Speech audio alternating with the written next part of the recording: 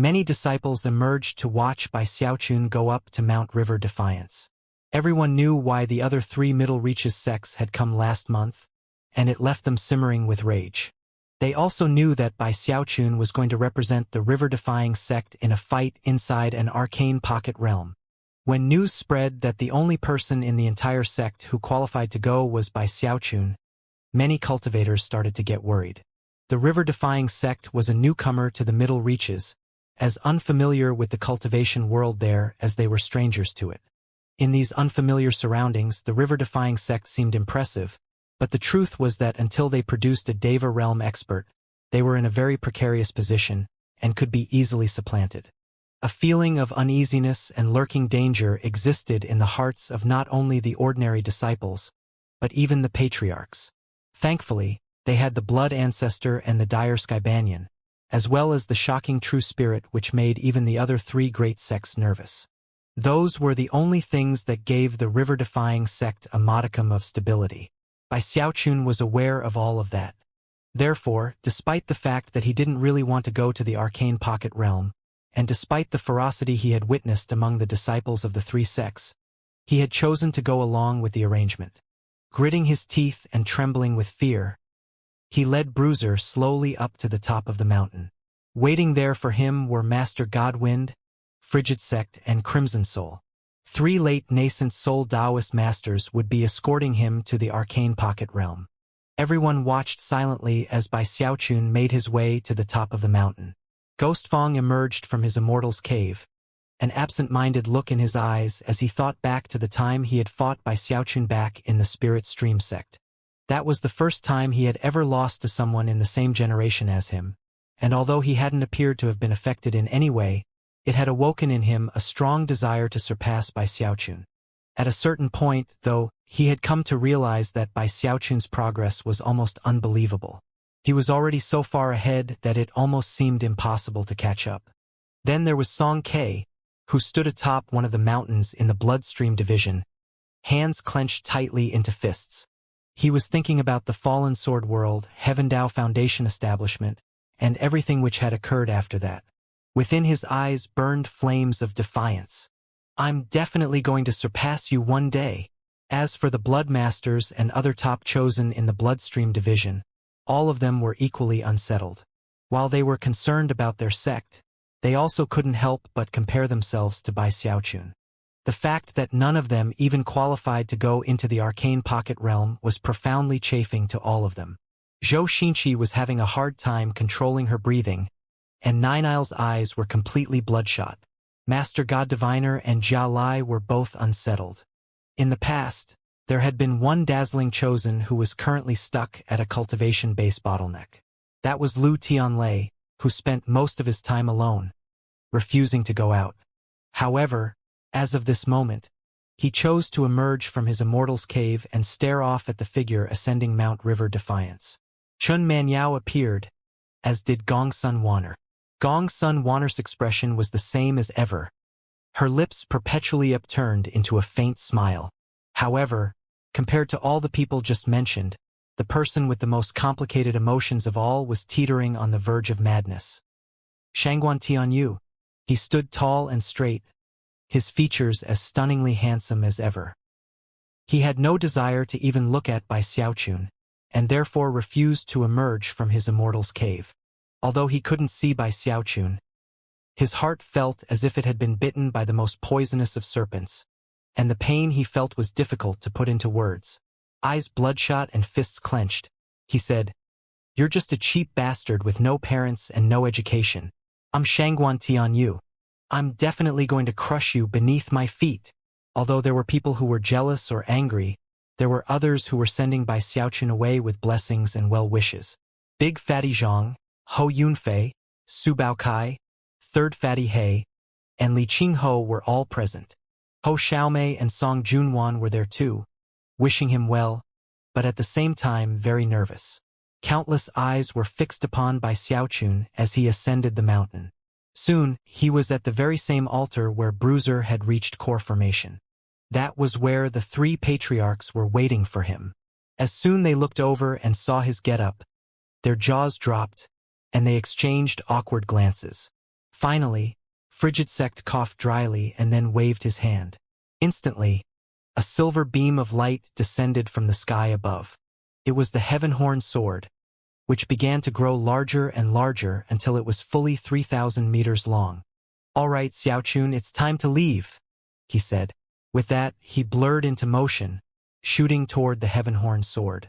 Crimson Soul and Master Godwyn joined him, and within moments, they were on top of the sword, where they sat down cross-legged in a row. Bai Xiaochun gritted his teeth and flew up to join them. Behind him, Bruiser threw his head back and roared as he followed along. Bruiser's eyes were filled with excitement and anticipation.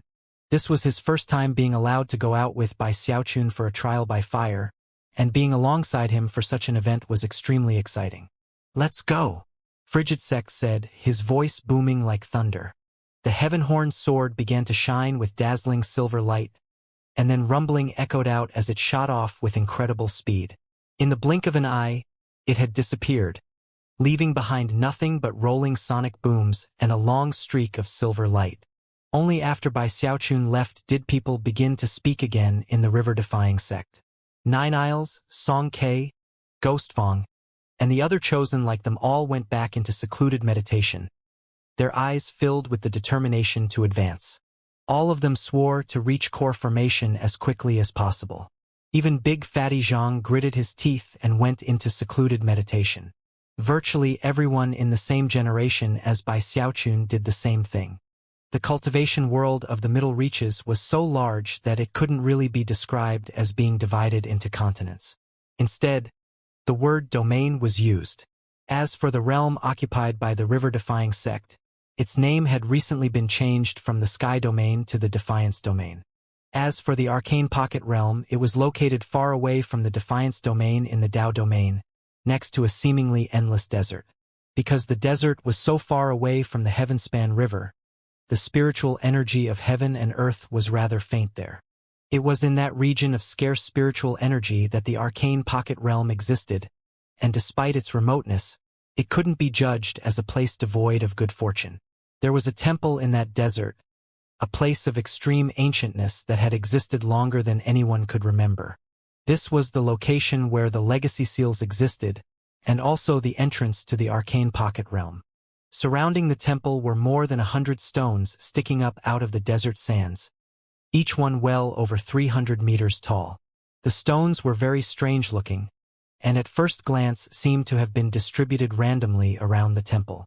However, closer examination would reveal that they had been placed in a specific pattern which altered the state of heaven and earth in the area. Shockingly, those stones were a powerful spell formation. Powerful fluctuations rolled out from the spell formation that even nascent soul cultivators would be leery of.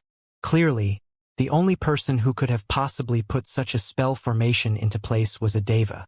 The forces of the Starry River Court and the Polarity River Court could already be seen sitting cross-legged in meditation atop the stones.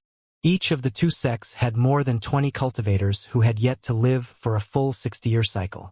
There were men and women, all of them with calm expressions. However, there was no hiding the aloof pride in their eyes. They were all top chosen in their sections. The truth was that they had a right to be proud. A mere glance at any one of them would reveal how different they were from ordinary cultivators. The two sects had spent vast amounts of resources to raise these chosen, who were seeds that would grow to be pillars of their respective organizations. One of them was Chun Yunshan. The two sects were seated apart from each other, and their auras were clearly different. As for the Starry River Court, their cultivators were surrounded by a murky radiance that almost seemed like countless stars, pulsing with a profound aura. In sharp contrast to them were the chosen of the Polarity River Court. They had fiendish, murderous auras, and gazes which seemed capable of penetrating into their opponents' hearts and minds. They seemed like people who killed at the drop of a hat, and were surrounded by a seething black mist. It was just barely possible to see the outlines of devilish spirits within that mist, roving to and fro. The energy on display here was something the likes of which no sect in the lower reaches cultivation world could ever have. Only the great sects of the middle reaches could put on a display like this. As the forces of the two sects sat there waiting, the cultivators began to look up into the sky as they sensed certain fluctuations off in the distance. A moment later, a streak of silver light appeared off in the distance, which was the heaven-horned sword. As it pierced through the air, the power of a tenfold spirit enhancement rippled out in all directions. Clearly, the river-defying sect was trying to put on a good show. In the blink of an eye, the sword was closing in on the spell formation, allowing the cultivators of the Starry and Polarity River courts to see the figures atop it. Ignoring the three patriarchs, their gazes came to rest on by Xiaochun. It was hard to say who among the two sects said it, but the surprise and derision in that person's voice couldn't have been more clear. Only one person? Everyone in the two sects began to snicker. Then, they simply looked away from the heaven-horned sword, their hearts filled with disdain. Everyone knew that they were gathered to fight for a share of soon-to-be redistributed resources. Because of that, the number of people who participated was crucial. If the river-defying sect could only produce one person who qualified, then there was no suspense in the matter. The river-defying sect would be lucky to get 1% of the resources in the end. The Starry River Court cultivators were especially aware of why this redistribution of resources was happening. Not only were they very complacent, they simply couldn't hide their disdain for the river-defying sect. Chen Yunshan was the only one present whose eyes flickered with killing intent. He already hated Bai Xiaochun down to his guts. Not only had the events of the previous month plagued his nightmares afterwards, he had been punished by the sect and had become a laughingstock among his contemporaries. Because of that, his rancor continued to fester day by day. Glaring at Bai Xiaochun, he thought, "It's too bad we're not allowed to kill anyone in here, otherwise you'd be dead."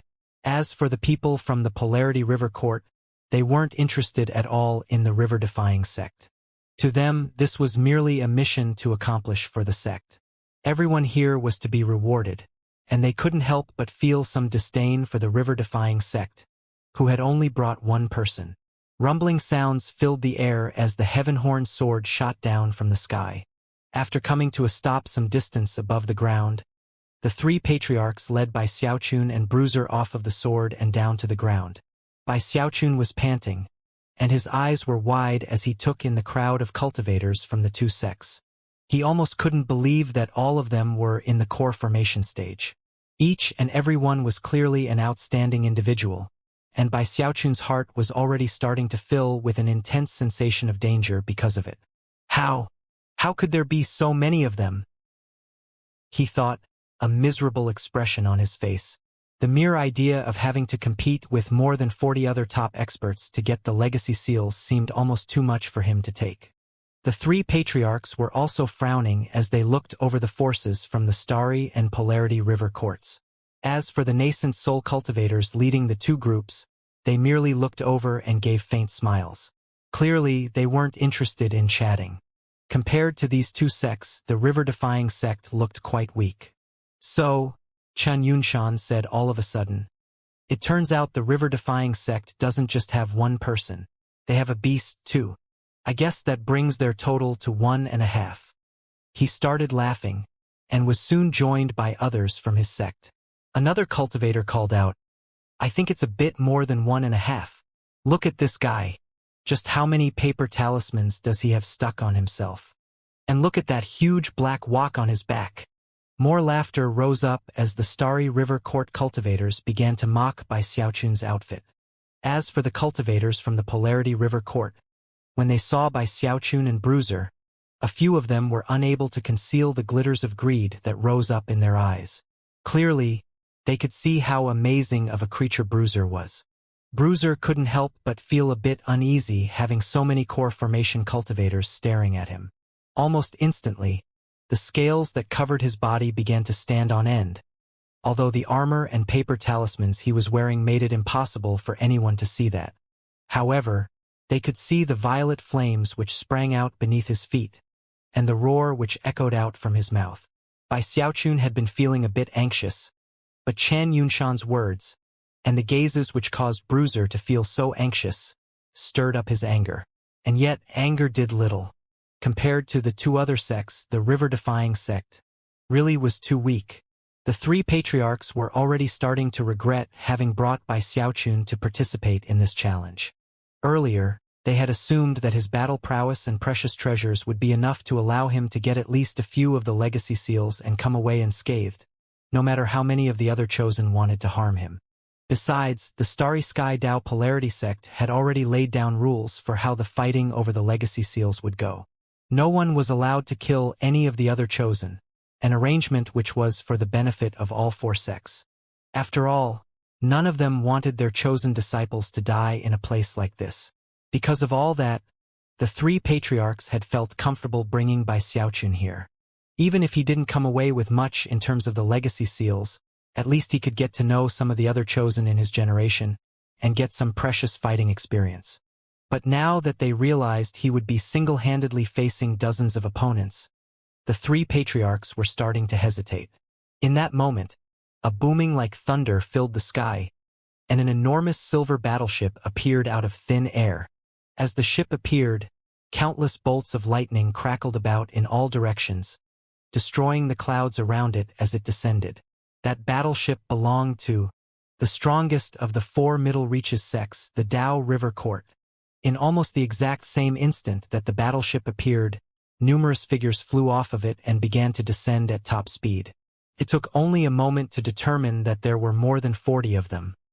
There were men and women among the cultivators, and all of them seemed to radiate an air that transcended the mortal world, as well as shocking cultivation-based fluctuations. All of them were cultivators who had stepped into core formation in less than a single 60-year cycle. Middle Reaches sects controlled much larger territories than Lower Reaches sects, and also had access to much more resources. Furthermore, the energy of heaven and earth in the area was far stronger. Because of that, the sects here had many more chosen than Lower Reaches sects did. It almost wasn't even possible to compare the two regions.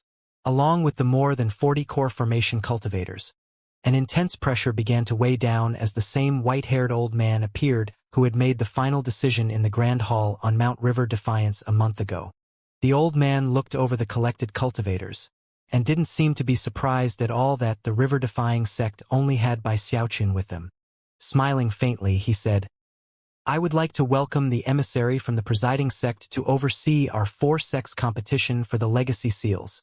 Even as the words left his mouth, the clouds up above swirled together as if driven by a powerful wind, rapidly forming into the shape of an enormous eye. As the eye looked down, it radiated terrifying ripples that caused all light to dim. Instantly, the cultivators of the Starry River Court and the Polarity River Court rose to their feet, clasped hands and bowed. It was the same with the Dao River Court cultivators, as well as Frigid Sect, Master Godwind, Crimson Soul, and Bai Xiaochun. Next, a booming voice spoke. "The rules covering this competition for legacy seals are the same as always. Killing is not permitted. Anyone who intentionally ends the life of another will be destroyed in body and soul." Instantly, colorful lights sprang up from the temple in the middle of the huge spell formation. The stones began to tremble, and the pressure weighing down began to fade away, making it possible for the cultivators to now enter the temple. "Let the competition begin," said the voice. Instantly, the 40 cultivators from the Dao River Court began to fly toward the temple. In the blink of an eye, the disciples from the Starry and Polarity River Courts followed. As for Bai Xiaochun, he gritted his teeth, and then took Bruiser along in the same direction. As he went along, he mentally reviewed everything he knew about the Legacy Seal competition. He knew that upon entering the temple itself, he would be teleported to a strange dimension. In the very middle of that dimension was a towering mountain surrounded by shocking spell formations that made it very difficult to approach the mountain itself. 100 legacy seals were located inside of the mountain and would fly out in succession to the surrounding area, where the cultivators could fight over them. Whoever acquired and absorbed the most would get some type of technique. Bai Xiaochun and Bruiser followed the group through the stone spell formation. Considering that Bai Xiaochun was cautious by nature, he didn't hurry, and by the time he reached the temple itself, the other disciples from the three sects had already entered. Finally, he took a deep breath and looked over at Bruiser. "Bruiser, remember to stick close to me.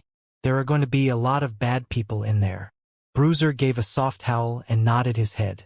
Bai Xiaochun took a moment to straighten his garments, his paper talismans, and the big black wok. Then he gritted his teeth and stepped into the temple. The moment Bai Xiaochun and Bruiser entered the temple, the light around them faded away, and jarring rumbling sounds could be heard. Outside the temple, intense pressure once again weighed down, making it impossible for anyone to approach the temple. At the same time, a light screen was projected into the air above the temple, cast by the stone's spell formation. Clearly visible on the light screen were the names of all 4 sects, next to which were glowing circles, faint and barely visible. The 3 patriarchs from the river-defying sect all exchanged glances. Those glowing circles represented the number of legacy seals acquired by the various disciples in the legacy zone. As the circles glowed more and more brightly, they would create columns of light which would make it instantly obvious how many legacy seals each sect had acquired.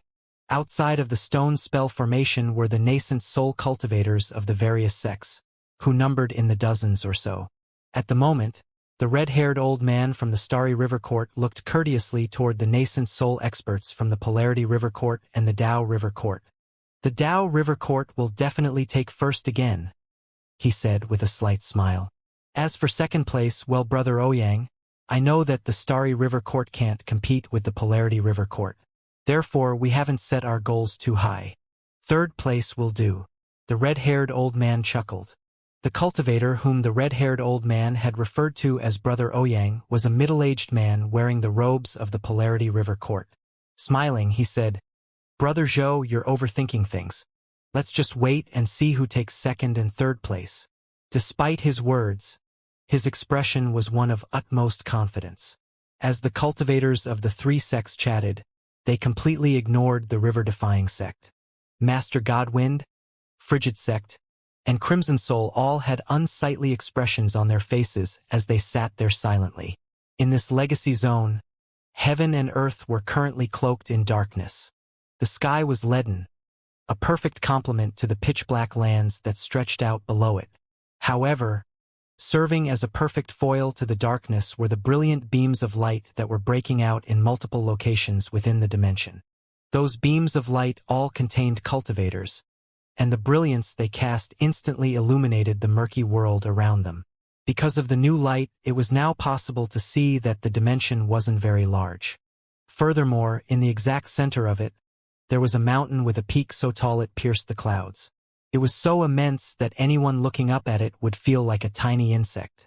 The surface of the mountain was covered with numerous sealing marks, which moments ago had been the same color as the surface of the mountain itself. However, the arrival of the cultivators caused them to glow with bright light. Close examination revealed that the sealing marks on the mountain were limited in number. There were exactly 100 of them. This towering peak was none other than the Mountain of Legacy Seals. It was also the brightest location in the entire Legacy Zone. As the crowd of cultivators appeared, Bai Xiaochun became visible within one of the beams of light. Next to him was Bruiser. As soon as they both appeared, Bai Xiaochun activated his paper talismans, causing dazzling, colorful lights to appear all around him. It actually looked quite attractive. He was like an entity of colorful light. Next, he helped Bruiser activate all of his paper talismans, until he looked equally as colorful. Because of that, they became very conspicuous within the legacy dimension. Quite a few gazes shifted in their direction, gazes of derision and mockery. Bai Xiaochun had already been nervous to begin with, and when he realized people were staring at him, he gasped, and his heart filled with icy fear. This place is so dangerous, so much killing intent. Bai Xiaochun put a restraining hand on Bruiser's back, and then looked around vigilantly.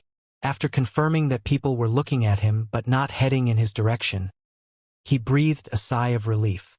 Then he began to glare back at people. "I've never lost to anybody when it comes to contests like this. Am I right, Bruiser? Alright, come on. Let's both glare at them. Show them how badass the two of us are." From that point on, whenever anyone looked over at him, Bai Xiaochun would glare back with a murderous stare, as did Bruiser. One particular young man from the Starry River Court who was relatively close to the two of them smiled mockingly and said, "Junior Patriarch of the River-defying sect? Did you bring all of the paper talismans from your entire sect with you? Do you have enough? Or should I give you a few of mine?" Bai Xiaochun turned and cast him a fierce glare. "Sure. Hand a few over." The young man's scorn increased. Laughing coldly, he ignored Bai Xiaochun and began to head in the direction of the mountain of legacy seals. He wasn't the only one. The disciples of the three sects all began to transform into beams of light that headed in the same direction. Because of how close the mountain was, none of them flew, but instead sped along on foot. Bai Xiaochun chose not to act blindly and without thinking. Instead, he took some time to assess the situation. The disciples approaching the mountain of legacy seals were all going along on foot. Not a single one was flying. Furthermore, all of them stopped at a certain point roughly 15,000 meters from the base of the mountain. Furthermore, the disciples didn't simply scatter.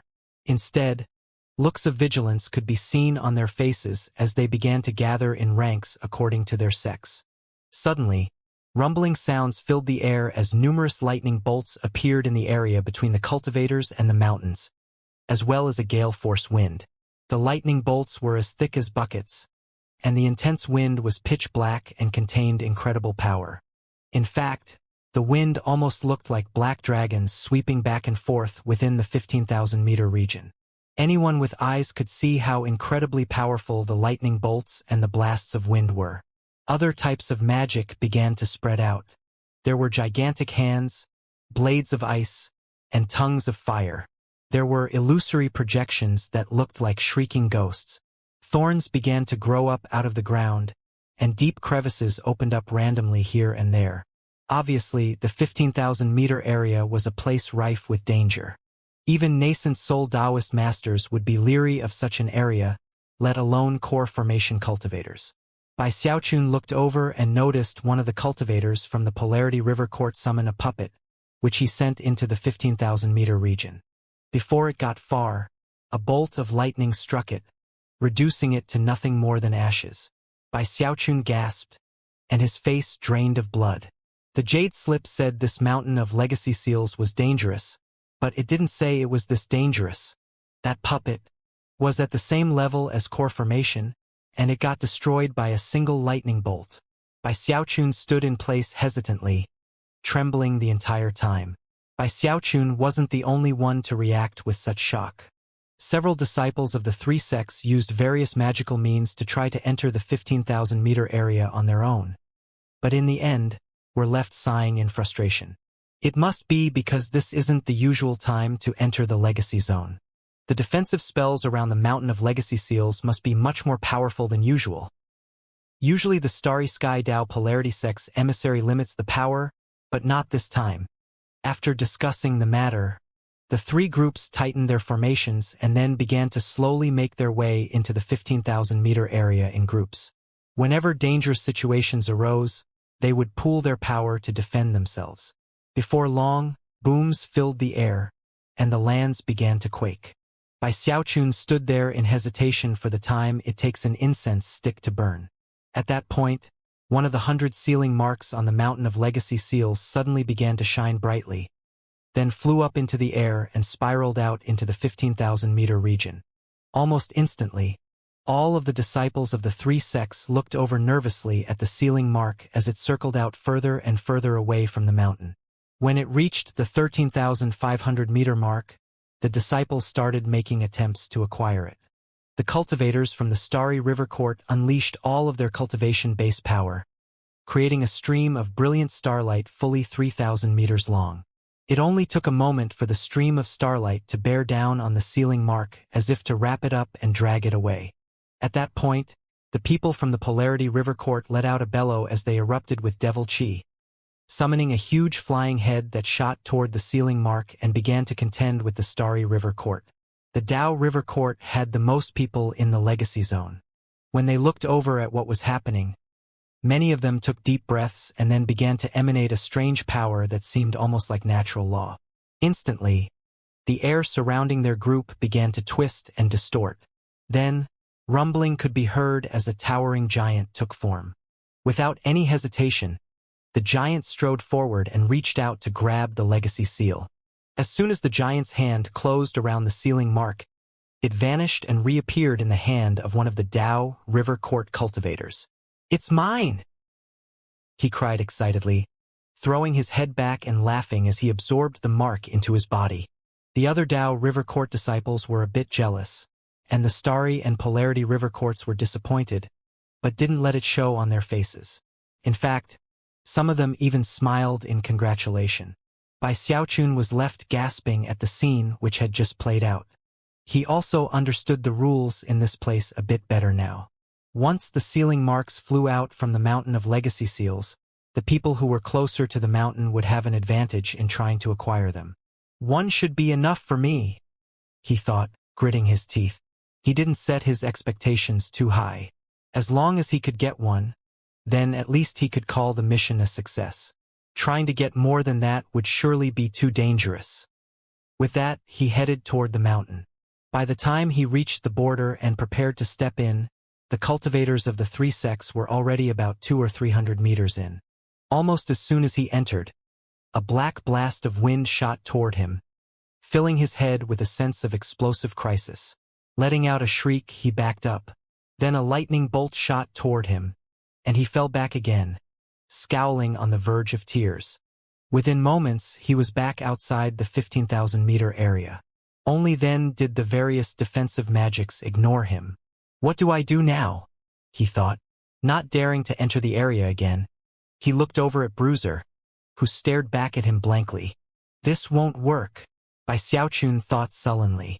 He considered approaching the mountain of legacy seals from a different direction, but after a quick survey, was convinced that the other areas were actually more dangerous than this one. Viewed with the naked eye, all areas surrounding the mountain of legacy seals were possible avenues of approach. However, with his Heavenspan Dharma eye, Bai Xiaochun could tell that the general area where he and the members of the other three sects were was the only viable option for success. Other areas were vastly more dangerous, and in fact, the three sects were all staying in roughly the same area, relatively close to each other. Only by pooling their strength were they gradually making progress. The Dao River Court was strongest, and they were already about 1,500 meters in. On either side of them, and a bit further back, were the Polarity River Court and the Starry River Court, the former being over 1,200 meters in, and the latter roughly 900 meters. Bai Xiaochun was the only person standing alone on the outside. "Since I'm on my own, there's no way I can stay inside for long. I'm only going to have a couple chances." Eyes bloodshot, he produced some more paper talismans and slapped them down on himself and Bruiser. He also pulled out some defensive magical items. Finally, he turned and whispered to Bruiser, "In a bit, when the right opportunity comes along, I'm going to make my move and try to grab one of the legacy seals. If anything goes wrong, you save me." Bruiser immediately nodded.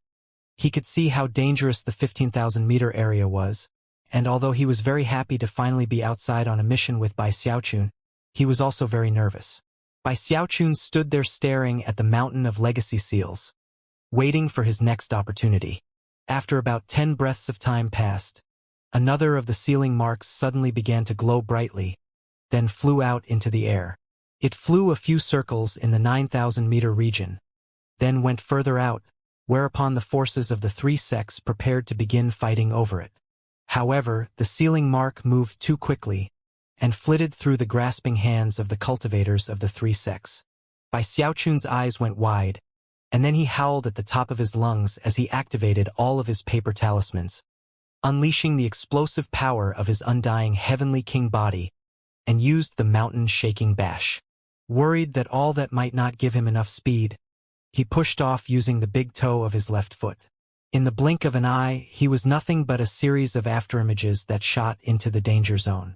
He was moving so fast that he was little more than a blur as he arrived in front of the sealing mark, and then reached out to grab it. However, in almost the exact same instant, the people from the Starry River Court shouted in rage and pooled their power to block his path. Rumbling sounds echoed out as he was shoved backward, and the Starry River Court's stream of stars snatched the sealing mark away. Bai Xiaochun didn't want to accept it, but was out of options and had to flee back to safety.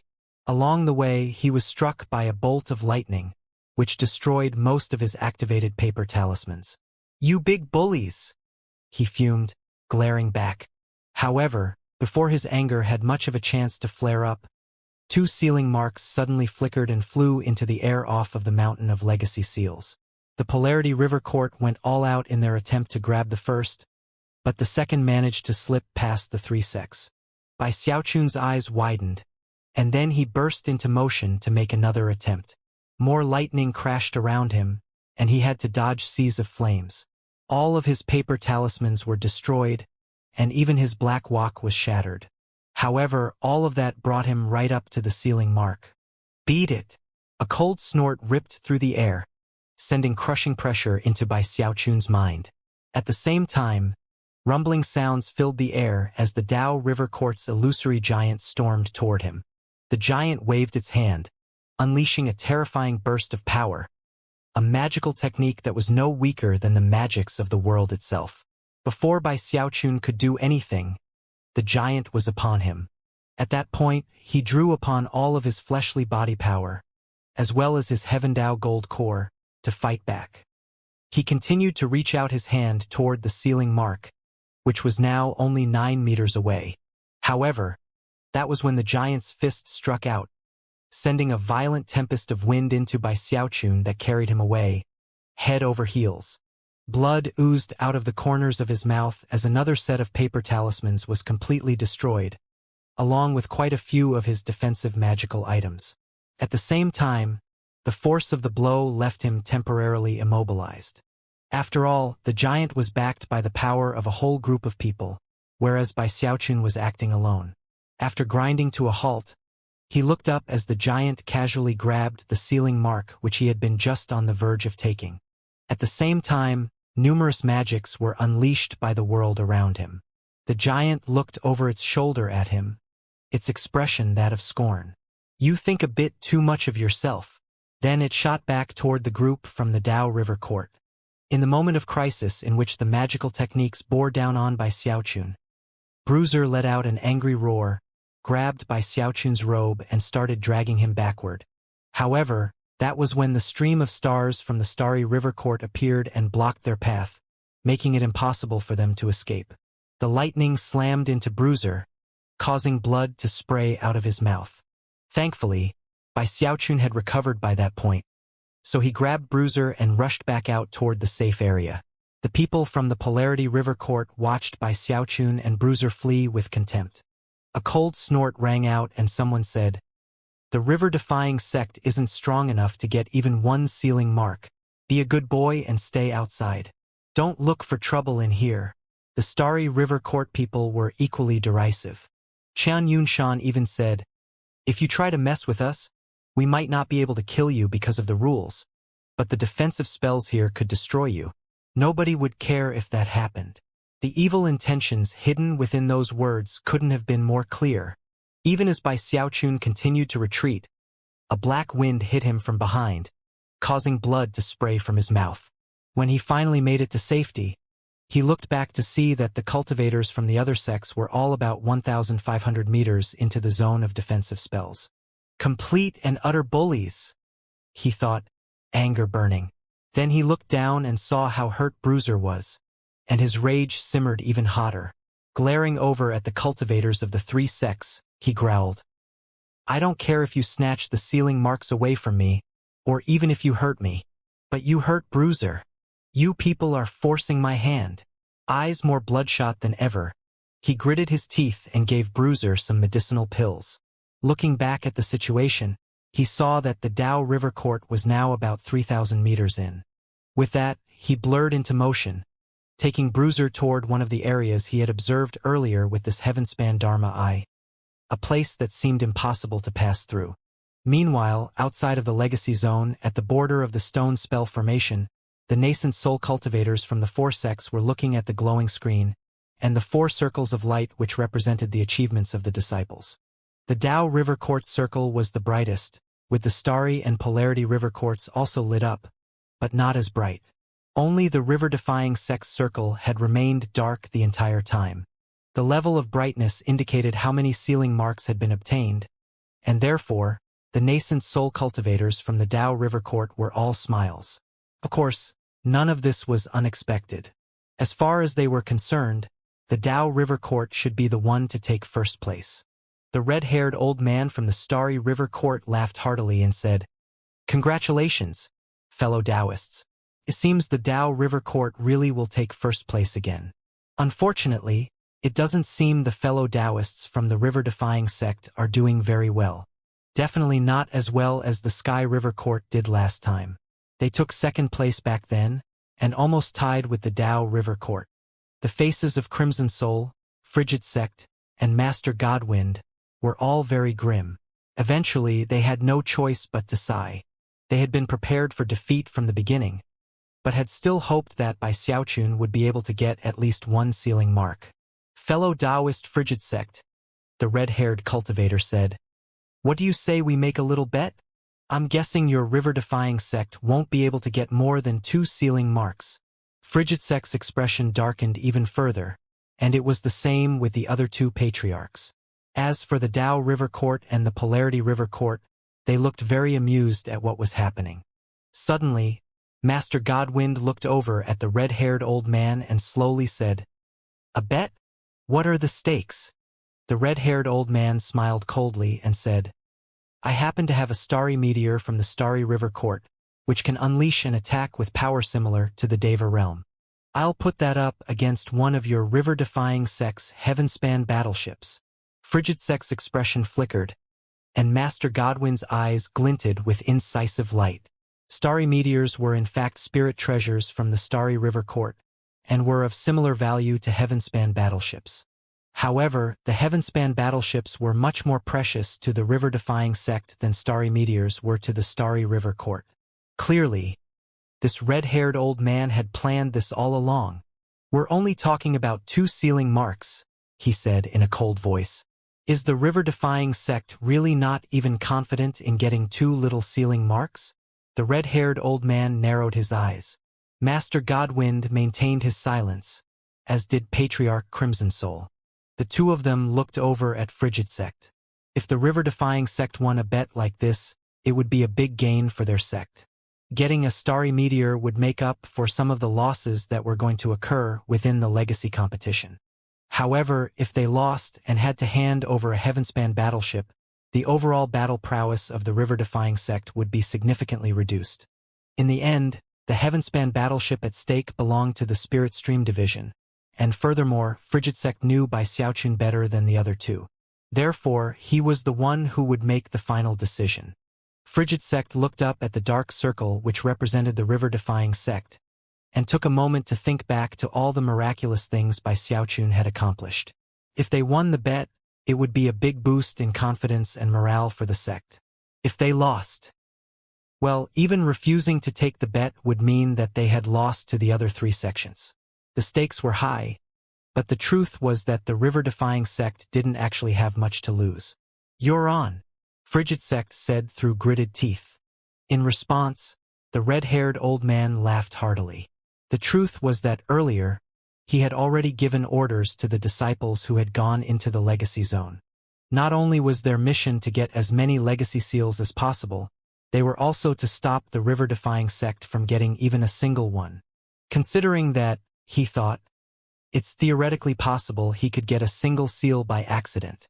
But he definitely won't be able to get 2. Inwardly, he was chuckling coldly. What made him even more confident was that he knew that because it was not the usual appointed time for the trial by fire, the defensive spell zone outside the Mountain of Legacy Seals would be more difficult to pass through. Therefore, it would be virtually impossible for Bai Xiaochun to get close to the mountain on his own. The Dao and Polarity River Courts were paying close attention to what was happening. It was obvious to them what the Starry River Court was trying to do. Not only were they trying to secure the resources which had once belonged to the Sky River Court, they were trying to weaken the river-defying sect. In the future, it was easy to imagine how they, in their greed, would begin to swallow up the river-defying sect to strengthen themselves. After all, the Starry River Court bordered the river-defying sect. In the past, the Sky River Court had completely dominated the Starry River Court, and on many situations the Starry River Court had been forced to wait to see what the Sky River Court did before they themselves took action. But now, the Sky River Court was no more, and the Starry River Court had a new neighbor. As the matter with the bet played out on the outside, the Tao River Court forces inside the Legacy Zone reached the 3,600-meter mark. Apparently, that was their limit. Not even their powerful giant could progress much further without being destroyed. The Polarity River Court was about 2,700 meters in, not quite as far as the Tao River Court. However, the Tao River Court wouldn't be capable of snatching every single one of the legacy seals, ensuring that the Polarity River Court would still be able to get a good share. The Starry River Court was the weakest of all, and was only about 1,500 meters in. Despite being behind the Polarity and Tao River Courts, they would still be able to get some of the seals, and simultaneously deprive the river-defying sect of any. By this point, about 10 sealing marks had flown out from the mountain of legacy seals. Bai Xiaochun had led Bruiser to a point some distance away from the three sects, although they were still within eyeshot. With his heaven-span Dharma eye, he had located the perfect spot. The pressure weighing down in the area was vastly greater than the safe spot where the three sects had entered. "Bruiser, I need you to shrink down," he said, his voice cold.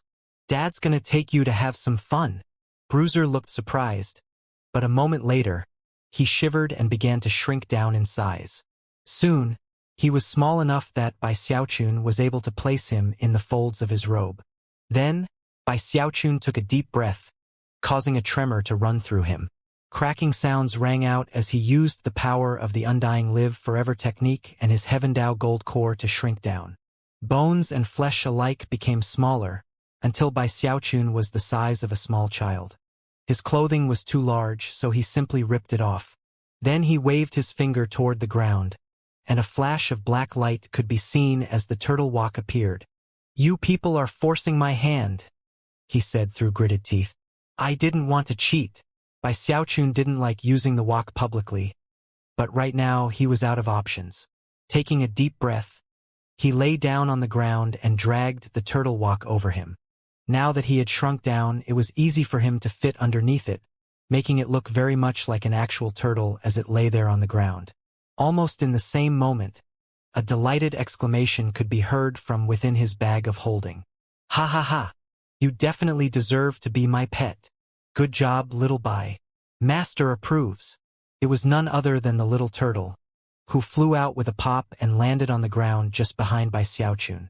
"You shut up!" Bai Xiaochun yelled. Ignoring the little turtle, he tilted the edge of the turtle walk up and looked at the 15,000 meters of dangerous territory up ahead, then began to crawl forward.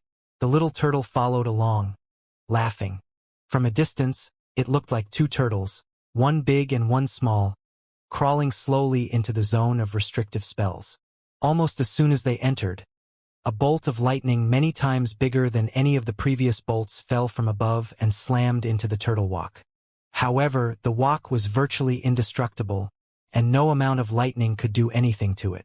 Bai Xiaochun felt some vibrations, but that was it. With the added protection of the walk, his Undying Live Forever technique and Heaven Dao Gold Core ensured that he was completely unharmed. Off in the distance, the cultivators of the three sects were currently fighting over one of the legacy seals when they suddenly sensed that something strange was going on with Bai Xiaochun. The cultivators began to look over, and soon noticed the two turtles. "What's that?" "It's a turtle shell. I can't believe that guy from the river-defying sect is using this method to get into the defensive spell zone. Ha ha ha. Bai Xiaochun actually found a turtle shell somewhere, and is using it for protection. Wait, it's not just one turtle. Look, there's an even smaller turtle behind the first one." Hilarious! Roars of laughter could soon be heard from the three sections. Even the group from the Tao River Court couldn't contain their scorn. The people from the Starry River Court were laughing the loudest, especially Chun Yunshan. "Bai Xiaochun," he yelled through his laughter. "Aren't you the junior patriarch of the river-defying sect? I can't believe you're willing to become a turtle just to get some legacy seals. Come, just kowtow to me a few times and I'll give you a few for free. What do you say?" Bai Xiaochun could hear the mocking of the three sects, and couldn't help but let out an angry harumph. You just wait and see what happens, he thought. As he crawled forward, black winds screamed, and seas of flame battered him. Blades of ice shot toward him, along with countless other magics. However, none of them could stop him. With the turtle walk on his back, he crawled relentlessly forward until he was 300 meters in. The mocking cries coming from the three sects began to die down. In fact, many people's eyes began to widen, and gasps could be heard. What kind of turtle shell is that? How is this even possible? The area by Xiaochun is far, far more dangerous than where we are. The lightning, the fire, the wind, none of it has any effect on that turtle shell. Whoa! Look! He's picking up speed. Jaws dropped as the turtle shell, apparently having become used to the area, began to go faster and faster. 600 meters, 900 meters, 1,200 meters. Rumbling sounds echoed out as the magics slammed into the turtle shell, and yet nothing could stop it from accelerating. Before long, it had passed the 1,500-meter mark. Impossible! Qin Yunshan howled. He simply couldn't believe what he was seeing, and was panting as a result. He wasn't the only one to react in such a way. Everyone from the Polarity River Court had similar looks of disbelief on their faces. By this point, more than 100 bolts of lightning had struck the turtle shell, and yet, it only continued to move faster and faster. Of course, despite the fact that Bai Xiaochun was hidden under the turtle shell, all of them knew exactly what kind of expression was on his face. One of utmost pride. HMMPH. When Lord Bai takes action, he frightens even himself. I can't believe you people dared to bully me. Feeling very pleased with himself, he continued to crawl along on his hands and knees. Soon, he was 1,800 meters in, then 2,100 meters, then 3,000 meters. Not even the cultivators from the Dao River Court dared to lightly enter such a region. But Bai Xiaochun didn't seem worried at all. In fact, soon the cultivators of the three sects could hear Bai Xiaochun humming a little tune. Not a single one of the dangerous magics in the area had even the slightest effect on the turtle shell. This. Everyone was completely and utterly stunned. The cultivators from the three sects were virtually going crazy. Of course, they wished they could do something to stop Bai Xiaochun, but he was in an area of extreme danger that they didn't even dare to enter. They could only watch wide-eyed as the two turtles sped further and further into the zone of defensive spells. 3,900 meters, 4,800 meters. Before long, Bai Xiaochun was 6,000 meters in a distance that none of the rest of the sects dared to attempt to match. 6,000 meters? Damn it! How could this guy possibly get 6,000 meters in? Doesn't that mean that he's going to get past the Dao River Court and have the first chance to get the legacy seals? As the cultivators of the three sects realized what was happening, shouts of astonishment and jealousy began to rise up into the air. 6,000 meters in, the magic was so intense that it fell like rain. At that point, Bai Xiaochun stopped for a moment, slowly lifted the edge of the turtle walk and looked out with eager anticipation. He could hear the shouts of astonishment coming from behind him, and it made him happier than ever. Even as he wallowed in his pride, the mountain of legacy seals began to tremble, and a legacy seal flew out.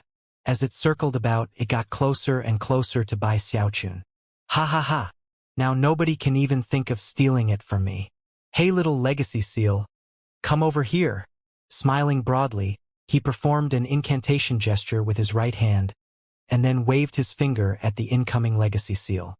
Whoever was closest to the legacy seals obviously had the advantage, and at the moment nobody was there to compete with Bai Xiaochun. The legacy seal shivered in place, then shot toward Bai Xiaochun, disappearing into the turtle shell. Got one! He cried excitedly, absorbing it. When the cultivators of the three sects saw this happen, their eyes turned as red as rabbits. That was especially true of the people from the Dao River Court. They poured power into their giant to try to get it to move forward, and even as they did, another legacy seal flew out and was grabbed by Xiaochun. The rage of the cultivators burned hot and bright. Are you looking to die? By Xiaochun? This isn't fair. You're pushing things too far.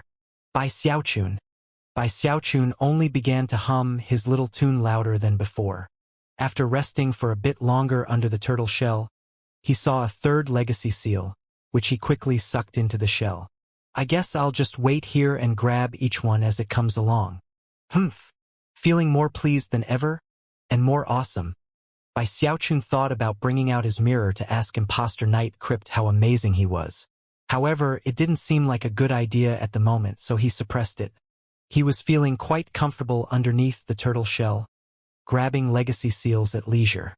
However, the cultivators of the three sects were simmering on the point of complete madness. If things kept going the way they were, then Bai Xiaochun would likely pull off a miracle that would leave them humiliated more than they had been in years. That was especially true of the dozens of core formation chosen from the Dao River Court. The pressure on them was suddenly quite intense. The entire group went all out, causing the illusory giant to turn even more corporeal, and then carry them forward 1,500 meters in a wild sprint. The Polarity and Starry River Court cultivators also took various risks, gritting their teeth to shoot forward once again. The three sects advanced in grand fashion, with their cultivators using all sorts of magical items, divine abilities, and magical techniques. They utilized everything within their power to try to head deeper into the danger zone. When Bai Xiaochun sensed the surge of energy behind him, and realized that the three sects were trying to catch up, his anger flared. This is my spot. I can't believe you people are going to try to steal from me again. Complete bullies. Gritting his teeth, he hunkered down in the turtle shell and started crawling forward again. The little turtle followed along, laughing in amusement. Time passed. As Bai Xiaochun crawled forward, he continued to grab the legacy seals as they flew out. Eventually, the Dao River Court reached the 6,000-meter mark. The Polarity River Court was right behind them, and even the Starry River Court had reached the 3,600-meter mark. All three sects had truly reached their limit. And yet, to their complete despair, Bai Xiaochun had already crawled up to the 9,000-meter mark. And he kept going. Soon, he reached 10,500 meters, then 12,000.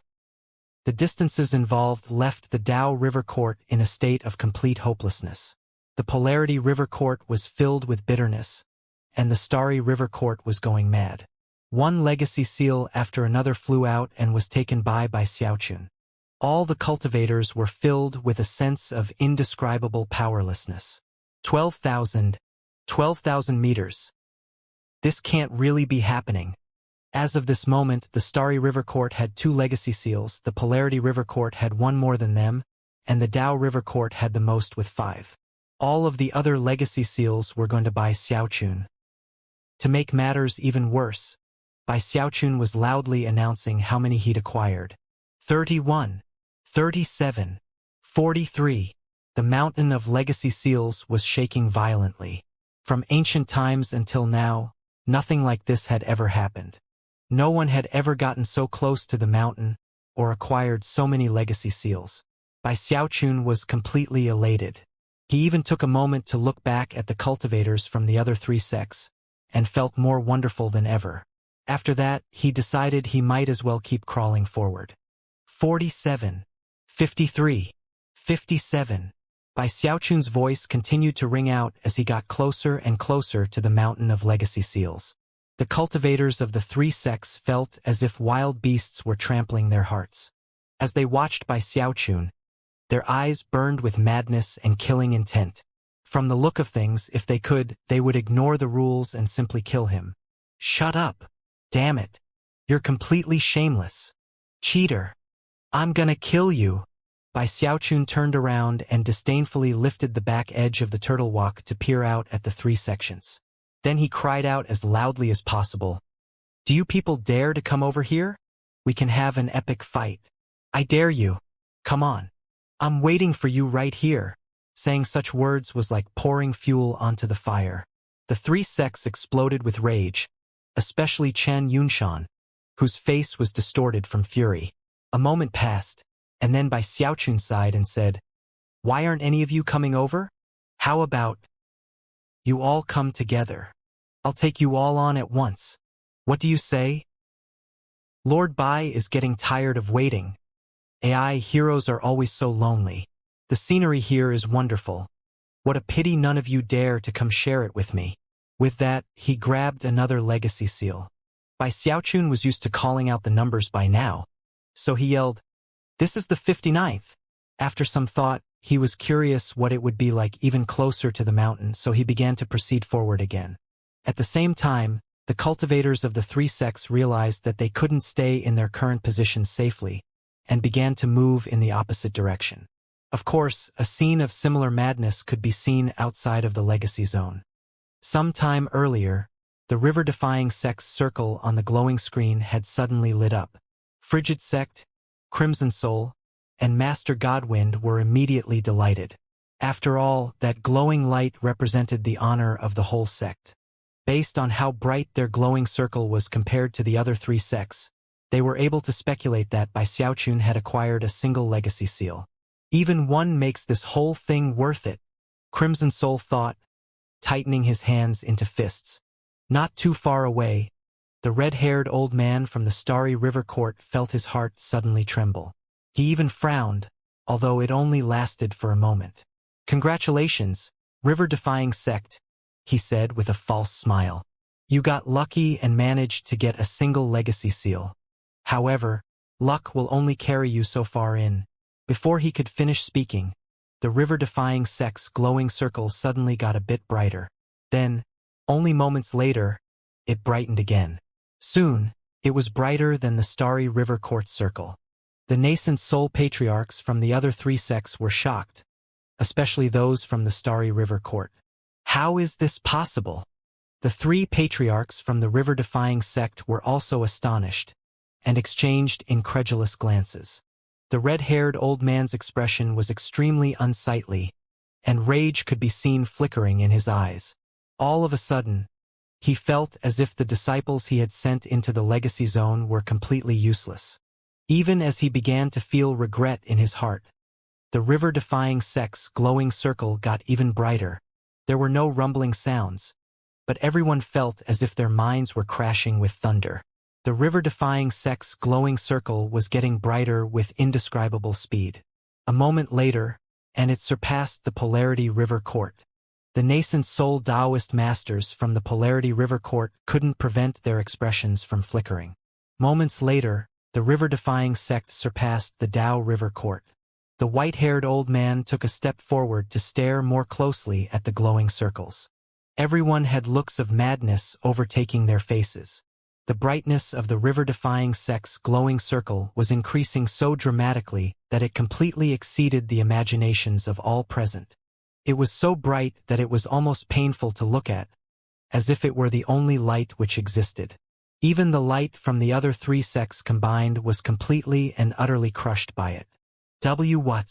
What's going on? Don't tell me that all of the legacy seals are being taken by only one person from the river-defying sect? Impossible! Heavens, even when the Tao River Court took first place last time, the light wasn't this bright. How many legacy seals does that represent? The nascent soul experts from the three sects were all shocked. The red-haired old man from the starry river court was physically shaking, and his face was covered with an expression of utter incredulity. "Maybe the circle got broken somehow?" he murmured. The nascent soul Taoist master from the Polarity River Court was panting, and a look of unprecedented anxiety could be seen in his eyes. Originally, the matter of redistributing the resources wasn't very important to the Polarity River Court, especially considering the compensation the Starry River Court had offered to gain their support. However, if things kept going the way they were, that compensation wouldn't even make up for the losses they would incur. Now, in this moment of anxiety, their anger toward the Starry River Court was growing. If the Polarity River Court had such a reaction, there almost wasn't even a need to mention the nascent soul experts from the Tao River Court. They were all trembling, and looks of despair could be seen flickering in their eyes. If they didn't end up with more resources than they had in the previous competition, their decision to join in the Starry River Court's little plan would result in indescribable losses. Furthermore, the sect's Deva Patriarch would surely be furious. After thinking about the consequences at stake, one of the other nascent soul cultivators from the Starry River Court said, "Impossible. This is definitely a mistake." However, his words of consolation fell completely flat. The area outside of the stone spell formation descended into a deathly silence.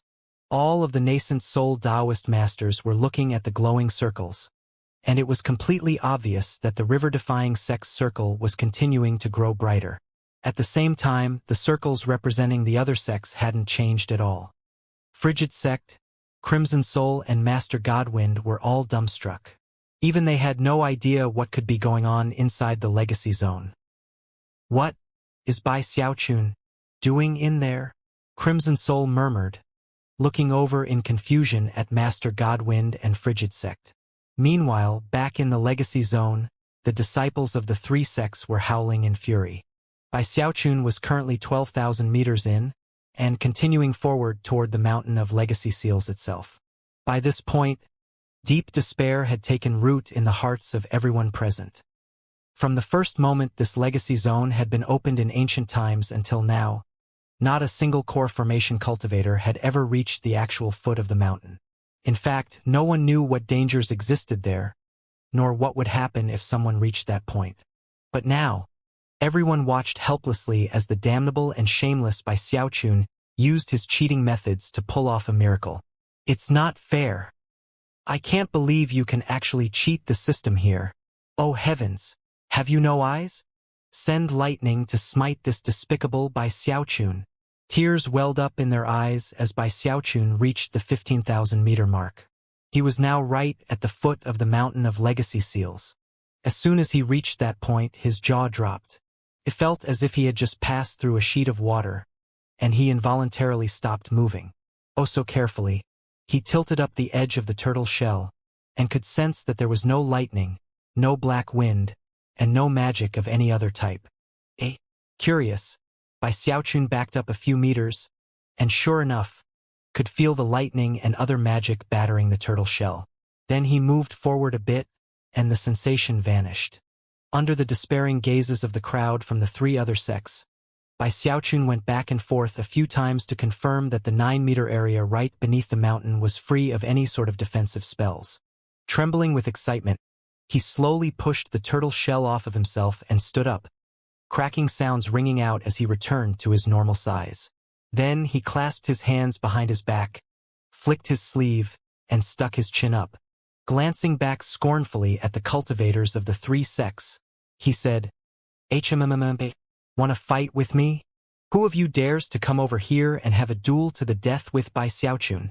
No one responded, but if looks could kill, then the gazes falling onto Bai Xiaochun would have chopped him into mincemeat. Seeing that nobody was going to say anything, Bai Xiaochun couldn't help but sigh like a lonely hero. Then he turned and looked up at the mountain of legacy seals, which was so toweringly tall that he couldn't even see the top. "I wonder what it would feel like to touch it," he thought. After pondering the matter for a moment, he decided that it most likely wouldn't be very dangerous. Therefore, he cautiously reached out and tapped the surface of the mountain with the tip of his finger. Nothing happened, and he breathed a sigh of relief. At the same time, the cultivators of the three sects simply stared with wide eyes. "I guess I have nothing to worry about." Flicking his sleeve, he planted his hand firmly down onto the mountain and prepared to boast a bit. However, in the moment that his hand landed on the mountain, rumbling sounds began to echo out. The ground began to shake, and the sky vibrated as the dozens of remaining legacy seals on the mountain suddenly began to blaze with light and then fly into the air. They made a spectacular sight as they swirled about, each one radiating dazzling, multicolored light. The cultivators of the three sects were completely shocked to see so many legacy seals flying out at the same time, and many of them unleashed magics to try to grab them. Shocked, Bai Xiaochun was just about to pull his hand away from the mountain when suddenly, all of the dozens of legacy seals began to speed in his direction. He couldn't have evaded them even if he wanted to. He was like a black hole, and all of the seals were flying toward him, fusing into his body and merging with the seals he'd already acquired. As they combined, a mnemonic appeared inside of Bai Xiaochun's mind, a fragmented divine ability. Because it was incomplete, he couldn't quite make it out clearly. However, it was in that moment that the cultivators from the other sects who had acquired legacy seals earlier all began to scream. At the same time, their bodies began to twist and distort as the seals that they had absorbed earlier flew out from inside of them. How could this be happening? No, that's my legacy seal. Amidst the cries of shock and alarm, the legacy seals sped toward Bai Xiaochun and merged into him. As of this moment, Bai Xiaochun had 100 legacy seals. Each and every one of those 100 seals was inside of him, merging together. The fragmented divine ability was now complete and easy to see. Living Mountain Incantation. Bai Xiaochun's mind spun as the divine ability was imprinted into his mind. Even before the process was complete, he could tell that this divine ability was something completely shocking. Suddenly, an ancient voice began to speak inside of Bai Xiaochun's mind. Merge with the mountain, become a living mountain. Stand in front of the mountain and be called an immortal. The voice started out as a mere whisper, but by the end, its words echoed like thunder. That was especially true of the final word spoken, immortal, which was spoken with heaven-rending, earth-crushing volume. Meanwhile, outside of the legacy zone, the river-defying sect's glowing circle was exploding with intense light. In fact, the light was so bright that it formed a pillar which shot up into the air. Heaven-shaking, earth-shattering rumbling sounds echoed out as the beam of light ascended into parts unknown. The nascent soul cultivators from the three sects looked on with minds reeling. If that were all there were to it, it might not be a big deal. However, as the river-defying sect's light grew stronger, the lights representing the Tao, polarity, and starry river courts grew dimmer, until they reverted to their original appearance. The river-defying sect's beam of light had consumed the light from the three other sects. This is impossible. Something definitely went wrong. Majorly wrong. From ancient times until now, no one has ever lost a legacy seal that they had already absorbed. Looks of unprecedented shock appeared on the faces of the nascent soul cultivators, and it was with completely bloodshot eyes that they looked over at the river-defying sect's patriarchs. Frigid Sect, Crimson Soul, and Master Godwind were looking on with wide eyes. They didn't have any idea what was going on inside the legacy zone either, but one thing was for sure. They couldn't help but feel strong reverence for Bai Xiaochun. What is your river-defying sect doing in there? This is wrong. The red-haired old man from the Starry River Court was trembling from the enormity of the situation. After all, the Starry River Court would be hard-pressed to deal with a furious Tao River Court and Polarity River Court.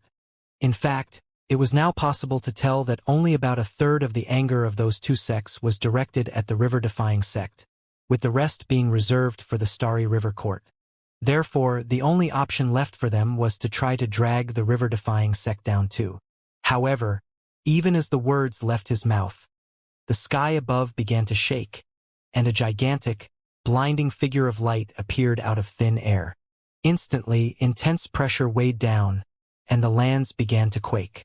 All of the nascent soul cultivators immediately clasped hands and bowed formally. "Greetings, emissary." The figure of light looked at the temple in the middle of the stone spell formation, but despite the level of his cultivation base, he wasn't able to see exactly what was happening inside. Of course, he didn't really care about that. Although a divine ability was being secretly imparted to a legacy successor, that in itself wasn't a major incident. The Starry Sky Tao Polarity Sect had a total of 300 secret legacies, and all of them were shocking in power. With the exception of a few dozen that were particularly powerful, it was hard to determine which ones were stronger than the others. If I remember, the Living Mountain Incantation is rated in the top 10 among the secret legacies. Unfortunately, it's far too difficult to cultivate, which is why it's virtually unheard of to see anyone use it. Now that I think about it, it's been tens of thousands of years since this arcane pocket realm was tamed and this secret legacy was left behind in it. The gigantic figure of light waved his hand, and ripples spread out across the sky like waves rolling across a sea. "Today," he said, his voice rumbling like thunder, "someone has mastered the Living Mountain Incantation. Listen ye of the four great sects. Within a month, Inscribe this person's information onto a jade slip and deliver it to the Starry Sky Dao Polarity sect to be kept on file. With that, the figure began to fade away. The only reason he had come was because he had sensed the living mountain incantation taking form. Having accomplished his task, he immediately returned to the Starry Sky Dao Polarity sect. As the enormous glowing giant disappeared, the nascent soul cultivators of the Starry River Court sat there with faces as pale as death. No longer did they try to accuse the river-defying sect of cheating. No matter what had occurred within the legacy zone, the emissary's words had to be accepted as fact. Bai Xiaochun of the river-defying sect had obtained a complete legacy and had gained enlightenment of the living mountain incantation. Crimson Soul, Frigid Sect and Master Godwind exchanged glances and could immediately see the excitement in each other's eyes. They even seemed to be sitting up a bit straighter than before. The Dao River Court and the Polarity River Court sat there in taciturn silence for a moment. Then they both took the initiative to approach the river-defying sect. Congratulations, fellow Taoist Frigid Sect. Ha ha ha. The junior patriarch of your honored sect has gained enlightenment of the living mountain incantation, and even attracted the attention of the Starry Sky Dao Polarity sect. In the future, he will surely rise to tremendous heights. Fellow Taoist Crimson Soul, now I understand why you were so confident earlier. This kid Bai Xiaochun is really extraordinary. Now that I think about it, he really stuck out to me back when we came to visit you before. He's like a dragon amongst men. These nascent soul Taoist masters weren't currying favor. Rather, they were worried about how to explain the matter when they got back to the sect, and were hoping that the river-defying sect would bend the rules and not take all of their resources. Frigid Sect, Crimson Soul and Master Godwind were adept schemers, and knew exactly how to handle the situation. Suppressing their excitement, they decided not to mention anything about the resources. Xiaochun is a naughty and mischievous kid, Frigid Sect said. We're just as worried as you are about what's going on inside the legacy zone.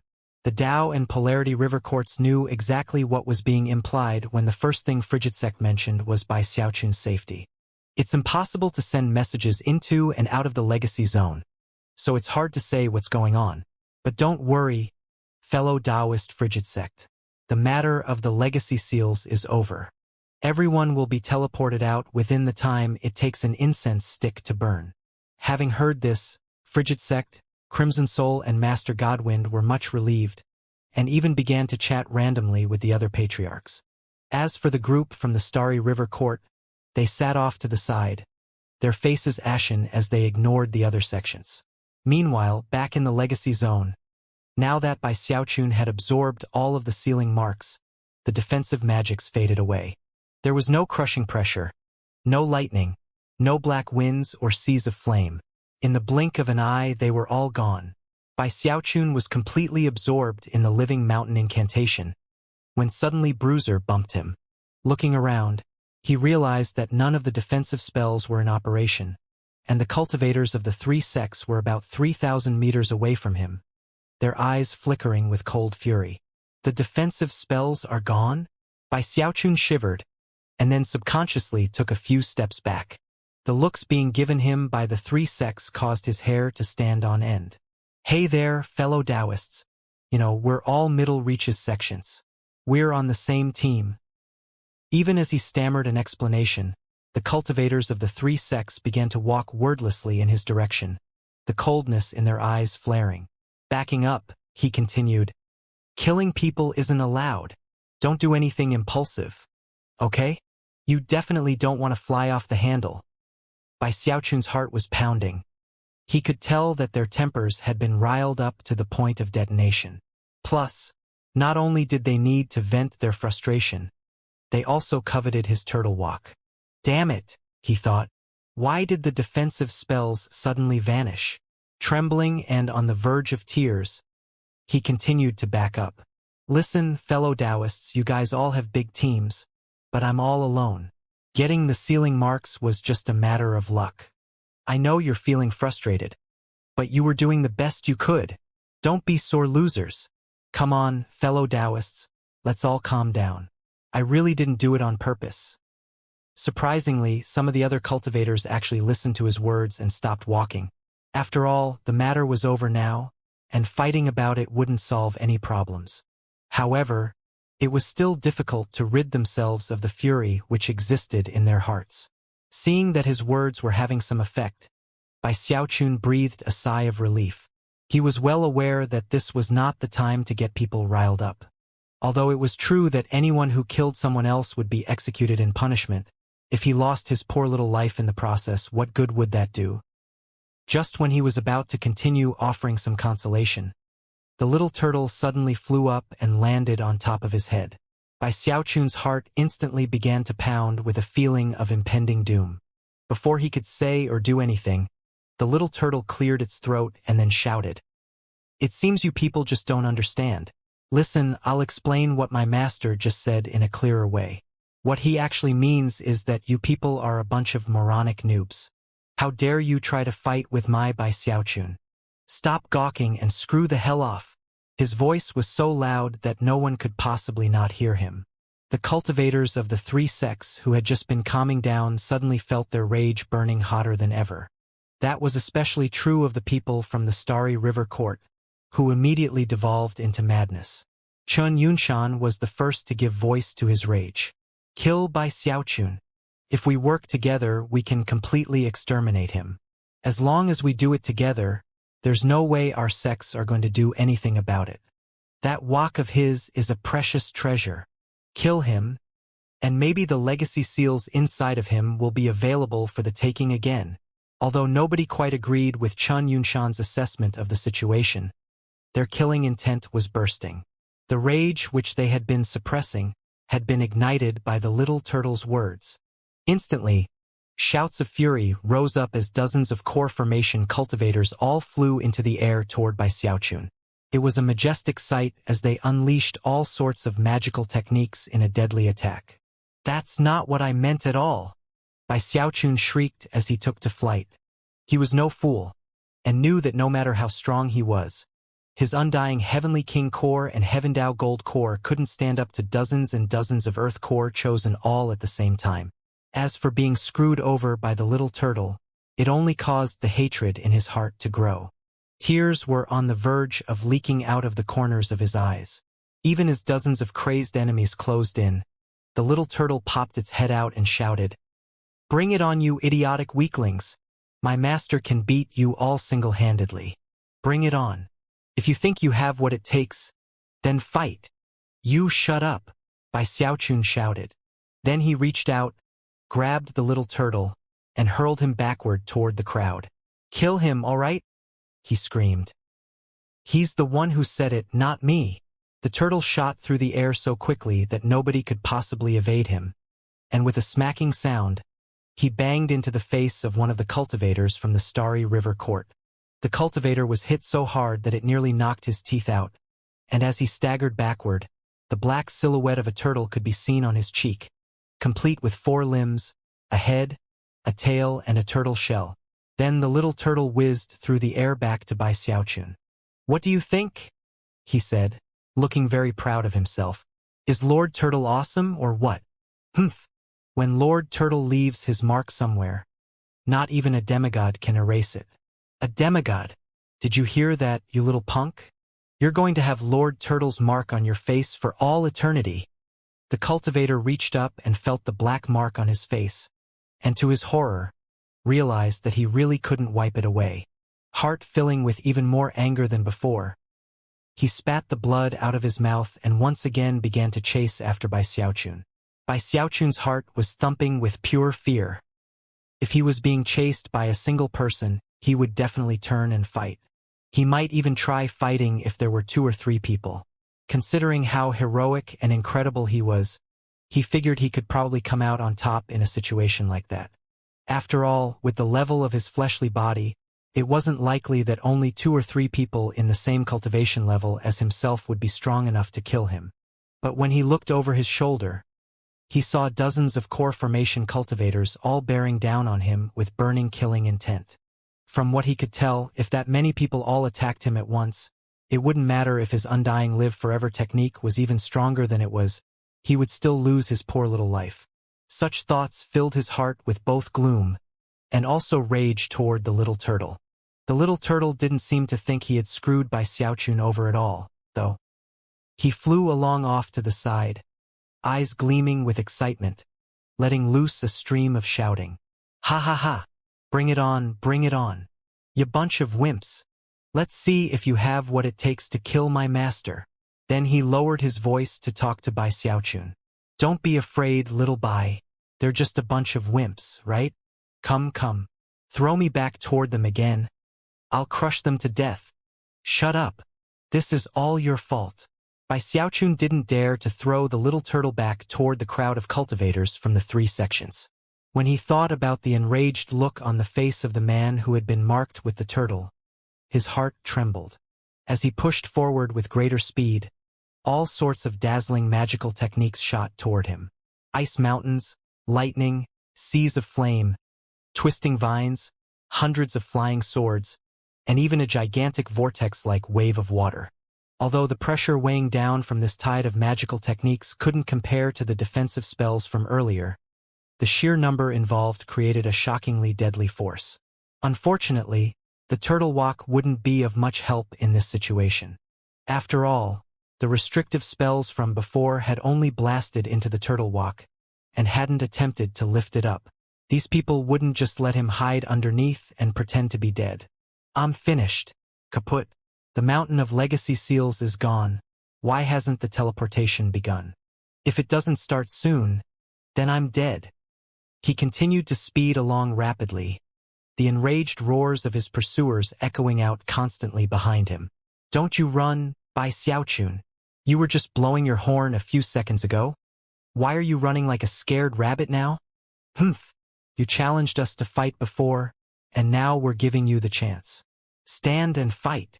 Everyone from the other 3 sects was giving vent to their frustration, and their killing intent was so intense it caused brightly colored light to flash in heaven and earth.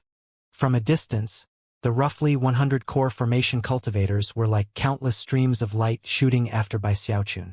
That was especially true of the Starry River Court cultivator who had been branded with the little turtle mark. His heart was completely overtaken by rage. No matter how he rubbed at his cheek, he couldn't wipe the mark away. The odd looks given to him by people nearby were especially humiliating. I'm gonna kill you, Bai Xiaochun, he screamed, his voice rising up above the voices of all the other cultivators. Ru Yuyuumble. Bai Xiaochun dodged the flying swords, pierced through the vortex, and leaped over a sea of flames. However, a few lightning bolts managed to hit him, causing him to shake visibly. Bruiser, who was still nestled in the folds of his robe, struggled to get free, but Bai Xiaochun pushed him back. Stay put. There are some bad people out here. Unfortunately, the legacy zone wasn't very big, and core formation cultivators could move very quickly. As a result, they were already starting to run in circles. To Bai Xiaochun's despair, he found that the core formation cultivators were slowly getting closer and closer. Furthermore, the teleportation effect had not yet activated. Worse, the core formation cultivators were splitting up into 3 groups to try to surround him. He was really on the verge of going crazy. Eyes completely bloodshot, he shouted, "You people are forcing me to do this. Get over here, little turtle." When the little turtle heard this, his eyes immediately lit up, and he shot toward Bai Xiaochun's outstretched hand. Then, he let out a whoop as Bai Xiaochun tossed him violently into the air. A whizzing sound could be heard as the little turtle turned into nothing but a blur of afterimages.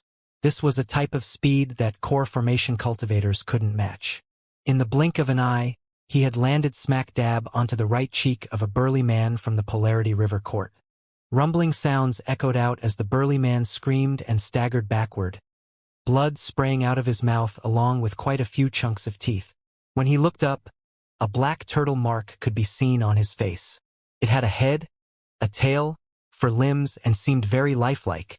The burly man's jaw dropped, and he reached up to rub the side of his face.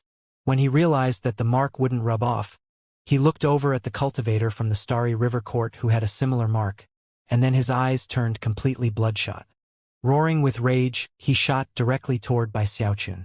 In fact, He even unleashed some unique divine ability that caused him to suddenly accelerate past everyone else. Shockingly, it took him only a moment to be right in front of Bai Xiaochun. Time to die, Bai Xiaochun. The burly man extended his right hand, and a powerful core formation aura erupted, creating a huge vortex. At the same time, the indistinct image of a huge devil hand appeared behind him. Devil chi swirled out, pouring into the devil hand as it shot toward Bai Xiaochun to grab him. As it closed in, it grew larger until it was fully 300 meters tall. Bai Xiaochun let out a shout as he waved his right hand, summoning a violet cauldron which instantly smashed into the devil hand. Intense rumbling sounds echoed out. This violet chi cauldron was formed by the power of a Heaven Dao gold core, causing the devil hand to collapse as soon as it was hit. The resulting shockwave caused the burly man from the Polarity River Court to cough up a huge mouthful of blood. Bai Xiaochun wasn't harmed in the least, and yet his anger continued to burn. Reaching his right hand up into the air, he shouted, "Little turtle!" The little turtle immediately flew back into his hand, after which he strode over to the burly man and reached his hand back. "Now I'll give you another," he howled, then smashed the little turtle down onto the burly man's other cheek. Then he hit his chest, and before the man could react, had hit him in nearly a dozen other places. Blood sprayed out of the man's mouth, and his eyes burned with madness. Finally, he drew upon his own life force to shove Bai Xiaochun and then speed away, the madness in his eyes replaced by terror. As he fled, it was possible to see more than a dozen little turtle marks all over him. "Bring it on!" Bai Xiaochun yelled confidently. Just when he was about to give voice to some taunts, more than a dozen magical techniques descended toward him like rainwater. The sight of so many lightning bolts, seas of flame, vortexes, wild winds and vines caused Bai Xiaochun's heart to seize with fear. Immediately, he fell back. A moment later, countless magical techniques slammed into the spot he had just been occupying. "You people are too brutal. Stop ganging up. If you have what it takes, come fight me one at a time." Drawing upon the undying live forever technique and his powerful fleshly body, he continued to flee at top speed. Qian Yunshan from the Starry River Court immediately yelled out, "We have to team up to deal with a shameless villain like you. If we kill you together, it won't matter that we broke the rules."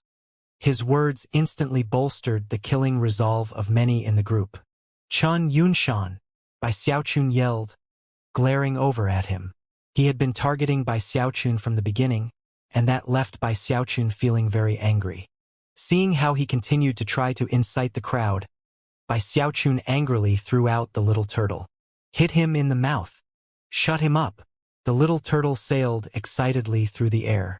When he appeared directly in front of Qian Yunshan's face fell, and he tried to dodge. But he simply wasn't capable of evading the little turtle.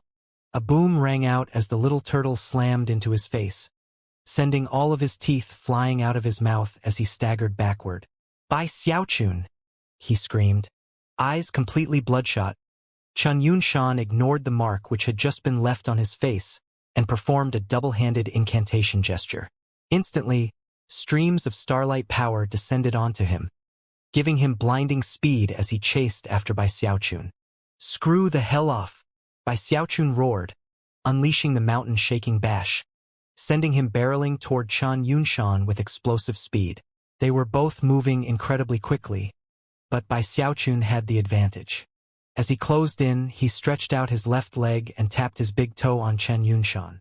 A deafening boom echoed out, as well as a miserable shriek from Qian Yunshan as he was sent flying. At the same time, golden strands appeared on the surface of his body, apparently some sort of restrictive spell that was boring into Qian Yunshan and sealing his flesh and blood. "You think a bit too much of yourself. One of my toes can send you flying." Bai Xiaochun's left shoe had exploded, revealing the fact that his big toe was flickering with golden light. Brushing off his robe, he produced a new shoe, put it on, then continued to flee. Behind him, the enraged cultivators of the Starry River Court helped the trembling Qian Yunshan to his feet. Even as he coughed up a mouthful of blood, he realized that his cultivation base had been sealed, making it completely impossible for him to use it at all. Eyes flaring with madness, he howled, "Fellow Taoists from the Starry River Court, set up the formation and kill this guy. Fellow Taoists from the Polarity River Court and Tao River Court, if we don't join forces and cut him down, how can we ever live down the humiliation of this day?" The cultivators of the Starry River Court exchanged glances and then nodded.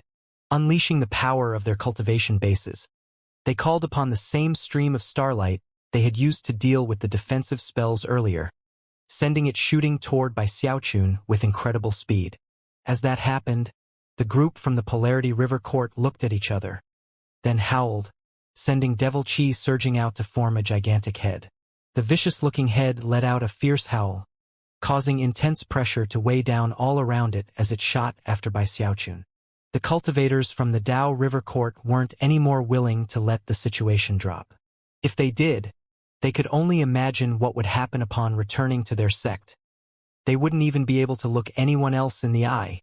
Moments later, intense rumbling sounds echoed out as the illusory giant appeared again. Howling, the giant began to charge toward by Xiaochun. From a distance, it was possible to see a stream of starlight, a gigantic head, and an enormous giant, all three of them deadly divine abilities, closing in on by Xiaochun. By Xiaochun's scalp was tingling so hard it felt like it might explode. "You guys are really serious, aren't you? I can't believe you're actually using spell formations against me." By this point, his Undying Live Forever technique was in full operation, and he was flying along as fast as his Heaven Dao Gold Core could push him. Unfortunately, the combined divine abilities of the three sects were even faster than that. Moments later, intense rumbling sounds could be heard as the stream of starlight appeared in front of him. Bai Xiaochun trembled, and blood oozed out of the corners of his mouth. Before he could do anything else, though, the huge head closed in, spitting out a blast of frigid devil chi that surrounded him, making it almost impossible to move, and freezing the blood that spilled out of his mouth. Before he could recover, the giant unleashed a fist strike onto him. Boom! Frozen blood shot out of Bai Xiaochun's mouth as he was flung backward, his hair in wild disarray and his eyes completely bloodshot. As he flew through the air, he slapped his bag of holding, producing a fistful of medicinal pills which he hurled into the air behind him. Those medicinal pills contained all sorts of strange properties, and as soon as they exploded, they immediately caused problems for all the pursuing cultivators. Bai Xiaochun continued to flee, so nervous that he was bordering on madness. Damn it! Why hasn't the teleportation started? Patriarchs, I'm about to lose my poor little life. Tears welled up in his eyes as he watched the cultivators of the three sects building up another volley of divine abilities. What are you scared of? The little turtle said disdainfully. I'm still here. Just throw me at them.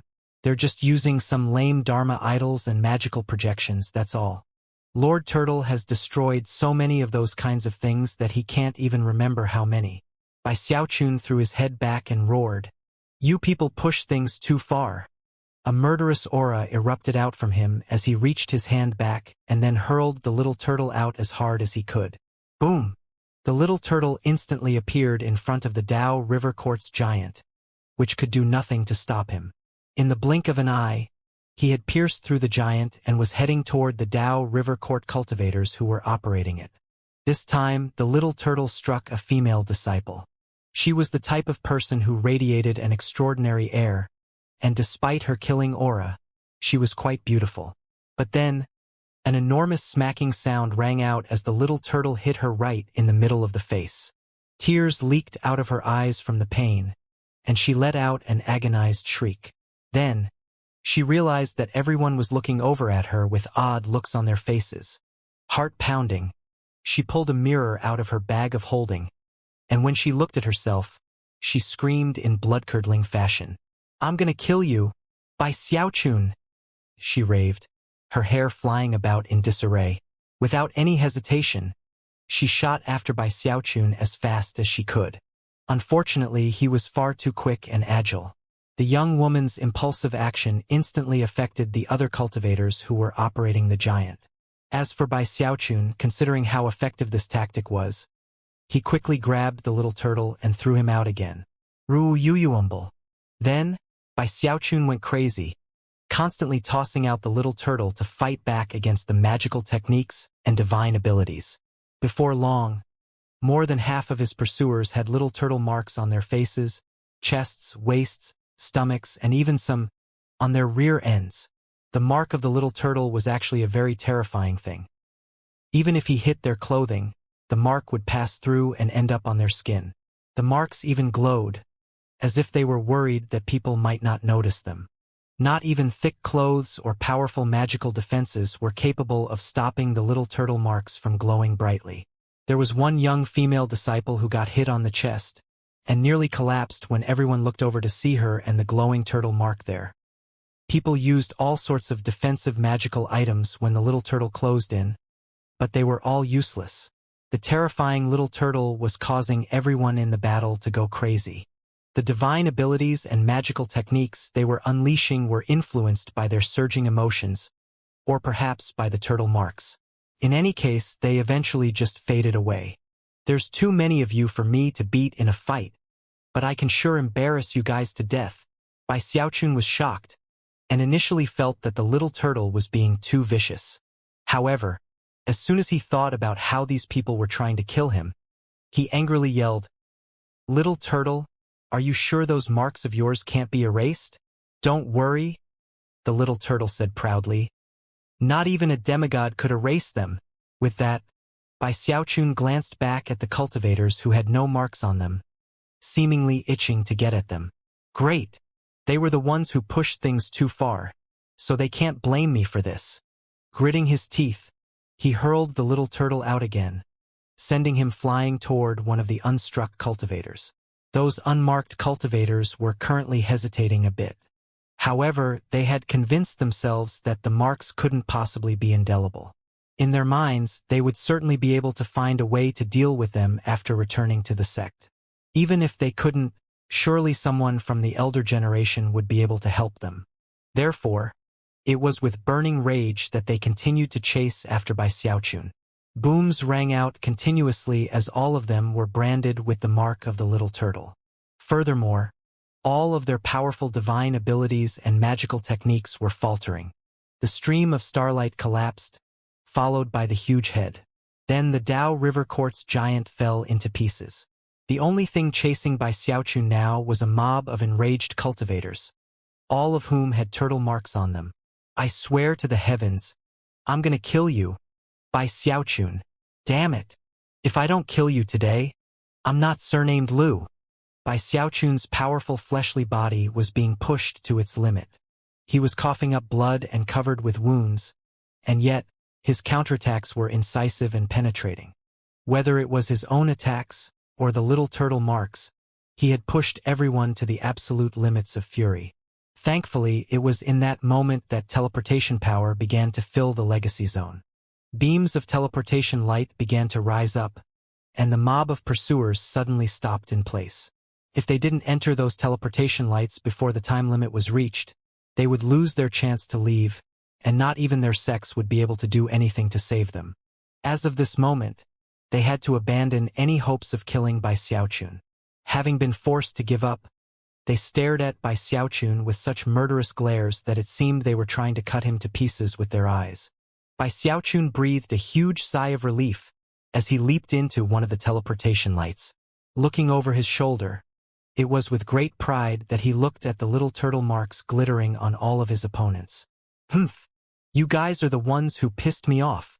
When I attack, I frighten even myself." The little turtle looked at the crowd of enemies and seemed completely satisfied. He even appeared to be sighing. From the look of it, he was more proud of himself than Bai Xiaochun was.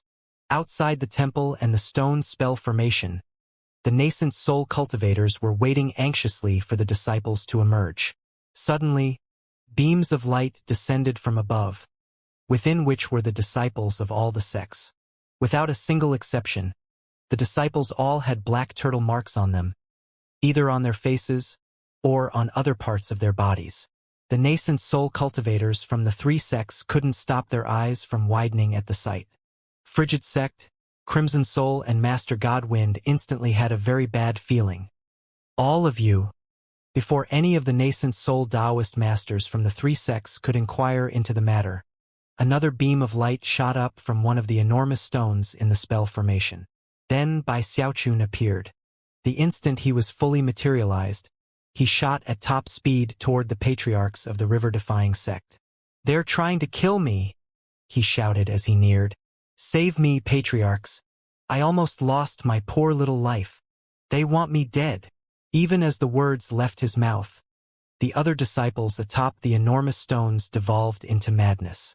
Disregarding the fact that they were in the presence of members of the older generation, they all shot toward Bai Xiaochun. "I'm gonna kill you, Bai Xiaochun." Rumbling sounds echoed out as the nearly 100 cultivators who had just returned all launched attacks. All of the nascent soul cultivators were completely taken aback. As for Frigid Sect, Crimson Soul and Master Godwind, their expressions turned very grim. Considering that all these people wanted to kill Bai Xiaochun, they could only imagine what dangers he must have been facing just now inside the legacy zone. "Humph," Crimson Soul said, taking a step forward and stomping his foot onto the ground. A massive shockwave spread out in all directions, sending the cultivators of the three sects tumbling off their feet. Bai Xiaochun is the junior patriarch of the river-defying sect. Which of you dares try to kill him? These cultivators were all chosen, but they were still just in the core formation stage, and couldn't possibly compete with Crimson Soul. The fearsome aura emanating out from him now caused them all to tremble inwardly. Even as Bai Xiaochun cowered behind Crimson Soul, Frigid Sect, and Master Godwind, he felt very moved, and couldn't help but muse that all the dangers he had faced in the legacy zone were worth it. Frigid Sect's eyes glittered, and his expression was grim as he looked over at the nascent soul cultivators from the other sects and said, "Tao River Court, Polarity River Court, Starry River Court, you three had better give us a good explanation for this." Master Godwin stepped over to Bai Xiaochun and put his hand on his shoulder, using his cultivation base to scan Bai Xiaochun for injuries. At first he seemed surprised, but then he gave Bai Xiaochun a look that no one else noticed. Bai Xiaochun instantly understood his intention. Forcing his face to look even paler than before, he let out a wail, then bit his tongue and coughed up some blood. Placing his hand onto his chest, he began to pant for breath. Pointing at the cultivators of the three sects, he said, "They're so vicious. They tried to kill me. I just..." When the other cultivators saw this, the fury they had been suppressing raged even higher than before. They had all seen how tough Bai Xiaochun was with their own eyes. Furthermore, he had been as quick as a six-legged rabbit, which had made him very difficult to hit in the first place. And yet here he was claiming to be seriously injured.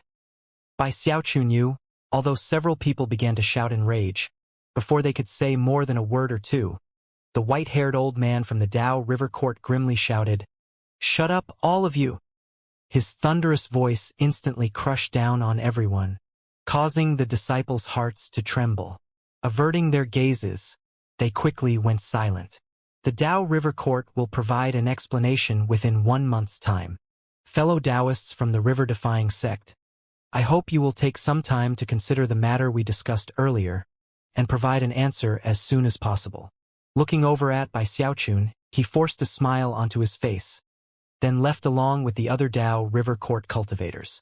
As for all of the turtle marks on the disciples, he completely ignored them. As the Tao River Court cultivators were leaving, the group from the Polarity River Court offered some similar words about providing an explanation, then left. Last was the Starry River Court. As for the expression on the face of the red-haired old man, it couldn't have been more unsightly. Glaring at the disciples of his sect, he was just about to turn and leave when Master Godwin suddenly said, "Fellow Taoist, I expect that starry meteor to be delivered within the month." Without even looking back, the red-haired old man said, "I wouldn't go back on my word for a paltry starry meteor." With that, he gave a cold harumph and left with his disciples. In the silence which followed afterward, Frigid Sect, Crimson Soul and Master Godwind looked over at Bai Xiaochun with incredulity written on their faces. Bai Xiaochun continued to clutch at his chest. Complexion ashen, he looked piteously over at the three patriarchs. Patriarchs, you have no idea how miserable I was in there. If things had gone on for even a moment longer, it would have been the end of me. You would have needed to pick a new junior patriarch for the river-defying sect. The three patriarchs weren't sure whether to laugh or cry. After a moment, Crimson Soul said, "How did you pull it off?" "Huh? Well, even I'm not sure. They wanted to kill me almost as soon as they saw me. It was really bewildering. I'm talking about the legacy seals." "Oh, the legacy seals. Look, I don't want to brag, but as soon as I went inside, the legacy seals acted as if I were their master or something. They just kept rushing toward me. I didn't even need to go after them. It was a real headache." Bai Xiaochun's braggadocio caused the three patriarchs to simply stand there staring at him. Unsure of the situation, he cautiously probed, "So, did we win? I got all the legacy seals, and I even got this thing called the Living Mountain Incantation." Frigid Sect, Crimson Soul and Master Godwind all exchanged glances, and then suddenly burst out laughing. The truth was, they didn't care how Bai Xiaochun had managed to get all of the legacy seals. However he did it, he was the junior patriarch of the river-defying sect, and they were all on the same team. "You didn't just win. You won big." Master Godwind laughed heartily. Relieved, Bai Xiaochun also started laughing, feeling prouder of himself than ever. "All right, let's get back to the sect," Frigid Sect said excitedly, his eyes shining with approval of Bai Xiaochun. With that, he swept Bai Xiaochun up into the air toward the Heavenhorn Sword. On the way back to the river-defying sect, the patriarchs told Bai Xiaochun about everything which had happened outside. It was almost unbelievable. They had acquired 100% of the resources, which meant that all of the other three sects had to take the shares they'd acquired in the last competition and send them to the river-defying sect. There was nothing they could do to complain about the matter.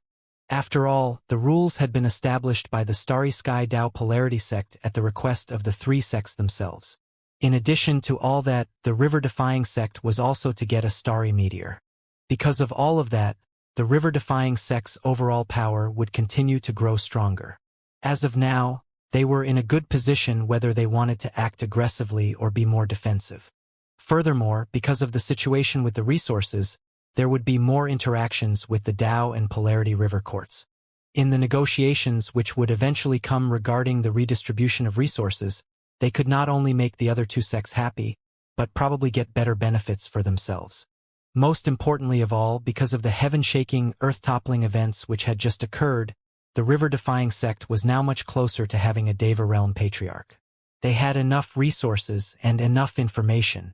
It wouldn't be long before Crimson Soul, Frigid Sect, and Master Godwind all had their chance to become Devas. With the solid foundation they were establishing, the river-defying sect was finally in a position to have a true base of power in the Middle Reaches. Bai Xiaochun wasn't interested or skilled in politics or scheming, so as far as he was concerned, the dealings with the other three sects were best left in the hands of the Wily Fox's Frigid Sect, Crimson Soul and Master Godwind. In terms of what the patriarchs wanted him to focus on, they made it clear right away. Matters between all the sects aren't really important. What you need to do now is work on understanding the Living Mountain Incantation. It's one of the 300 secret legacy magics in the Starry Sky Dao Polarity sect. If you can master the Living Mountain Incantation, your battle prowess will increase to a shocking level. Bai Xiaochun immediately began to meditate upon the Living Mountain Incantation. However, as he contemplated the technique, he realized that it came with some very harsh requirements in terms of cultivation. Furthermore, it needed to be cultivated in a special environment. Based on the description that came along with the technique, that environment could only be found in a land of mountains within the Starry Sky Dao Polarity sect itself. Bai Xiaochun was a little depressed about that, but knew that there was nothing he could do about it now. Even as he let the matter drop, he realized that they were nearing the sect headquarters. There, the Blood Ancestor towered over the lands, and the aura of the dire Skybanians suppressed everything in the area. The four mountain ranges stretched out like dragons. That was the river-defying sect. Bai Xiaochun hadn't been gone very long, and furthermore, everyone had been aware of the purpose behind his departure. As such, the entire sect had been quietly awaiting his return and wondering what had occurred. Although everyone had been prepared for the worst, no one had been able to keep from wondering what it would be like if Bai Xiaochun managed to pull off a miracle. Actually, the patriarchs had already sent word back to the sect about the result.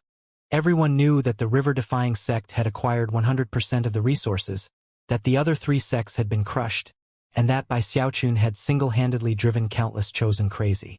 Therefore, as soon as Bai Xiaochun returned, the entire sect erupted into wild cheering that shook the heavens. "Elder brother Bai, you're incredible!"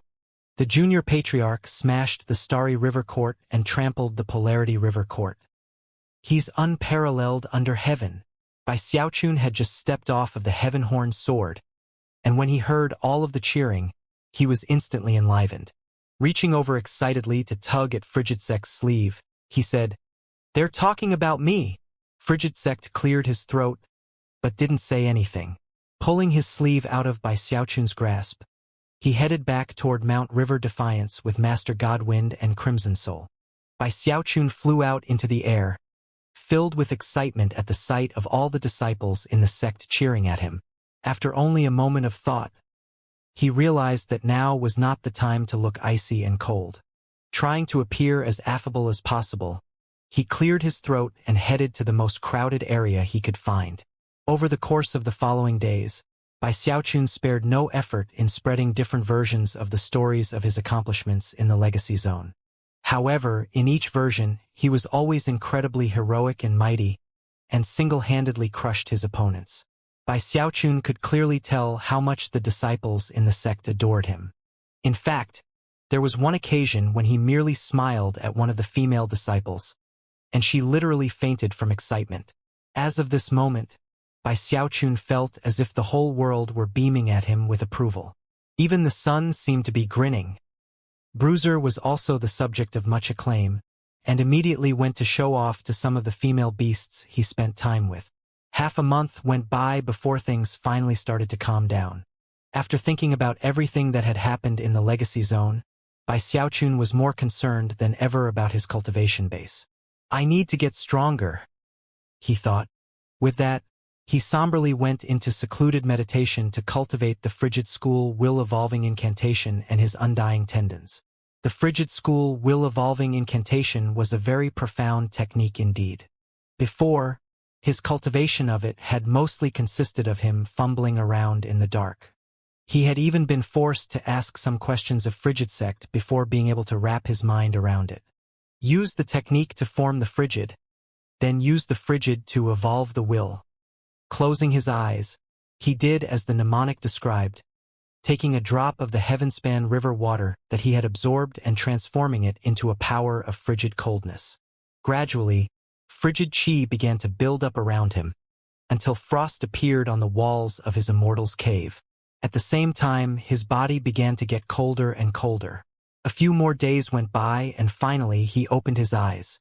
Deep within, a profound gleam could be seen. As of this moment, Bai Xiaochun was convinced that he had grasped the quintessence of the Frigid School will-evolving incantation. First form the Frigid, then evolve the will. Frigid. He slowly lifted his right hand and looked at his fingers, the tips of which were covered with white frost. "I don't have enough frigid chi." According to the description in the Frigid School will-evolving incantation, people who manipulate frigid chi are divided into 4 levels. Frigid acolytes, frigid adepts, frigid masters, and frigid paragons. Frigid acolytes can summon frigid chi and use it to freeze objects within a small area. Frigid adepts can freeze everything in a 3,000-meter area, and frigid masters can create a frigid land 30,000 meters across. Furthermore, those frigid domains can also be used to create clone projections. As for frigid paragons, they can even freeze portions of the Heavenspan River. Bai Xiaochun's eyes shone with a strange light as he contemplated what it would be like to freeze part of the Heavenspan River. Even freezing just a small portion would be an act of power that would leave everyone in awe. Right now, I don't even count as a frigid acolyte. Bai Xiaochun took a deep breath. He knew that this wasn't a matter that could be rushed. The only thing he could do was slowly absorb heavenspan river water and accumulate frigid chi. The frigid chi would build up inside of his Heavendao gold core, and once the 9 spiritual seas that made up the core were completely transformed into frigid chi, it would indicate that he was at the peak of the gold core stage. I wonder how many years that will take, he thought, shaking his head. However, he didn't feel anxious. After all, he currently had more than 1,000 years of longevity to work with. Therefore, he focused on his undying tendons. By this point, he could progress from his big toe to his second toe. Other than his cultivation, he also had the river-defying pill to worry about.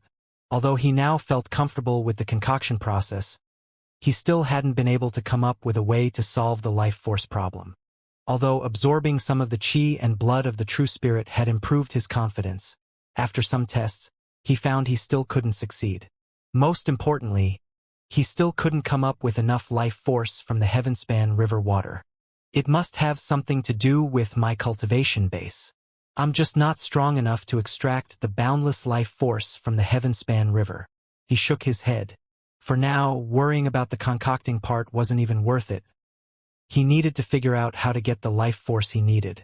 As his train of thought progressed, he looked down at his bag of holding and recalled the idea he'd come up with before going to the legacy zone. The root of the entire problem was that he needed life force, and he had long since determined where he would get it. The little turtle. The undying, indestructible qualities of the little turtle ensured that it had plenty of life force. However, the problem was that the little turtle would definitely not cooperate willingly. That was why Bai Xiaochun had begun to secretly plan how to concoct a certain type of spirit medicine. He wanted to make a high-level medicine that would knock the little turtle out. Although it sounded like a simple enough task, it wasn't. He would only have one chance to succeed. If he somehow tricked the little turtle into taking that medicine, and it worked, then all would be well.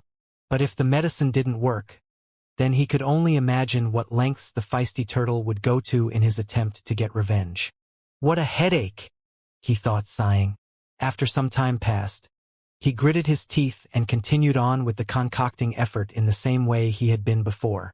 Thankfully, the 3 sects were supposed to visit soon to deliver the resources they owed, which would surely include a large number of legendary spirit medicines. After some thought, Bai Xiaochun decided that he should definitely go study some of them. As Bai Xiaochun went about his cultivation and medicine concocting, the cultivation world of the Middle Reaches was astir. Although the 3 sects had done everything they could to suppress news of what had occurred in the Legacy Zone, it was virtually impossible to sweep such a momentous event under the rug. Before long, everyone in the Middle Reaches had heard about it, and everyone was thoroughly shaken. Furthermore, when everyone heard that the task had been accomplished by Junior Patriarch Bai Xiaochun alone, and that not only he had been up against dozens of top core formation chosen, but he had also left a special mark on all of them, it led to a complete uproar. And that was before people heard about the Living Mountain incantation. By that point, people were starting to look into his background, and soon the details about his life began to spread. He had joined the Spirit Stream sect as a teenager, and had fought a bitter battle against the Luochen clan in which he risked his own life to defend his fellow disciples.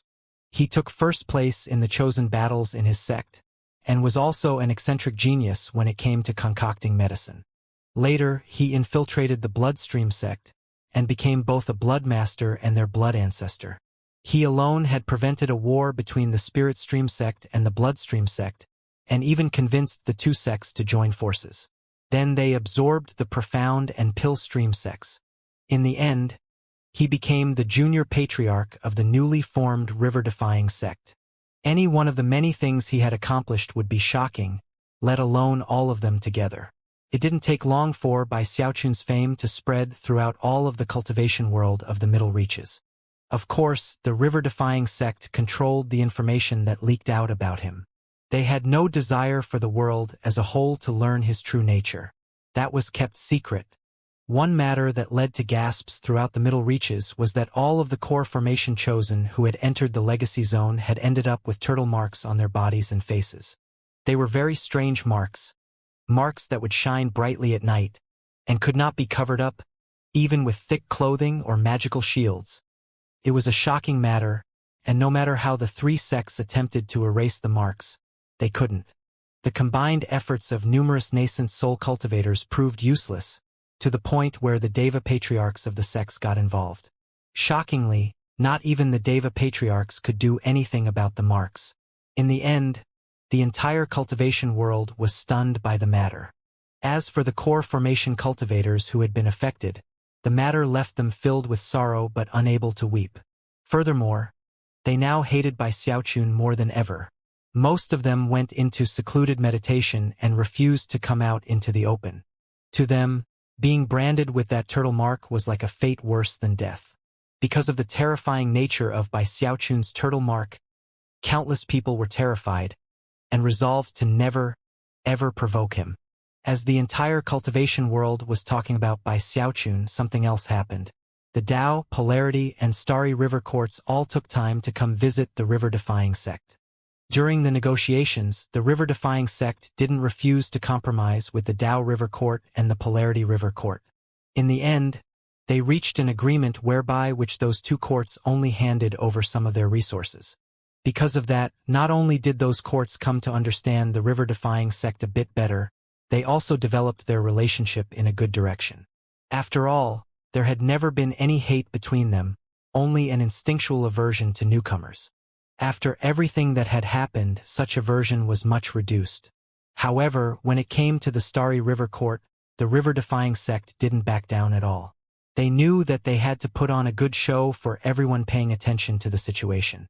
If they let the Starry River Court off the hook, then it would be entirely possible for more situations like that which had occurred with the resource redistribution to arise in the future. The river-defying sect had the upper hand, and the Starry Sky Tao Polarity sect had set forth rules governing the situation. The Starry River Court had no other choice than to comply and hand over all of their resources, plus the Starry Meteorite. Of course, because of that, the two sects came to view each other as enemies. The Tao and Polarity River courts were more than happy to see such a development. After all, their patriarchs were also wily old foxes, and were well aware that the river-defying sect was merely asserting itself as a newly arrived sect who had fought its way up from the lower reaches. Not only did they not fear conflict, they were also willing to work peacefully with the Tao and Polarity River courts.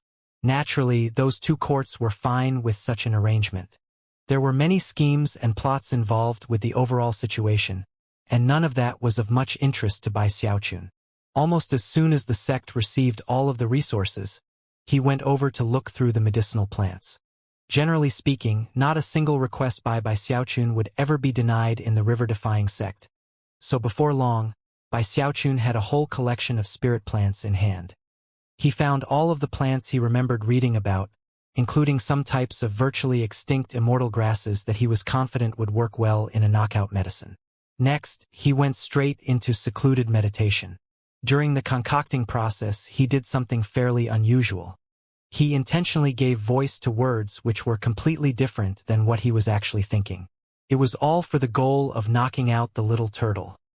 The concocting process lasted for a month. Afterward, rumbling sounds filled the immortal's cave, and to Bai Xiaochun's excitement, 2 fingernail-sized white medicinal pills appeared. It was impossible to tell the quality of the pills, but a mere whiff of their aroma would cause all of the pores on a person's body to suddenly open up as if they were about to receive an incredible replenishment of energy. Anyone would think that it was an uncharacteristically high-level medicine. That was because Bai Xiaochun had created a surface layer for the pill made from a very expensive medicinal plant. Based on the luster and sheen of the pill, it was clearly the type of amazing pill that would cause anyone to drool with desire. Of course, it was only Bai Xiaochun's meticulous selection of various spirit plants that led to the color of the pill. What was impossible to tell by looking at the pill was that on the inside, it contained the knockout medicine that Bai Xiaochun had conceptualized only after intense and prolonged effort. After looking at the resulting spirit medicine, Bai Xiaochun couldn't help but take a deep breath. Expression flickering with excitement, he pondered how to get the little turtle to consume it. Just asking him to consume it wouldn't work. Furthermore, he needed to prevent potential retaliation on the part of the little turtle. After some thought, his eyes sparkled and he murmured, "This spirit medicine is incredibly valuable, very, very rare in the world. Based on the aroma, It's obviously a spectacular delicacy. I don't think I can bring myself to consume it now. I can only eat it in a critical moment, a moment when all of the extinct immortal grasses I used could be considered worth it. Only then could I possibly eat these 2 consummate spirit medicines. Panting, he carefully put the 2 spirit medicines into a small bottle, then sealed it and put it into his bag of holding. After some thought, he seemed to still be worried about them, and quickly took them out again. After opening the bottle to ensure that the pills were still there, he tucked the bottle into the fold of his robe. Then he went to take a short walk. Only afterwards did he seem to be convinced that they were safe. After gritting his teeth, he sealed the bottle again and then put it into his bag of holding. During the following few days, he took the bottle out constantly to check the number of pills inside. At first, he checked after the amount of time it took an incense stick to burn. Then he checked every 2 hours. Then he checked every few days. Eventually, he settled on a duration of 4 hours. Every 4 hours, he would check on his pills as if they were precious treasures. Finally, a look of deep satisfaction appeared on his face. HMMPH, he thought. Ah, little turtle, I've definitely piqued your curiosity. When the time comes. Ha! That was what he was thinking every time he checked on the pills. Another 10 days passed. Then, in the afternoon, Bai Xiaochun opened his bag of holding and was instantly shaken to the core. The pill bottle only had 1 pill in it. Bai Xiaochun quickly suppressed his excitement, worried that the little turtle might notice. Plastering a look of shock onto his face, he rifled through his bag of holding, and after finding nothing, opened his third eye, which he powered with the full strength of his Heavendao gold core. Violet light spilled out, illuminating the entire Immortal's cave. Finally, after much searching, he managed to find a crease in the corner of the bag of holding, where he saw the little turtle. The reason bags of holding could hold so many items was that they created small, unique dimensions. Such dimensions often contained cracks and fissures that weren't visible to the naked eye. Although he had examined this particular crack before, he had never found anything unusual in it. But now, he just so happened to have found the little turtle. The little turtle was already unconscious. His head lolled to the side and his limbs stuck out, unmoving. Bai Xiaochun chuckled. He knew that the only reason he had been able to spot the turtle was because he was unconscious. Were it not for that, the crafty little thing would still have been able to evade him, heavenspan Dharma eye or not. After cautiously taking the little turtle out of his bag of holding, a snapping sound rang out, and it returned to its previous state. After shaking him, his head and limbs began to smack against his shell, producing distinctive knocking sounds. Thrilled, Bai Xiaochun threw his head back and laughed uproariously. Then he began to exact his revenge, shaking the little turtle as hard as he could. Who said you could curse me, huh? Who said you could piss off that big crocodile, huh? Who said you could provoke that toad, huh? You got me injured and even got people to try to kill me. He angrily shook the little turtle, causing knocking sounds to ring out in the Immortal's cave. Before long, the turtle began to emit the fragrance which Bai Xiaochun found so familiar. Bai Xiaochun's excitement instantly grew, and he couldn't help but think back with a sigh to how things had been before.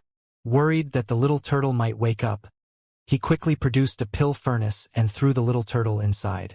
Then he poured in a large quantity of Heavenspan river water. Settling his chi and clearing his mind, he set about concocting a river-defying pill. Time was limited. He had no idea when the little turtle might wake up. Worried about the prospect of revenge, he went about the concocting even faster than usual. Thankfully, he had reviewed the formula for the river-defying pill hundreds if not thousands of times, and was completely familiar with the process. As soon as the pill furnace heated up, he performed a double-handed incantation gesture and got to work. 3 days later, the entire pill furnace was glowing bright red. Then, the pill furnace burst open, and the little turtle flew out and flopped onto the ground. At the same time, a virtually transparent medicinal pill appeared, which apparently possessed some level of intelligence, as it immediately attempted to flee. As soon as the medicinal pill appeared, the sky above the river-defying sect began to dim, and a huge wind kicked up. The nascent soul cultivator's expressions flickered as, in almost the exact same instant, tribulation lightning formed up above. A bolt of lightning appeared, and before anyone could do anything, it slammed down onto Bai Xiaochun's immortal's cave, causing it to burst open. Bai Xiaochun quickly tossed the little turtle into his bag of holding, and then opened his heaven-span Dharma eye. After locating the semi-translucent medicinal pill, he immediately began to chase after it. By this point, all of the river-defying sect's nascent soul cultivators were flying out into the open. Although they weren't sure exactly what was happening, they knew that any event which provoked tribulation lightning was no light matter. Patriarchs, Bai Xiaochun shouted anxiously. Quick, set up a spell formation. I concocted a river-defying pill and it's alive. It's trying to get away. In response, Frigid Sect shivered, and his eyes went wide. With a roar, he unleashed his cultivation base, causing intense pressure to fill the entire area. Even the old monkey appeared, shooting toward the pill with speed that far surpassed Bai Xiaochun. Thanks to the cooperation of several of the patriarchs, the fleeing medicinal pill was eventually apprehended by the old monkey.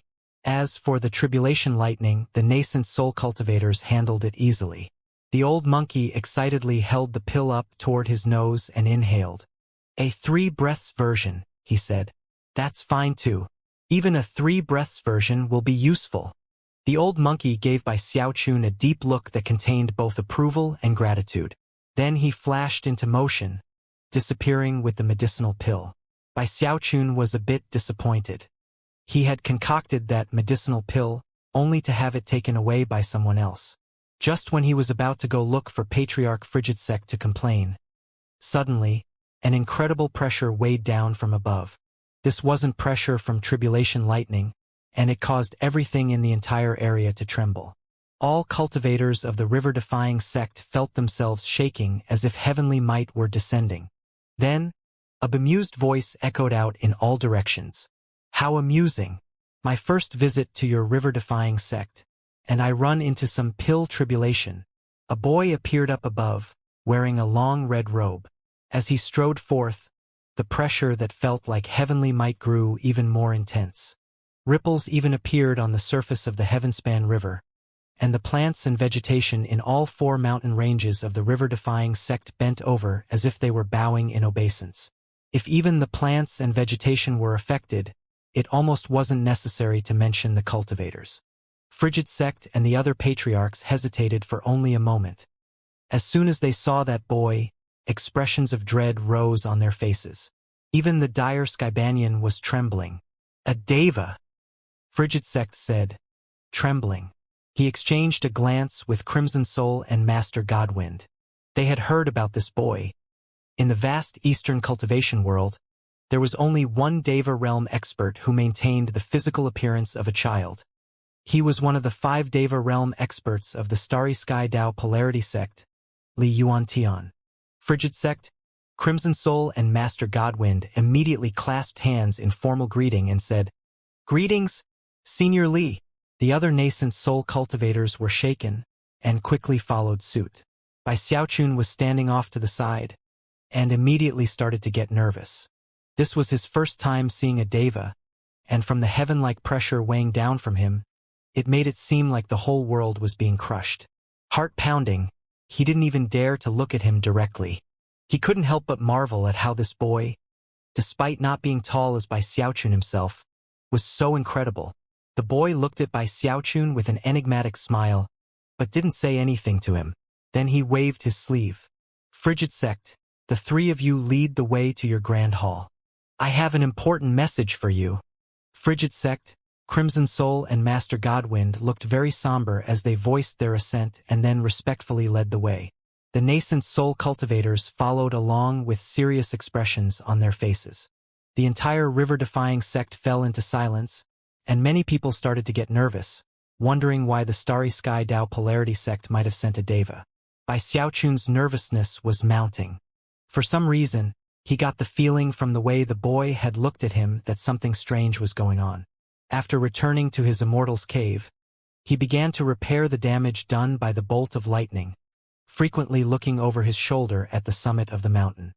Suddenly, he thought of something, and opened his bag of holding to check to see if the little turtle was still asleep. Upon finding that he put him back in the place where he'd found him.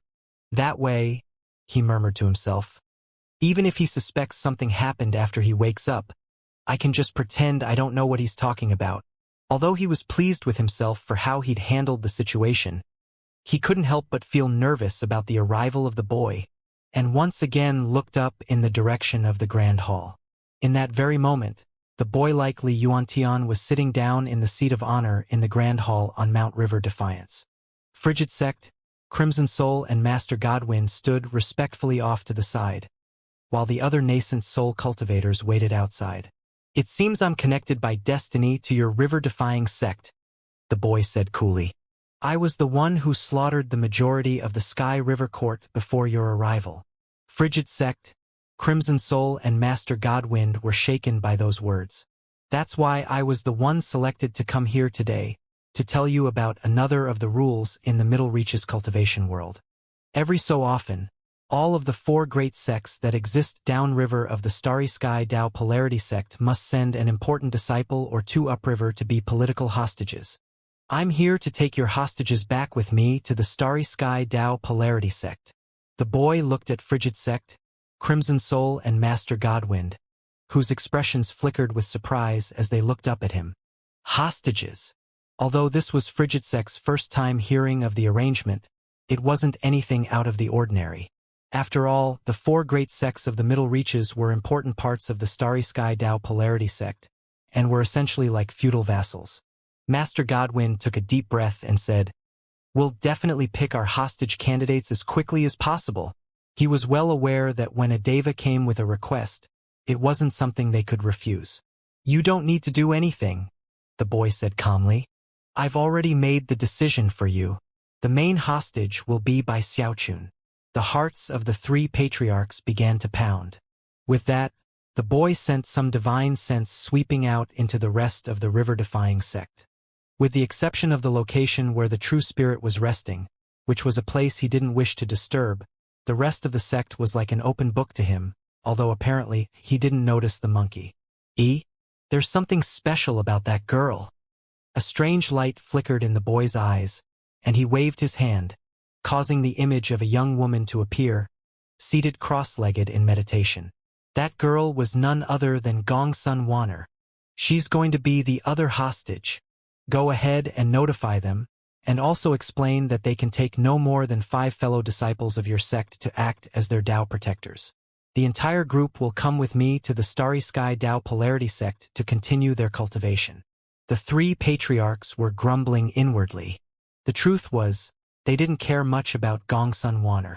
Although she had respectable latent talent and potential, what they really cared about was by Xiaochun. Master Godwind hesitated for a moment, and then said, Senior. Before Master Godwind could finish speaking, the boy's eyes turned cold and he interrupted, Planning to refuse. Instantly, Master Godwind turned extremely cold, almost as if he were being frozen. He couldn't even speak a word. Frigid Sect quickly offered further explanation. Senior, there's something you might not be aware of. Although Bai Xiaochun is our junior patriarch, the truth is that he's extremely naughty and mischievous, and definitely not the ideal candidate for a hostage. Senior, I'm just worried that he might cause problems for your honored sect. That's absolutely right, Senior, Crimson Soul said with a smile. He was also aware of how important Bai Xiaochun was to the river-defying sect. Bai Xiaochun isn't just naughty and mischievous. He loves concocting medicine. The downside to that is that he always causes huge problems, creating plagues and harming everyone in the area. Not even chickens or dogs can escape his tribulations.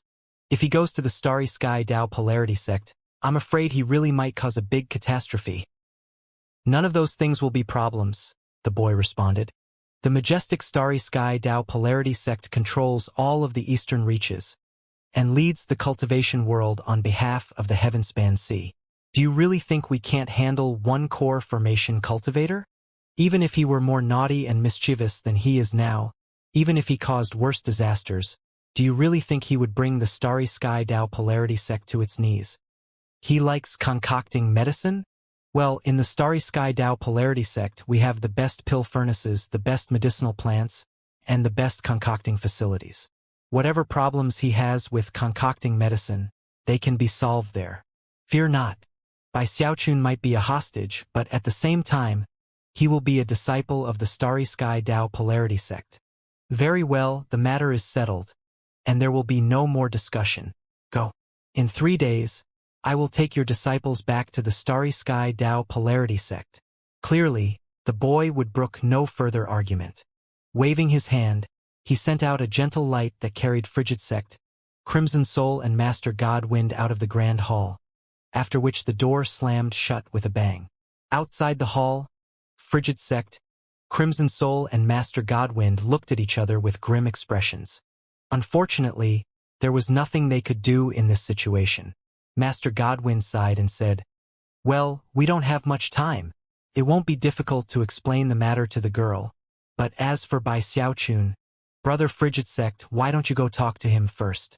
We can go later to offer more explanations. We also need to think about which disciples to send with him as Tao protectors." Of course, Master Godwind was very worried about the whole thing. Bai Xiaochun was the blood ancestor, and if mishaps occurred after he left, the bloodstream division would be at a serious disadvantage.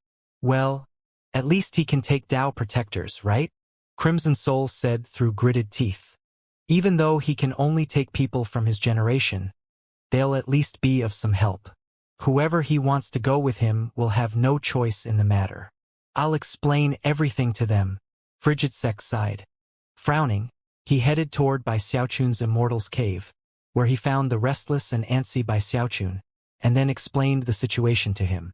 Bai Xiaochun's jaw dropped, and he stared at Frigid Sect, his mind spinning. Hostage? In the Starry Sky Tao Polarity sect. He had read about political hostages in the ancient records, and knew that they always suffered all sorts of tragic and grievous fates. He was especially worried about going alone. Being all by himself in a strange sect didn't seem safe at all. The river-defying sect was great. He had an incredibly high standing, lots of female disciples liked him, and people offered formal greetings to him wherever he went. The mere thought of going to the Starry Sky Tao Polarity sect caused his vision to grow dim. Yelping, he lurched forward and grabbed onto Frigid Sect's leg. "Patriarch, I don't want to go," he wailed. "I'll miss you all too much. This is my home. Don't make me go. I just made a heroic contribution to the sect. I'm the junior patriarch. For years now, I've always been ready to stand up for the sect during hard times. I saved my fellow disciples from the Luochen clan. I made a name for myself in the Fallen Sword Abyss. I went undercover in the Bloodstream sect. But my biggest contributions have been to the river-defying sect. Patriarch, I don't want to go. I can't stand to part with all of you. I'll miss my fellow disciples. Don't make me go, please. Have Shangguan Tianyu go instead. He'd be a great choice. He's heroic and confident and super handsome. Heaven and earth would weep if he doesn't become the hostage. Or how about Song Ke? The Starry Sky Tao Polarity sect doesn't have somebody like him. Do they? So send him. Or what about Beihan Lai or Nine Isles? They would be great choices. If not, then how about Chun Manyao? Send her. Frigid Sect felt a headache coming on. Sighing, he looked down at Bai Xiaochun and softly said, "Xiaochun, if I had any choice in the matter, I definitely wouldn't make you go." A tremor ran through Bai Xiaochun, and he looked up at Frigid Sect, looking like he was about to cry. "I really have to go?" Frigid Sect tousled Bai Xiaochun's hair. A kind look appeared in his eye as he said, "Yes, you do. However, you can take some Tao protectors with you. Also, it won't be for very long. You'll be back here at home before you know it." Bai Xiaochun felt as if his heart were withering. Looking up again at Frigid Sect to make sure he wasn't pulling a prank, he finally exclaimed, "Why did you make me so outstanding, O heavens? I can't believe that even the Starry Sky Tao Polarity sect can't do without me." Moments ago, Frigid Sect had been feeling sad, but after hearing Bai Xiaochun's words, he could do nothing but cough dryly. Now that he thought about it, in some ways, sending Bai Xiaochun to the Starry Sky Tao Polarity sect wasn't that bad of a choice after all. You leave in 3 days, he said. Take this command medallion. It gives you the authority to select any Dao protectors from your current generation to accompany you. With that, he handed Bai Xiaochun the command medallion and then turned to leave. Before walking out the door, he added one final reminder. You can select at most 5 Dao protectors. The Starry Sky Dao Polarity sect won't allow any more than that. Bai Xiaochun stood amidst the ruins of his immortal's cave, watching frigid sect leave. Then he slumped down somewhat in a daze. After wrestling with his thoughts for an hour, he watched the sun rise and then finally sighed. Ah, whatever. Since the Starry Sky Dao Polarity sect wishes for me to come, then I guess I'll go check things out. Although he was still a bit depressed, the idea of being able to select his own Dao protectors was an exciting thought. I'm not going to take Bruiser with me, he murmured. The Starry Sky Dao Polarity sect is too much of a strange and dangerous place. So, Dao protectors, HM? Who should I pick? I'm going to be in a strange place, so I'll definitely need someone good at digging up information. With that, he began to think about everyone he knew. They'll need to be quick-witted and good at making discreet inquiries. I need someone who'll be able to find out about everything in the Starry Sky Dao Polarity sect, and quickly at that. I'll need to know all the rumors. It will definitely require a pure genius. Suddenly, he slapped his thigh, and his eyes began to shine. Su Baokai. Back in the Spirit Stream sect, Su Baokai had always been adept at rooting out information. He knew who all the top beauties in the sect were, and how they were ranked. Bai Xiaochun also remembered how, whenever Su Baokai got some new information, he would make a record of it in his little notebook. He prefers to handwrite things instead of using jade slips. Only a person completely dedicated to his work would do that. Yeah. Nobody would be fit for this position other than Su Baokai. Chuckling, Bai Xiaochun thought about how quickly Su Baokai had fit into the river-defying sect as a whole, and how he knew about all the gossip and news. In fact, whenever Bai Xiaochun wanted to know anything, he was completely confident in being able to get an answer from Su Baokai. Without any further hesitation, he shot through the air toward the mountains of the Spirit Stream Division. As he neared Su Baocai's Immortal's cave, he saw Su Baokai standing outside, his eyes sparkling like gems, and his expression one of intense sorrow. Almost immediately, Su Baokai began to wail. Sect Uncle Bai, I'm going to miss you so much. I heard that you're going to become a hostage in the Starry Sky Dao Polarity sect.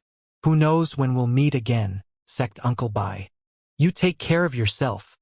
Wow, you got the news that quickly? Bai Xiaochun said, surprised. He had just been informed himself, and yet somehow Su Baokai already knew. Yeah, that's right, Su Baokai said proudly.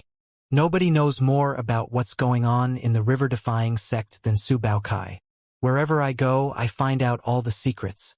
I have countless ways of ferreting out information. This was actually what Su Baokai was most proud of, and he couldn't tolerate when people doubted his abilities. But don't worry, Sect Uncle Bai, he continued in a serious tone. I'll continue to make sure everyone knows about all of your stories. All the new recruits in the sect will hear everything about you. Inwardly, he was feeling very pleased. The recent events in which virtually all the female disciples in the sect had become infatuated with Bai Xiaochun had left him very depressed. As far as he was concerned, with Bai Xiaochun around, it would be very difficult to get a Taoist partner of his own. All of the girls he liked turned out to be smitten with Bai Xiaochun, which left him feeling very down. As soon as he'd heard that Bai Xiaochun would be leaving for the Starry Sky Dao Polarity sect, his heart had swelled with excitement. Bai Xiaochun was actually very pleased by what he had just heard. Clasping Su Baocai's shoulder tightly, a look of both sincerity and sorrow appeared on his face as he said, Listen, my brother. I was actually hesitating before. After all, the Starry Sky Dao Polarity sect will be an unfamiliar place, and I didn't want to drag any of my sect brothers and sisters into this situation with me. But after what you said just now, I completely understand. Ha! Su Baokai suddenly realized that he hadn't gotten all the information, and that something about the situation was clearly off. He opened his mouth to speak, but before he could, Bai Xiaochun said, I need a Dao protector who can help me get information in the Starry Sky Dao Polarity sect. And that person is you. A tremor ran through Su Baokai, and his eyes widened. Suddenly, he understood everything, and his face fell. Sect Uncle my cultivation base is a bit low. Bai Xiaochun waved his hand dismissively. I need someone who can get information, not someone with a high cultivation base. But I'm really clumsy. Don't worry about it. As long as you can root up all the secrets and get all the news about the places we go to, that will be enough. Besides, I'm well acquainted with your brave personality. The blood notice from years ago proved that. Alright, don't bother with any pretense of refusing. I know you'll miss me too much if I leave you behind. Therefore, the matter is settled. Bai Xiaochun laughed heartily, but then he noticed that Su Baotsai's face was a bit ashen, and he appeared to be on the verge of refusing. Therefore, Bai Xiaochun quickly pulled out the command medallion Frigid Sect had given him and waved it in front of Su Baotsai's face. A Patriarch's command medallion, Su Baokai said with a gasp. He was completely and utterly thunderstruck, and unsure of how to react. After a long moment passed, he felt like he was about to cry. He knew that he couldn't refuse even if he wanted to. All of a sudden, he felt a bit sick to the stomach. Bai Xiaochun put his arm around Su Baotsai's shoulder and cleared his throat. Chuckling, he said, "Don't worry. I'll take care of everything. Come, little treasure. You know everything about the sect, so help me analyze the situation a bit. Which other dependable disciples do you think I should bring with me?" Su Baokai appeared to be on the verge of tears. The thought of going to the unfamiliar Starry Sky Dao Polarity sect was a terrifying thing. However, despite how much he didn't wish to go, he didn't have a choice.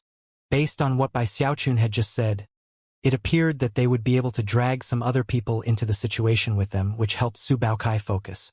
Gritting his teeth, he pondered the situation for a moment, and soon thought of Master God Diviner. Su Baokai and Master God Diviner had developed a bit of a grudge between each other, and Master God Diviner had even given him a nasty look before. Both of them had happened to like the same female disciple at one point, but in the end Master God Diviner won her over. Sadly, Su Baotsai's cultivation base was too low, so he had been forced to accept the situation. However, he never forgot about what had occurred. Therefore, when he realized that he had a chance to drag others into the situation with him, the first person he thought about was Master God Diviner. "Well," he said, "we'll need someone good at divination and fortune-telling. He'll need to have a high cultivation base, too.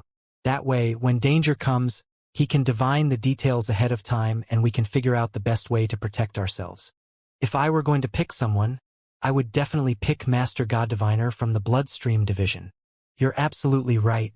We definitely need someone who can perform divination." Bai Xiaochun was fully convinced. Grabbing Su Baokai, he headed toward the Bloodstream division to find Master God Diviner. To their surprise, when they reached Master God Diviner's Immortal's cave, they found him standing outside, his hands clasped behind his back, looking up into the sky. His bags were already packed and lined up next to him, and apparently he had been waiting for them. "So you're finally here," he said calmly. He seemed completely cool and collected, almost as if he belonged in a higher world. Looking a bit melancholy, he flicked his sleeve and said, "I long since divined that tribulation was coming my way. It was decreed by fate that I would leave the sect for a period of years, and that the tribulation would come during that time. Considering that someone from the Starry Sky Dao Polarity sect came to visit, it was obvious that my tribulation was nigh." With that, he looked over at Bai Xiaochun and Su Baokai, his countenance completely otherworldly. "It doesn't matter where you're going. I will accompany you. It is my tribulation, and it has been decreed by fate." Su Baokai couldn't help but gasp at the sight of Master God Diviner, standing there with his robe fluttering in the wind, looking like some sort of transcendent being. The words he had just spoken were enough to shock just about everyone. Bai Xiaochun had a look of complete incredulity on his face as he said, I can't believe you actually divined that we were coming." But then, he walked a few circles around Master God Diviner, who suddenly recalled how terrifying Bai Xiaochun could be, and started to get a bit nervous. "All right, Master Snort Snort," Bai Xiaochun said. "Answer me this. Can you divine where I'm going to hit you in just a moment?" Master God Diviner's face turned pale, and he instantly began to curse in his heart. He had complete and utter confidence that Bai Xiaochun would do just as he had said and launch a blow. Master God Diviner suddenly shrank down, and instead of looking like a transcendent being, he reverted to his normal appearance. In fact, he even looked a bit devious. Smiling, he said, "I was just kidding around with you, Junior Patriarch. Actually, Sir, Master Godwind came last night and told me to get ready for you to come, and that I had to do whatever you told me. I was so excited at the prospect of accompanying you, Junior Patriarch, that I couldn't sleep the whole night. Therefore, I decided to just pack my bags and wait for you." Bai Xiaochun laughed heartily and clapped Master God Diviner on the shoulder. From the expression on his face, he clearly seemed very pleased with himself, and also was reveling in how much more intelligent he was than Master God Diviner. As for Master God Diviner, he appeared to be on the verge of crying. Worried that Bai Xiaochun would press the matter, he quickly offered a reminder. "Junior Patriarch, Su Baokai and I won't be enough. We need someone with us who's really good at fighting. It would need to be a very skilled warrior," Master God Diviner said somberly. "An expert who could keep us safe at all times.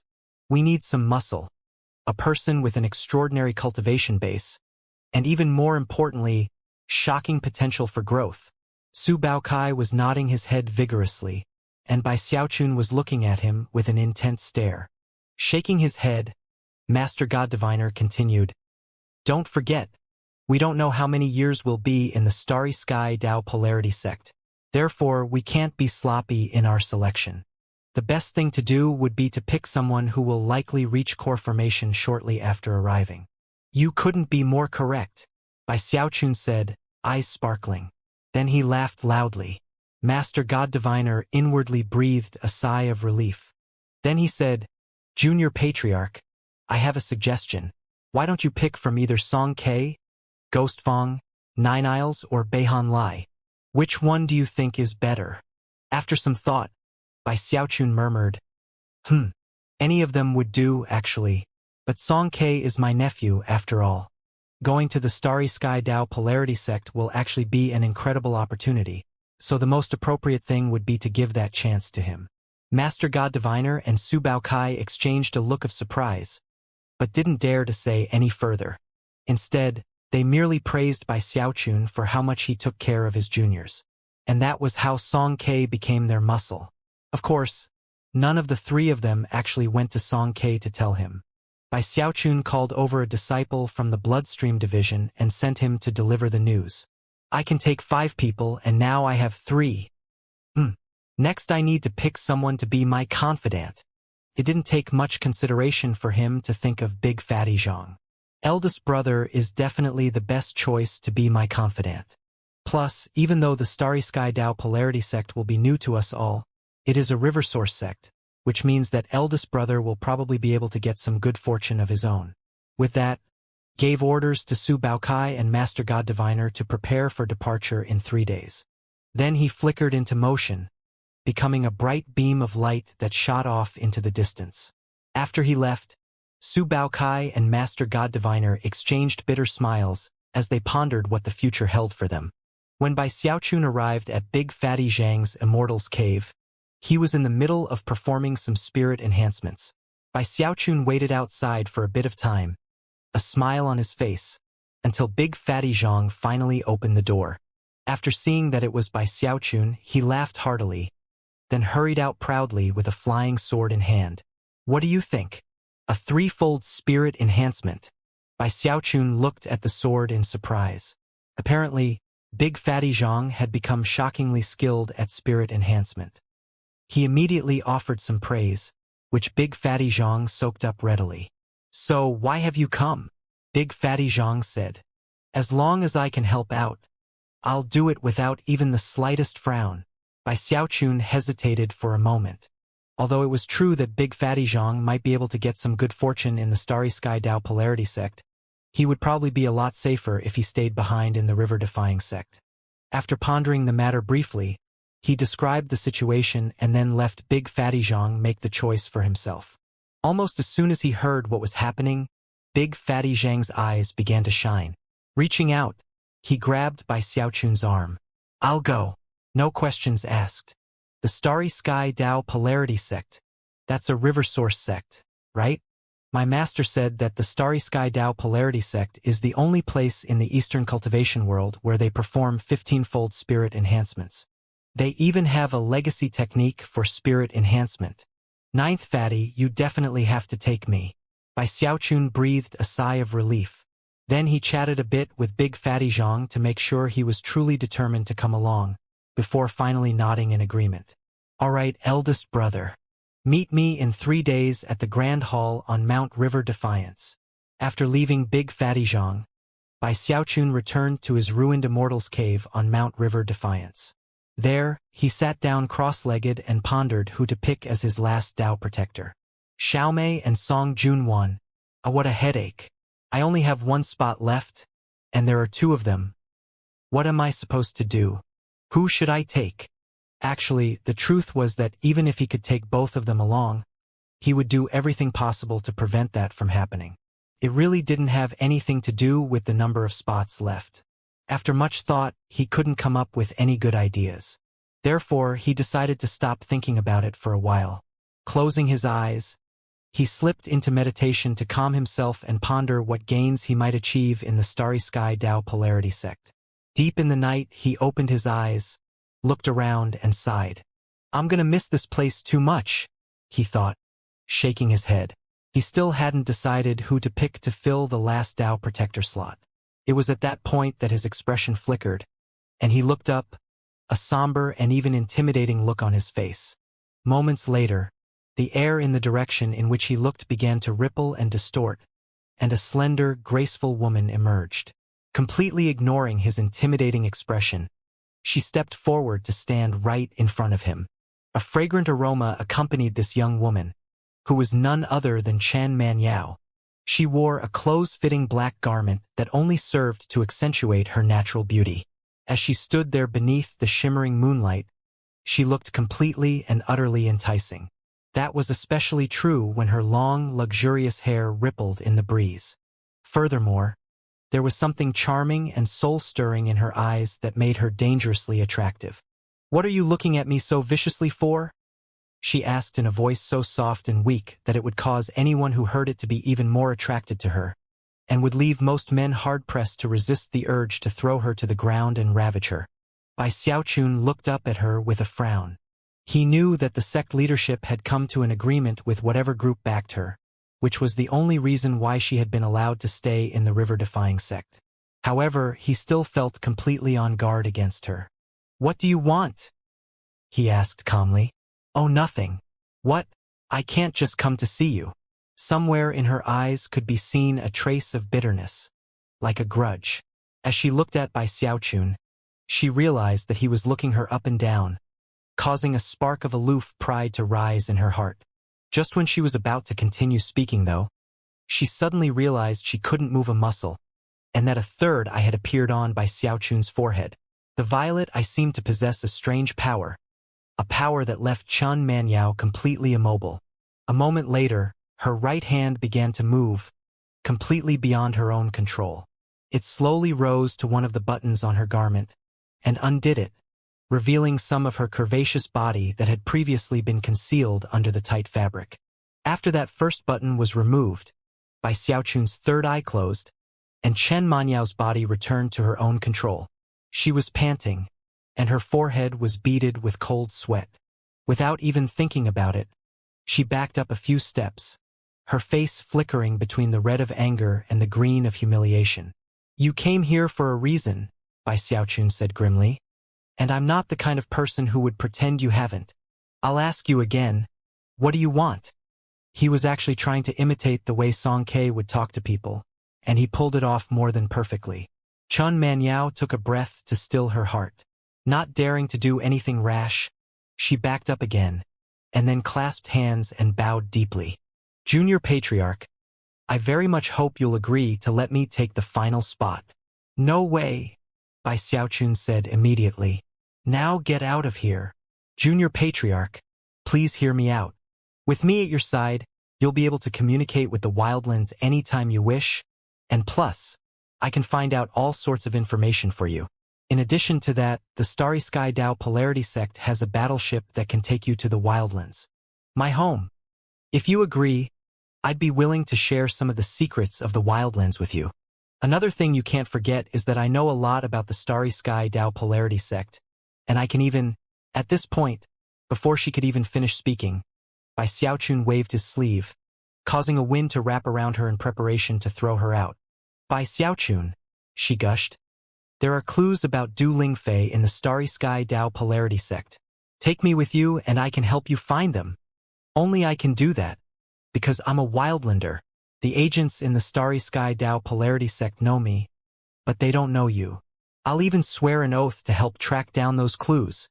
As she spoke, the wind around her slowed to a crawl.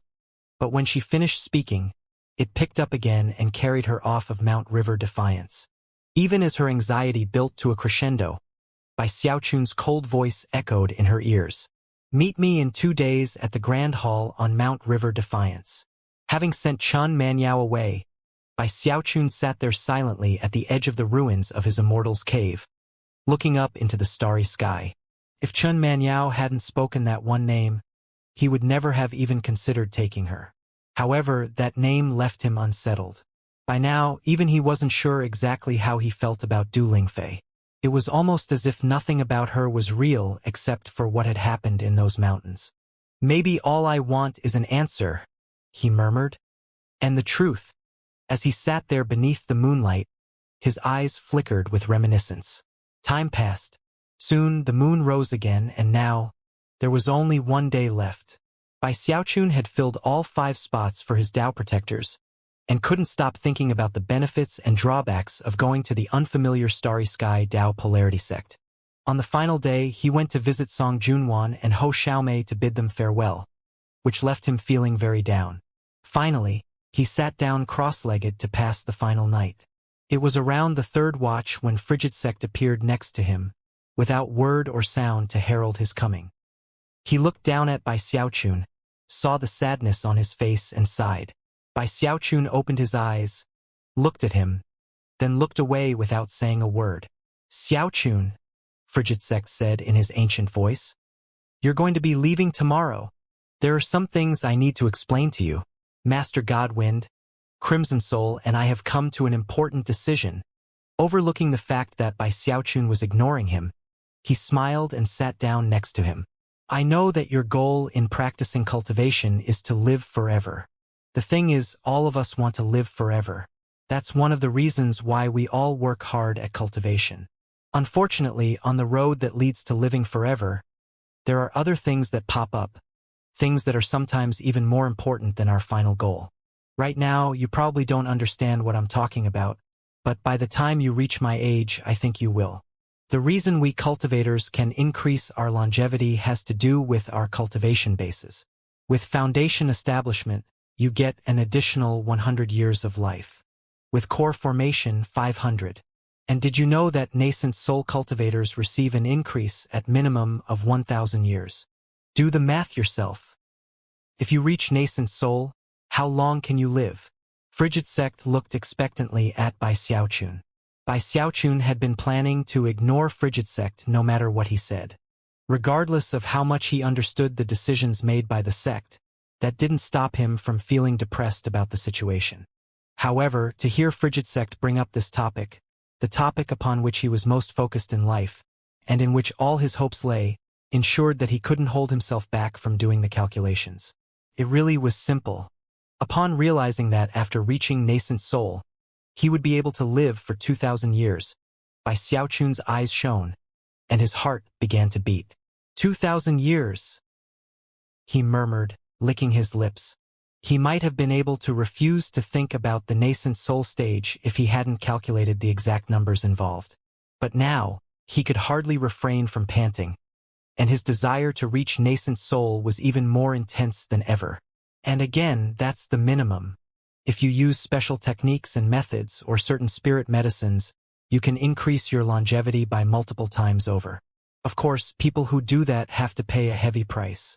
Although their cultivation bases are not limited in any way, they are doomed to die eventually, no matter what happens. Such people live a long time, but not forever. I'm in that very situation. Frigid Sec sighed and looked at Bai Xiaochun. Bai Xiaochun looked back at him. Do a lot of people do that? Yes. But don't forget that the path cultivators travel is a long and winding one. From qi condensation to foundation establishment, from foundation establishment to core formation, from core formation to nascent soul. Many people are ejected off of the path before they can get very far. Out of 100 qi condensation cultivators, one will be lucky to reach foundation establishment. Of course, that still leaves us with a lot of foundation establishment cultivators, but out of every 100, one might reach core formation if they are lucky. When it comes to nascent soul, well, even if you count all the people who have died, the spirit stream division hasn't even produced 10 of them, even going back years and years. Given that, do you think reaching nascent soul is difficult? Frigid Sec sighed again before continuing. It most definitely is difficult. The process is a challenging one, to say the least.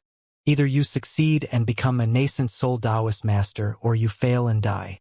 Of course, sects in the middle reaches have much higher rates of success among cultivators who attempt to step into the nascent soul stage.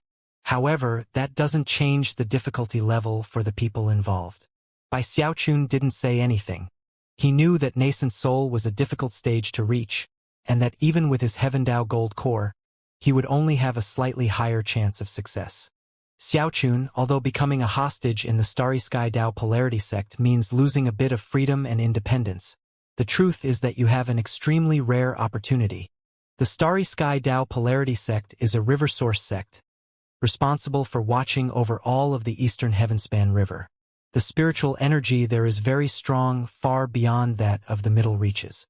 They have all sorts of unique techniques and divine abilities, plus many types of fantastic spirit medicines.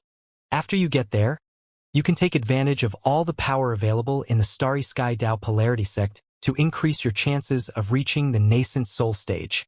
Frigid Sect was slowly raising his voice, causing it to pound into Bai Xiaochun's ears. Bai Xiaochun could hear the sincerity in Frigid Sect's voice, and could tell that he wasn't being dishonest in any way. It really was true that he would have a better chance of reaching nascent soul in the Starry Sky Dao polarity sect. That, along with his Heaven Dao gold core, wouldn't give him a 100% chance of success. However, he would have an astonishing 70% chance. Thinking of the matter that way, going to the Starry Sky Dao polarity sect wasn't a bad thing at all. In fact, it was actually incredible good fortune when it came to his cultivation. Much of Bai Xiaochun's negative feelings were already draining away, and his eyes were beginning to shine brightly. If you become a nascent soul cultivator in the Starry Sky Dao polarity sect, you can even join their Parliament of Elders, and would gain a relatively high level of power and influence. At that point, even being a hostage wouldn't matter, and wouldn't be an obstacle to you in any way. In fact, your hostage status would be a shield of sorts to you as a member of the Parliament of Elders. Furthermore, if you become a nascent soul cultivator there, it would be of incredible benefit to the river-defying sect. After all of the analysis provided by Frigid Sect, Bai Xiaochun couldn't help but let out a long sigh. Patriarch, he said quietly, I think it's a big waste for you to be a cultivator. You should go off and become a diplomat. Frigid Sect roared with laughter before tousling Bai Xiaochun's hair. I'm not finished yet. Stop interrupting. Then his expression turned serious. Xiaochun, much like foundation establishment and core formation, there are 3 ways to enter the nascent soul stage. The first is the simplest, and yet the most dangerous because of the high failure rate. Although you can make the attempt multiple times this way, every failure leads to a loss of longevity. That method is using nascent soul pills. Bai Xiaochun was listening very intently. There was no information in the sect records about the nascent soul stage, so this was his first time hearing such an explanation. Frigid Sect shook his head before continuing. That method leads to a low-grade nascent soul with only a slim chance of ever becoming a deva. It is also the most commonly used method. The second method is by using 5 elements deva beast souls. So-called Deva beast souls are the souls of dead Deva realm beasts. All such souls have a certain measure of 5 elements power, and cultivators who step into the nascent soul stage using them not only become very powerful, they also have a good chance of becoming Devas. Bai Xiaochun was shaken and immediately committed the words, 5 elements Deva beast soul to memory. Never could he have imagined that it was possible to reach the nascent soul stage with the soul of a Deva-level beast. Then there's the third method. Frigid Sect paused for a moment, his eyes shining brightly with both veneration and madness. This sort of expression was something rarely seen on his face. Bai Xiaochun instantly started to get even more nervous. This last method is the stuff of legend. In fact, in the Heavenspan realm, only one person has ever done it. The requirements are incredibly strict. That method is by using 5 elements Deva souls. A Deva soul is the soul of a dead Deva realm cultivator. One of the unique properties of Deva souls is that each one contains the power of one of the 5 elements, either metal, wood, water, fire, or earth. To reach the nascent soul stage using this method requires 5 different Deva souls. Anyone who succeeds becomes completely invincible within the nascent soul stage. Bai Xiaochun gasped. 5 Deva souls? To him, it seemed almost inconceivable. Devas were already rare to begin with. Even in the middle reaches, there were currently only 3 of them. If you added in the Starry Sky Dao Polarity sect, there wouldn't even be 10. Considering all of that, using the 5 elements Deva souls method seemed virtually impossible. Frigid Sect sighed. From ancient times until now, the number of Devas who have existed is very limited, and the souls of any who die are rare and precious items. Because of that, you can see why using the 5 elements Deva souls method to step into nascent soul is unimaginably difficult, and thus the stuff of legend. Bai Xiaochun took a deep breath, and couldn't hold back from asking, Patriarch, didn't you just say that someone did succeed once? Who is that person? Frigid Sect didn't respond for a moment. Looking up into the sky, he said, The Celestial. The Celestial? Bai Xiaochun was taken aback. He is the most powerful cultivator in the Heavenspan realm, and also the one who rules over the 4 great river source sects. He lives on the island in the middle of the Heavenspan Sea. The Celestial. Common people like us can't even speak his name. If you do, he will sense it, and no one wishes to do that. That is why people simply call him the Celestial. Frigid Sect sighed yet again. According to the legends, he reached Heavendao Foundation Establishment, Heavendao Gold Core, and used the 5 elements Deva Souls method to reach nascent soul. The entire time, he walked the heavenly path. You've had some contact with the wildlands, so you can probably imagine what type of position the Celestial occupies. Bai Xiaochun reeled as he thought back to the old wildlander he had spoken to by means of Chun Manyao. The things that old man had told him clicked into place with what he had learned just now, and suddenly he understood. If the 4 main branches of the Heavenspan River and the sects that grew near them were the feudal governments, then this Celestial was the Emperor. Bai Xiaochun sat there in silence with Frigid Sect for a long moment. Finally, Frigid Sect rose to his feet and extended his right hand, within which was a blue-green walnut. Apparently, the walnut had been crafted from jade, and inside of it was a sleeping soul. It didn't emanate any soul fluctuations at all, and in fact, even examining it with divine sense didn't reveal the slightest fluctuation. Bai Xiaochun stared at it blankly for a moment. Is that? Frigid Sect looked at the walnut, then at Bai Xiaochun, his expression alive with anticipation. Xiaochun, your service to the river-defying sect has gone above and beyond the call of duty. The fact that you are a member of the river-defying sect is a true blessing. Unfortunately, we are too small and weak now, and are unable to provide you much in the way of help. However, after discussing matters with the fellow Taoists from the other divisions, we all agreed that it was appropriate to take this, a Deva soul, and give it to you. Frigid Sect's voice echoed like thunder in Bai Xiaochun's ears, causing his mind and heart to tremble. A Deva soul? Bai Xiaochun's eyes widened. If he hadn't just heard Frigid Sect's explanation of the rarity of 5 elements Deva souls, He wouldn't have thought this item to be of much value. But now that he understood everything, his heart was filled with waves of shock. It wouldn't be a wild guess to assume that this Deva soul was the only one in the entire river-defying sect. In fact, there might not even be a second one in all of the eastern cultivation world of the Middle Reaches. After all, Deva souls were items that Middle Reaches sects usually wouldn't possess.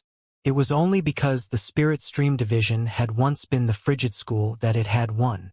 This, for the first time ever, Bai Xiaochun didn't reach out to take the treasure being offered him.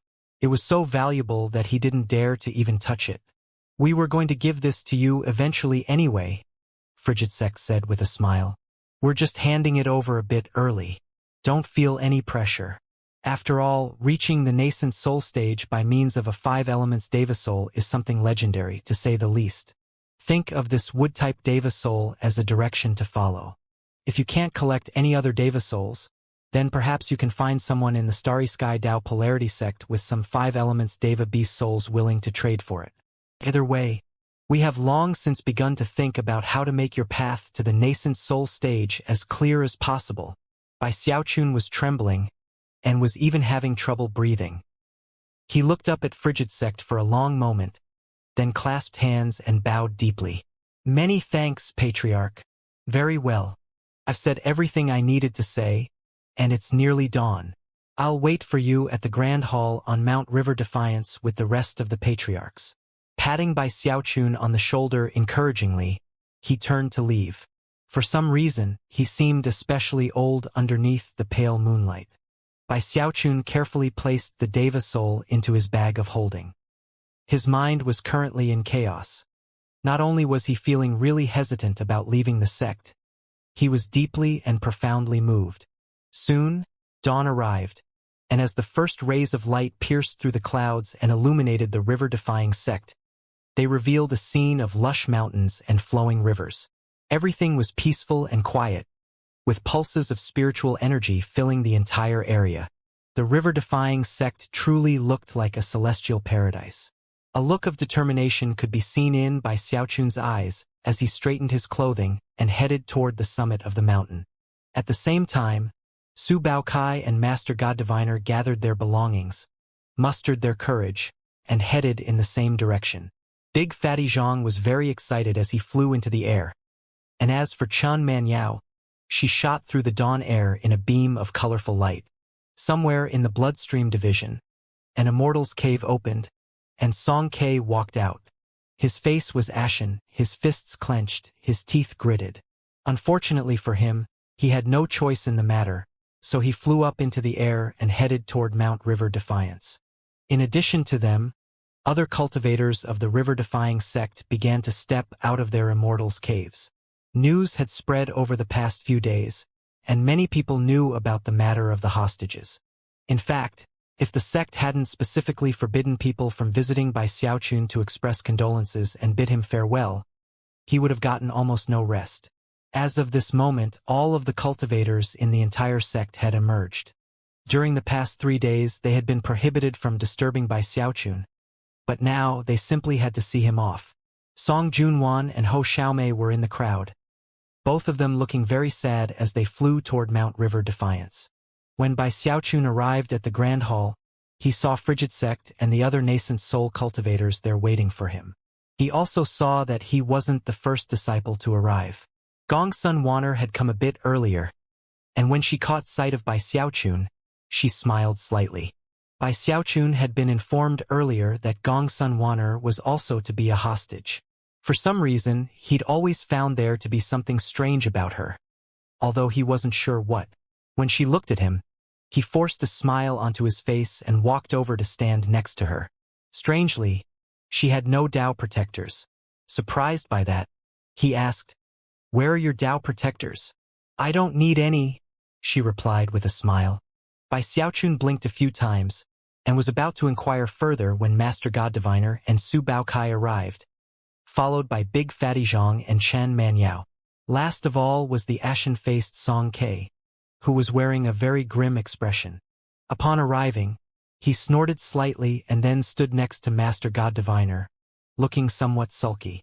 Cultivators were gathering outside of the mountain to say their farewells to Bai Xiaochun. Bai Xiaochun could see Song Junwan and Ho Xiaomei in the crowd, as well as Ho Yunfei, Third Fatty He, and many other familiar faces. None of them could cover up the gloomy expressions on their faces. All of a sudden, Bai Xiaochun realized that his life truly was bitter sometimes. He always seemed to be saying goodbye to people. It had been like this back when he had left the village, and back when he had left the Spirit Stream sect. Now here he was in the river-defying sect, and it was the same thing. Just when he was pondering whether or not to make a short speech like he usually did, an intense pressure suddenly exploded out from the grand hall. At the same time, the door to the hall slowly opened. The boy appeared, clad in a red robe, his hands clasped behind his back. Although he was not very tall, he seemed grander than heaven and earth, which was, of course, because of the heaven-shaking, earth-shattering energy which roiled off of him. As the pressure of the Deva realm filled the entire river-defying sect with solemn silence, the boy looked at Bai Xiaochun and Gongsun Wan'er, then nodded slightly. Since everyone's here, let's be off. He waved his hand up into the sky, causing intense rumbling sounds to echo out, as if the sky itself were being crushed. Then, two illusory hands appeared, ripping a huge hole into the air itself. Then, a 30,000-meter-tall giant emerged to hover above in the air. The giant had a powerful fleshly body and a savage aura. Although it wasn't quite as impressive as the blood ancestor, it was still a completely shocking sight. As it hovered there, the mountains below almost seemed like toys that it could crush at will. Gasps could be heard among the river-defying sect cultivators, and even Bai Xiaochun's eyes went wide. That was especially true after the giant threw his head back and howled, then dropped to its knees and prostrated itself in the direction of Mount River Defiance. "Master!" it said, its voice deafening as it rolled out in all directions. Even as everyone in the sect was shaken, the boy flicked his sleeve, causing the visions of Bai Xiaochun and everyone around him to blur. Their bodies were suddenly filled with pain, and they vanished. When they reappeared moments later, they realized that they were looking down at Mount River Defiance. All of them were now on the head of the giant. To be able to teleport people without any spell formations whatsoever was something that nascent soul cultivators could only do with great difficulty. However, this young boy had done it with the flick of his sleeve, as if it hadn't taken him any effort at all. This was the first time that Bai Xiaochun had been shaken in such a way by a deva. Even more shocking was that each hair on the giant's head was like a huge tree, making his head almost like a forest. Su Baokai shrieked, and Big Fatty Zhang's face drained of blood. Master God Diviner was left trembling, and even Song Ke started panting a bit. Chun Manyao took things in stride a bit better, whereas Gongsun Wan'er was the only one who didn't seem to have any reaction whatsoever. As for Bai Xiaochun, he was a true gold core cultivator, so although his face paled a bit, he stood there in place, looking down at the river-defying sect. Suddenly, he cried out in a loud voice, "I'm leaving, but I'll be back." The Deva Realm boy looked over at Bai Xiaochun with a smile, then sat down cross-legged on one of the giant's huge hairs. A moment later, the giant rose to its feet, roared, and leaped back into the hole in the air, vanishing in an instant. The only thing left behind for the river-defying sect cultivators to see were some ripples, and the echoes of Bai Xiaochun's voice. Book 4. A different kind of hostage. Beyond the middle reaches was the true eastern heavenspan river, vast and majestic, so grand that it wasn't possible to see the end of it. It was an area so large that the entire middle reaches cultivation world couldn't even compare to it. If you followed it along far enough, it reached the place where the river flowed out from the sea. In that location was a waterfall so large and boundless that it virtually defied description. It was as tall as an enormous mountain, and so wide that it was impossible to see one end from the other. As the waters flew down, they transformed into the eastern heavenspan river. One could only imagine what existed at the top of that waterfall. The heavenspan sea. The spiritual energy in the area was so strong that it also defied description. The spiritual energy of the middle reaches cultivation world couldn't even compare to it. This was the location of the sect headquarters of the Starry Sky Tao Polarity sect. Shockingly, that headquarters rose up from within the boundless mists at the bottom of the waterfall. Towering high above the waterfall itself were 7 rainbows, which were organized into 3 levels. The first level and the highest was made up of a single rainbow. The second level had 2 rainbows, one on the left and one on the right. Beneath them was the third level, made up of 4 rainbows lined up in a row. Considering how enormous the waterfall itself was, it only made sense that the rainbows were even more majestic. Astonishingly, those 7 rainbows were actually part of Starry Sky Tao Polarity sect. Even from a distance, it was just barely possible to see countless indistinct figures flying back and forth through the air, making it very clear how enormous the sect was. Furthermore, those rainbows were only part of the sect. Higher up, at the very top of the waterfall, was an enormous, ancient battleship. It was pitch black and emanated the most archaic of auras. There was something ghastly about it, and it was even possible to see ghostly figures inside, perhaps the reserve powers of the sect itself. In addition to all that, there were 4 gigantic cities built on the banks of the Heavenspan River, 2 on each side. Any one of those cities alone was larger than any of the 4 great sects of the Middle Reaches, and could clearly house millions upon millions of people. The mere sight of this sect would leave anyone completely shaken. This was the Starry Sky Tao Polarity sect. At the base of the waterfall were 4 enormous cities. Towering above the waterfall were 7 rainbows. And behind the waterfall was the Heavenspan Sea. A moment ago, the enormous giant had just stepped out of thin air to appear some distance off from the Starry Sky Tao Polarity sect. Bai Xiaochun was on the giant's head, looking at the sect and gasping. The mere size of the sect was enough to cause his head to spin. Then, as he got closer, he could feel the spiritual energy getting stronger, so strong that it was almost uncomfortable. Bai Xiaochun wasn't the only one to have such a reaction. Everyone else was left similarly gasping. Master God Diviner's face was a mask of incredulity. How did they do this?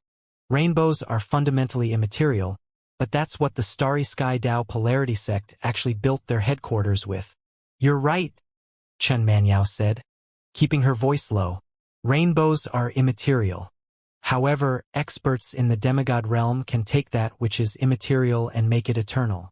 Furthermore, the 7 rainbows are strictly separated by a ranking system.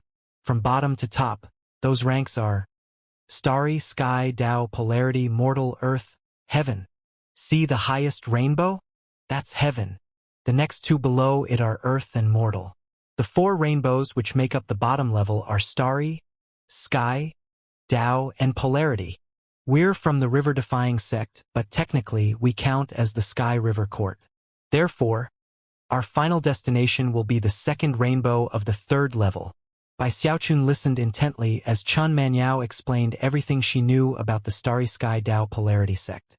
Those 4 cities on the banks of the river are nothing more than the outer sect. You see, the Starry Sky Tao Polarity sect's ranking system is a bit different from what we're used to. Even Gongsun Wanner seemed to be surprised at how much Chen Manyao knew, and was listening carefully. The Deva Realm boy opened his eyes and looked over. You seem to know quite a bit, little girl. Chen Manyao's face flickered. Fearful of angering a Deva Realm eccentric, she nervously clasped hands and said, Please don't take offense, senior. None taken, the boy said coolly.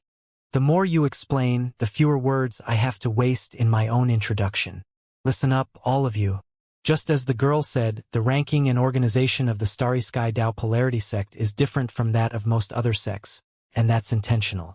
Most sects have an outer sect, an inner sect, a conclave, and a legacy echelon or some variation thereof. But not the Starry Sky Tao Polarity sect. We are organized by color. Red, orange, yellow, green, cyan, blue, violet. Those 7 colors are how we organize our sect.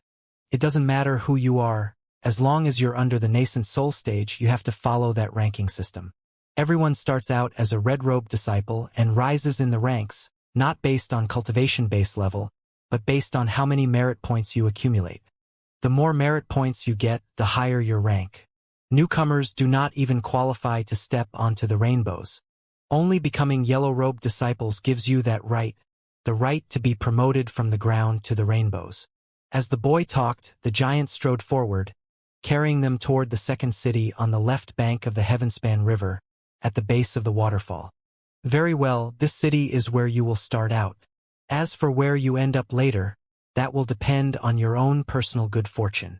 He rose to his feet, flicking his sleeve to send a jade slip flying over to Bai Xiaochun. Take this jade slip. Once you're in the city, someone will arrange everything for you.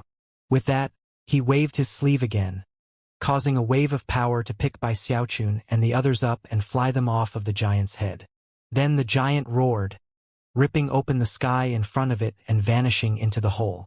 As for the boy, he also disappeared, reappearing out of sight, far up on the second-level rainbow. After the boy left, Bai Xiaochun breathed a sigh of relief. Then he looked over at the huge city, which teemed with countless people, beyond which was the enormous waterfall and the rainbows. This place was gigantic and completely unfamiliar to Bai Xiaochun, leaving him feeling more isolated than ever, a stranger in a strange land. These 4 huge cities have simple names, Chen Manyao said softly.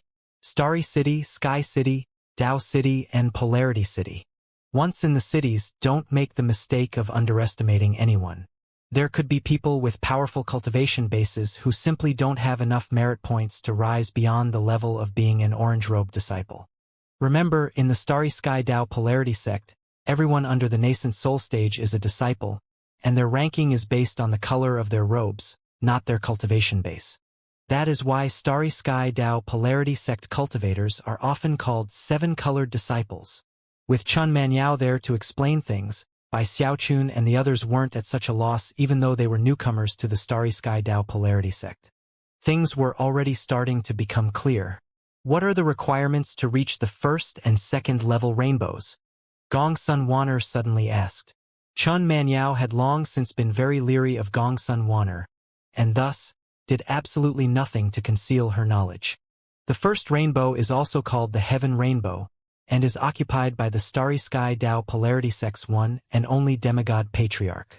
Beneath it is the Earth Rainbow on the left and the Mortal Rainbow on the right.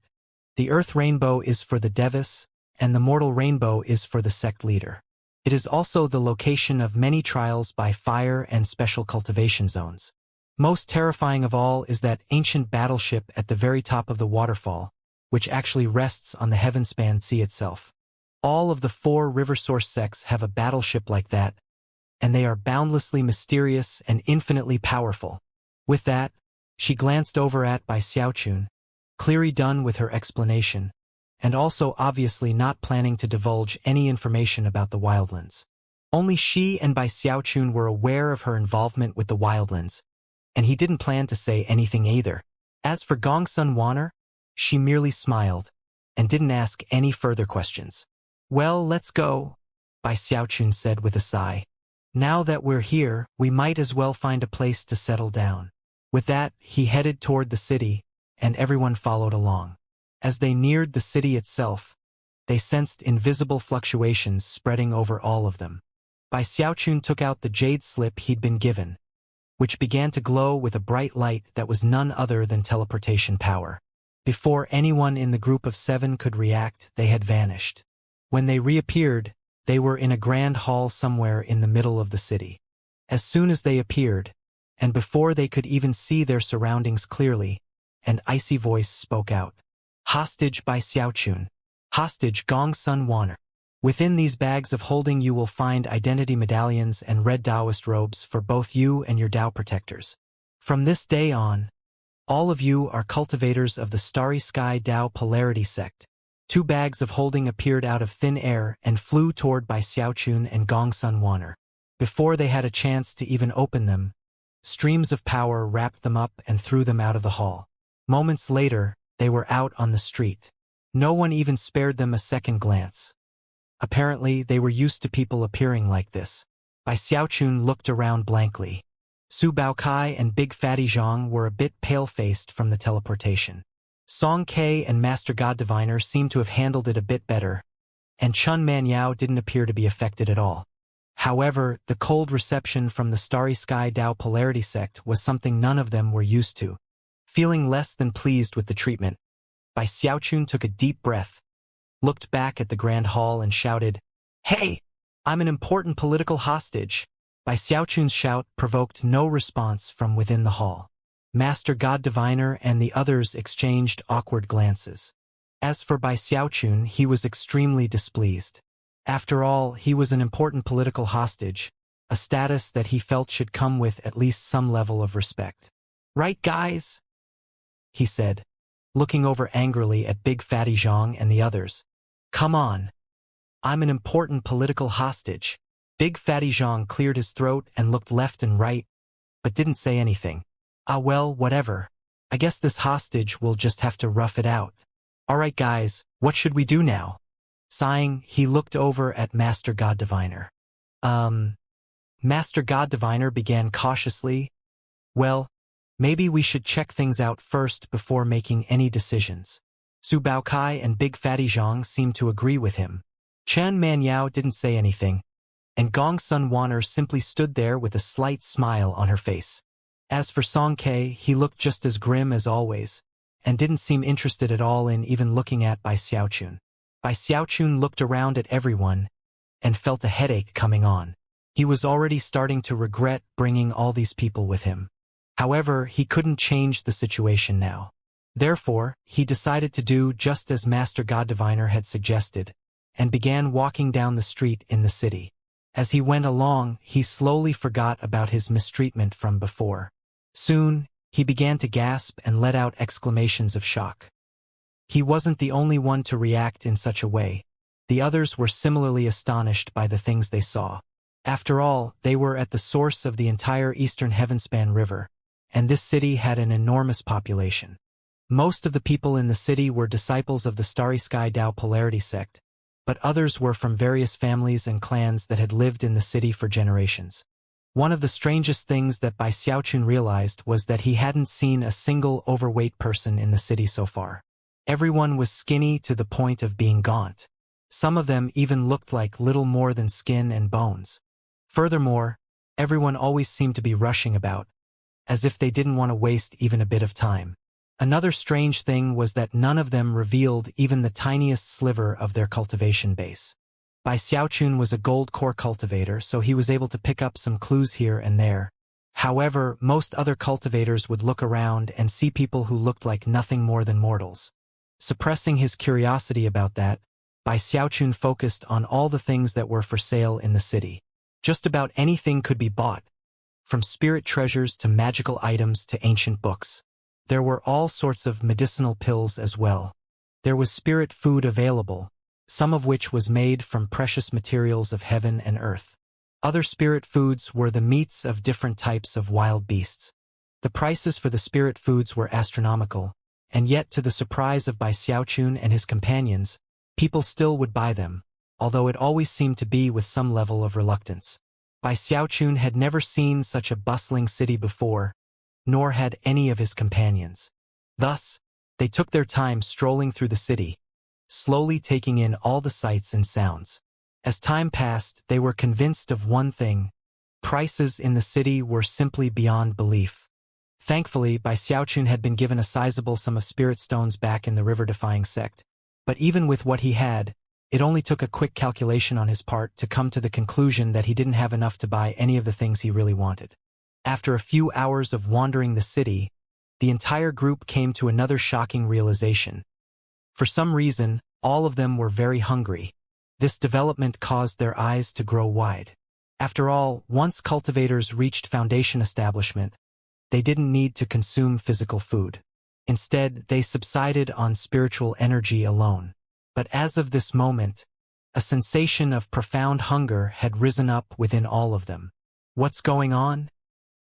I'm hungry. Bai Xiaochun rubbed his belly, and then looked over at Chen Manyao with a confused expression on his face. Chen Manyao was also clearly taken aback. After a moment of thought, she pulled out a jade slip which she used to send a message to someone. After a moment, an odd expression appeared on her face. Looking around at her companions, she hesitated, then said, Did any of you notice that your cultivation bases have progressed already?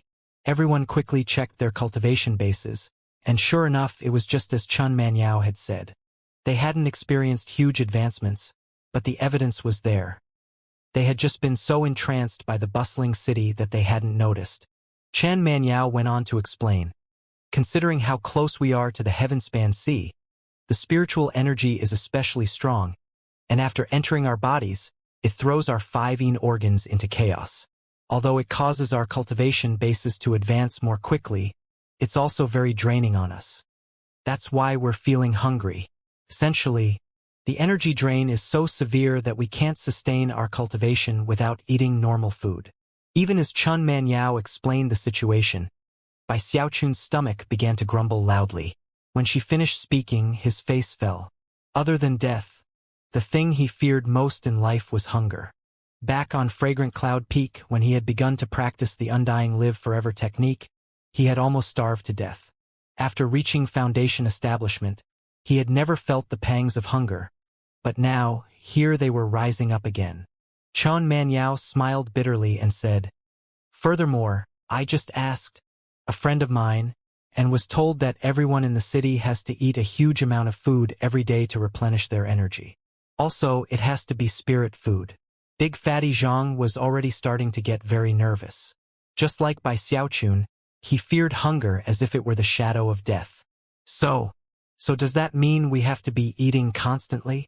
Once you become a yellow-robed disciple and get into the Rainbow District, then the aura there will aid in your absorption of spiritual energy, and the problem will resolve itself naturally. Chun Manyao's brow was also furrowed because of the sensation of hunger she felt. Gong Sun Wanner rubbed her belly, licked her lips, and then chuckled. "Well then, I think I'll go get something to eat. See you all later." With that, she waved at them and melted into the crowd. "Junior Patriarch, what do we do?" Master God Diviner said, looking at Bai Xiaochun. "I'm hungry too." Su Baokai had the same reaction, and even grim-faced Song Ke finally turned to look expectantly at Bai Xiaochun. Rubbing his bag of holding anxiously, Bai Xiaochun gritted his teeth and said, "Let's just suck it up for now. We need to find a place to stay first. Then we can worry about how to get something to eat." The others agreed that it was a good idea. All of them produced some medicinal pills to temporarily relieve their hunger, and then began searching through the city for a place to stay. Soon, they found the location where Starry Sky Dao Polarity Sect disciples could get Immortals Caves, which was when Bai Xiaochun learned that all the Immortals Caves were rented out, not sold. After looking over the rent prices, Bai Xiaochun couldn't help but gasp. This is way too expensive." The cultivator in charge was an orange-robed disciple, and all he did was look at Bai Xiaochun coldly, refusing to even say a word. It was soon apparent from the incredible prices that only very wealthy people could afford Immortals Caves here. Ordinary people had to settle for spirit abodes. Of course, the prices for spirit abodes were also very high. Since they had few options available, Bai Xiaochun and his companions agreed to rent the cheapest spirit abode they could find. By the time they acquired the Jade Slip Key and found the spirit abode in the city, it was starting to get dark outside. It was located in the city's East District, and was very simple and crude. It actually reminded Bai Xiaochun of his residence back in the village when he was young. Furthermore, to his agony, renting it for half a year cost him half of the spirit stones he'd been given by the sect. A whole day had been wasted already, and all of them were getting increasingly hungry. By this point, all of their stomachs were grumbling loudly. Sighing, Bai Xiaochun tossed the bag of spirit stones over to Master God Diviner and told him to go find some food. Master God Diviner excitedly caught the bag of holding and then rushed out, to return shortly with a large collection of spirit food which he divided out equally. Now that they had food, everyone sat around silently eating, wrapped up in their own thoughts. As for Bai Xiaochun, he couldn't stop thinking about how much he missed the river-defying sect. The night passed silently. The next day at dawn, Bai Xiaochun was awoken by the sound of his own grumbling stomach. Looking around at everyone else, he could tell that they already looked a bit skinnier than they had the day before. Damn it! What wickedness is this? How are we supposed to deal with this? It was a terrifying situation. He was so hungry he could hardly see straight. Producing more spirit stones, he asked Master God Diviner to go out again to buy spirit food. And that was how the first day passed. Then a second day went by, and a third, and a fourth. During that time, everyone from the group went out to explore the city at some point, but would return frowning and settle down cross-legged and unmoving, not willing to waste any energy. Despite trying to save energy, all of them, by Xiaochun included, were started to get much thinner. That was especially true of Su Baokai, who was already at the point of looking like skin and bones. However, none of that was truly frightening. What scared them the most was that the bag of holding was on the verge of running out of spirit stones, most likely within 2 days. Even Bai Xiaochun's personal bag of holding was almost 90% devoid of spirit stones. "We have to think of a plan," he said passionately, looking around at everyone with a serious look on his face. "Going on like this won't work. You guys are my Tao protectors. Go out and make some money." Almost as soon as the words left his mouth, Song Ke rose to his feet, a look of determination flickering in his eyes, as well as a bit of madness. Bai Xiaochun looked at him curiously, and was just about to ask what he was going to do when Song Ke blurted, "I've had enough of this." "Enough. Do you hear me, Bai Xiaochun? Tao Protector? Forget it. I quit. Song Ke can solve his own problems for himself. From now on, you're on your own. It all comes down to the merit points, right? Maybe I wasn't a match for you in the Bloodstream sect, or in the River-defying sect, but here in the Starry Sky Tao Polarity sect, I'm going to become a yellow robe disciple on my own merit and get promoted to the Rainbow District." Bai Xiaochun's eyes widened angrily, and he was just about to offer a retort, when suddenly Master God Diviner rose to his feet. Master God Diviner gritted his teeth in hesitation for a moment before continuing, Junior Patriarch, I'm leaving too. If we all stick around here, we'll never solve the problem of being hungry. Look, why don't you?" At the sudden realization that everyone was apparently planning to go their own way, Bai Xiaochun shot to his feet. "Don't go, guys. You're my Tao protectors. I brought you here with me. What am I supposed to do if you all leave?" What was especially terrifying was the realization that the spirit stones the sect had given him were almost all gone. The fact that everyone was leaving at that point was what hurt the most. "I brought you here with me. You're supposed to take care of me?" Despite his protestations, Song Ke simply snorted coldly, then turned and left.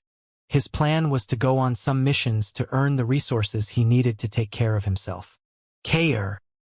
Bai Xiaochun called after him. However, Song Ke didn't even look over his shoulder. As for Master God Diviner, he was getting ready to leave too. But Bai Xiaochun reached out and grabbed his arm. "Master God Diviner," he said piteously, "I won't call you Master Snort anymore, okay? Don't go." "Junior Patriarch, I don't have any other choice. Before coming here, none of us had any idea that merely staying alive in the Starry Sky Tao Polarity sect would be so difficult. I think I'll go start performing some divinations to get some food to eat." Although his words were chosen well, inside he was furious, and at the same time, couldn't stop thinking about how much he missed the river-defying sect. Shaking himself out of Bai Xiaochun's grip, he left the spirit abode and was gone in a flash. "I can't believe you people," Bai Xiaochun said angrily. As far as he was concerned, Song Ke and Master God Diviner were being completely unreasonable. If they had gone out on their own earlier, it might have been tolerable, but instead, they waited until he ran out of spirit stones to abandon him. Even as Bai Xiaochun stood there fuming, Chun Manyao sighed and stood up. Looking over at Bai Xiaochun, she said, "This is my fault for not getting complete information. Junior Patriarch, I'm going to go look for some friends of mine. If destiny will have it, we'll meet again in the Rainbow District." Without giving Bai Xiaochun a chance to respond, she flew out of the spirit abode. Chun Manyao's sudden departure pushed Bai Xiaochun toward the brink of madness. After all, she had come to him to ask to join the party, and now here she was just throwing him to the wayside. Thankfully, he could console himself with the fact that Su Baokai and Big Fatty Zhang were staying behind. Fine, if they want to go, let them go. At least eldest brother and little treasure have some loyalty. Looking over at them, he slapped his chest and said, "Look, you too. Don't worry. However, that was when Su Baokai rose awkwardly to his feet. Junior Patriarch. Hey, what are you doing? Sit back down." Heart pounding, Bai Xiaochun was just getting ready to physically block Su Baocai's path, when he noticed the look of determination in his eyes, as well as the tears. "Junior Patriarch," he pled. "Let me go, please. I don't want to die of starvation. Look at me. I'm the weakest of all of us, and I'm already skin and bones. If things keep going like this, I'm going to be the first one to die. Show me mercy, I beg of you. Let me go. Please, Junior Patriarch." He even started tugging at Bai Xiaochun's sleeve. The anger faded from Bai Xiaochun's face, and he sighed. "All right, everyone has the right to pick their own path. Leave if you want." "Many thanks, Junior Patriarch." Eyes filled with gratitude, Su Baokai fled the spirit abode. As soon as he was outside, he caught sight of Master God Diviner off in the distance. The two of them exchanged a glance, then joined together and headed off into the city, chuckling. Looking quite proud of himself, Master God Diviner produced a chunk of spirit meat from his bag of holding and started munching on it as he said, "Song K has pretty high ambitions and isn't very flexible. I bet he really did think that he was in a bad position. We're different though. Finally, we're free from the clutches of evil." Su Baokai hesitated for a moment, then produced a similar chunk of spirit meat. After taking a bite, he said, "Are you sure this is a good idea though? After all, we're still technically Tao protectors." Clearly, the two of them had quite a collection of resources built up. After all, for the past several days, all of the food they'd been eating had been provided by Xiaochun. Master God Diviner hesitated for a moment. After a bit of thought, he said, "There's nothing we can do about that. If we had stayed back there, we would still have gone hungry eventually anyway, what with the Junior Patriarch's way of handling things. Don't worry.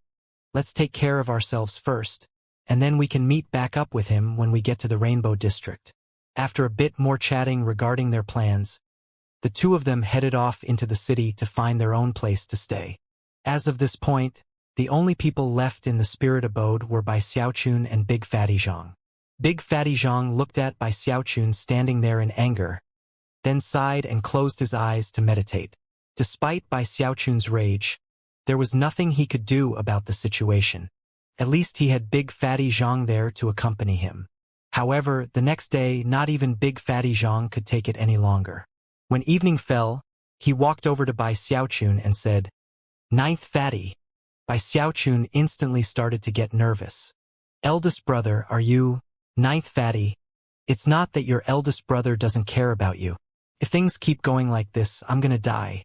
I'll go out to perform some spirit enhancements. Don't worry, Ninth Fatty. After I get some money built up, I'll come back and take care of you." Big Fatty Zhang had clearly made his mind up, and Bai Xiaochun didn't say anything to try to change his mind. Big Fatty Zhang clapped Bai Xiaochun on the shoulder, then took a deep breath, his eyes gleaming as if he had accepted a holy mission. With that, he walked out of the spirit abode. Bai Xiaochun was the only person left. As the sun slowly sank down over the horizon, he stood outside the door looking more lonesome than ever. Finally, he let out a long sigh. Gone. They've all gone. Crestfallen, he walked back into the spirit abode and sat down, his hunger growing. What am I supposed to do? I'm so hungry. Considering that night was falling, he finally went out and used some of his dwindling spirit stone savings to buy some more spirit food. Then he looked around at all the red-robed disciples hurrying here and there on various missions. Although some of the missions were dangerous, considering that Bai Xiaochun's cultivation base was in the gold core level, they wouldn't pose any threat to him. However, the rewards for accomplishing such missions were small. Based on his calculations, doing missions to survive would require him to do them almost all day every day. That was mostly because the high level of his cultivation base meant that the drain on his body was even more noticeable. And of course, the missions with bigger rewards were the ones that were more dangerous. Despite putting some thought to it, he couldn't come up with any good ideas. Sighing, he went back to his spirit abode. Back inside, the little turtle finally woke up and stuck his head out of Bai Xiaochun's bag of holding. He looked at Bai Xiaochun suspiciously, clearly wondering why he had been asleep so long. However, Bai Xiaochun wasn't in any mood to pay attention to him. Seeing how he was being ignored, the turtle's suspicions faded, and he disappeared back into the bag of holding. A few more days passed.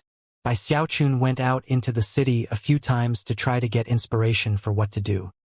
He completely suppressed his cultivation base, ensuring that no fluctuations whatsoever emerged from him, which also reduced the drain on his body. However, no matter how many ideas he came up with, he found that there were already people in the city using those methods to earn merit points. Trying to compete with them would be pointless. He even tried to find some unique missions at the missions office suited to his style, but there were simply too many disciples there looking for missions.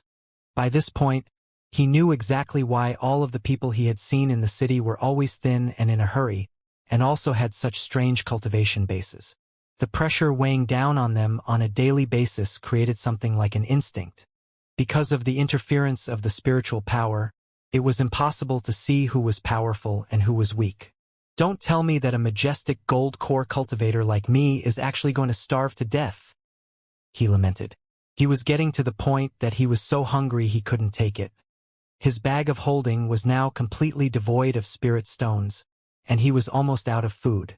Soon, he would have nothing left to eat other than spirit plants. Of course, he had plenty of those, because he was always equipped with numerous ingredients with which to concoct medicine. However, even if he sold them all, the merit points they would earn would vanish just as quickly as his spirit stones. I can't keep going on like this, or I'm going to die. This Starry Sky Tao Polarity sect is just too wicked. I can't believe they treat their disciples so harshly. I'm a gold core expert. I'm an important political hostage. Don't they even care that I'm starving to death? Depressed, he even considered resorting to theft. However, the punishment for theft in the Starry Sky Tao Polarity sect was so severe that he quickly abandoned such thoughts. Alright, I'm out of options. I guess I'm going to have to use my best skill to solve this problem. I'm going to concoct medicine. Even if some disastrous things happen as a result, I don't care. Things are already bad enough as it is. What do I have to be scared of? I'm going to concoct some sort of medicine that prevents hunger long-term. In fact, I already came up with a name for it. Ultra-fasting aid pill. Eyes bloodshot, he slapped his bag of holding, producing a pill furnace, as well as some flamestones. Taking a deep breath to calm himself, he devoted all of his thoughts to the ultra-fasting aid pill he wanted to concoct. Some people in the world perform better under more pressure, and Bai Xiaochun was just that type of person. In fact, he was extraordinary even among people like that. The truth was that surviving in the city wasn't as hard as Bai Xiaochun imagined it to be, especially for gold core cultivators. In fact, it was relatively simple. All he had to do was take on a few relatively dangerous missions every once in a while, or do smaller, easier missions on a daily basis. Using either of those methods, it would only take a year or two to save up enough merit points to become a yellow robe disciple and be promoted to the Rainbow District. Of course, it would require a bit of frugality, but it was nothing undoable. But Bai Xiaochun didn't like danger, and didn't want to do any missions. Only when he was so hungry that he could hardly see straight did the pressure build to the point where he finally exploded with creativity and innovation. For the following 4 days, he didn't rest or sleep. He ate what little food he had left and even nibbled on some spirit plants until finally the pill formula for his ultra-fasting aid pill came to be complete in his mind. My ultra-fasting aid pill will be a concentration of the quintessence of heaven and earth. Upon consuming it, one will receive temporary replenishment, will be relieved from the pressure caused by the draining of ordinary energy, and will even find that the spiritual power inside of their body has become gentler and easier to work with. Bai Xiaochun was trembling with excitement, and although he was now quite gaunt, his eyes were shining brightly. Having completed the ultra-fasting aid pill formula, he immediately began to concoct. 6 hours later, his first batch appeared, and although it only contained 3 pills, the mere odor emanating from them caused Bai Xiaochun's hunger to lessen. Ha ha ha! I really am a genius. It worked. My ultra-fasting aid pill worked. Surging with excitement, he took the 3 pills out of the furnace, and was just about to consume them when he hesitated, and thought back to all the bizarre and strange things which had happened in the past when he had concocted medicine.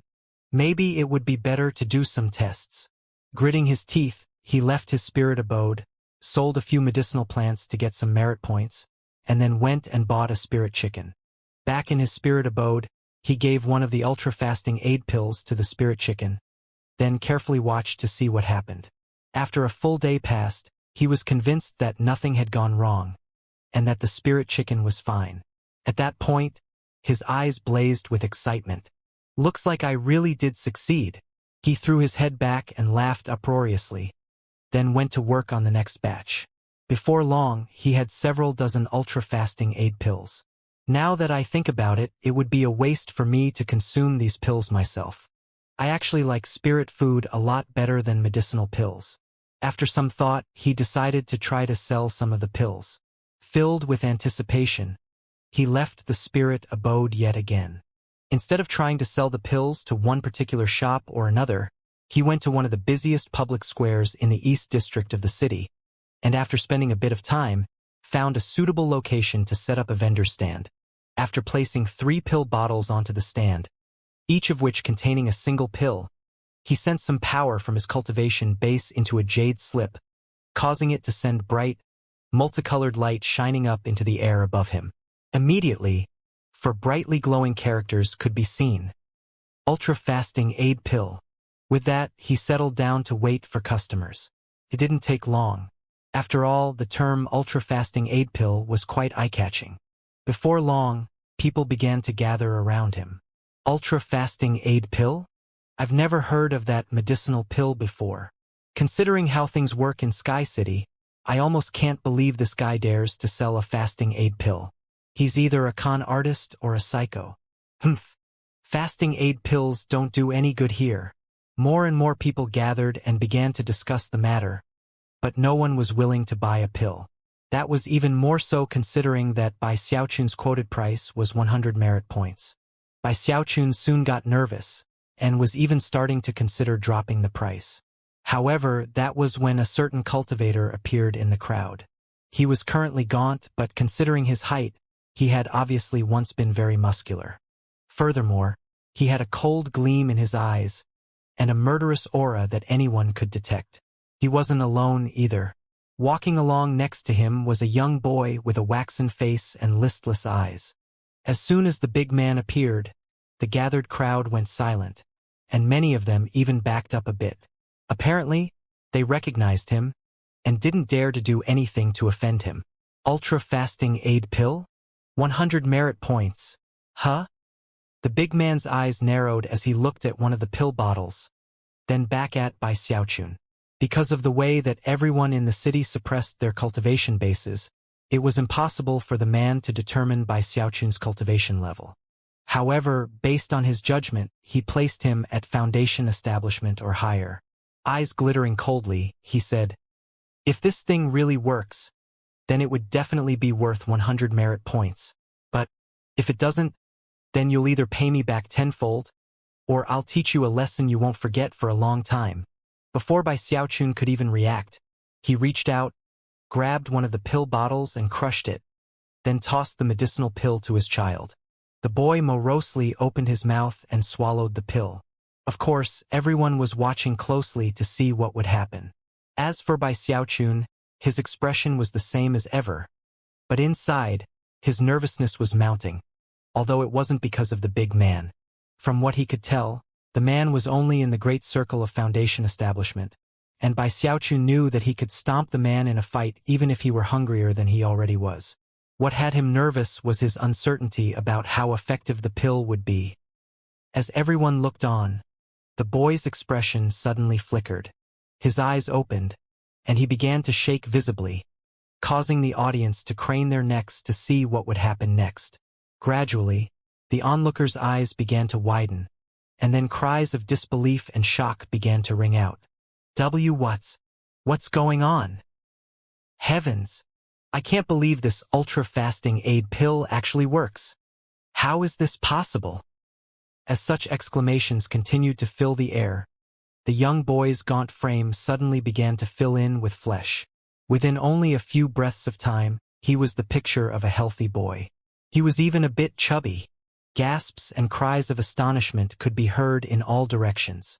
As for the big man who had bought the pill, he was shaking, and his eyes began to shine with shock. Immortal medicine! That's immortal medicine! The man quickly reached out to grab the remaining 2 bottles, but before he could, Bai Xiaochun leveled a cold gaze at him.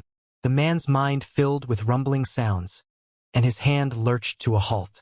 As of this moment, a sensation of deadly crisis had filled him, and something inside of him was telling him that if he dared to try to steal the pill bottles, he would be struck dead instantly.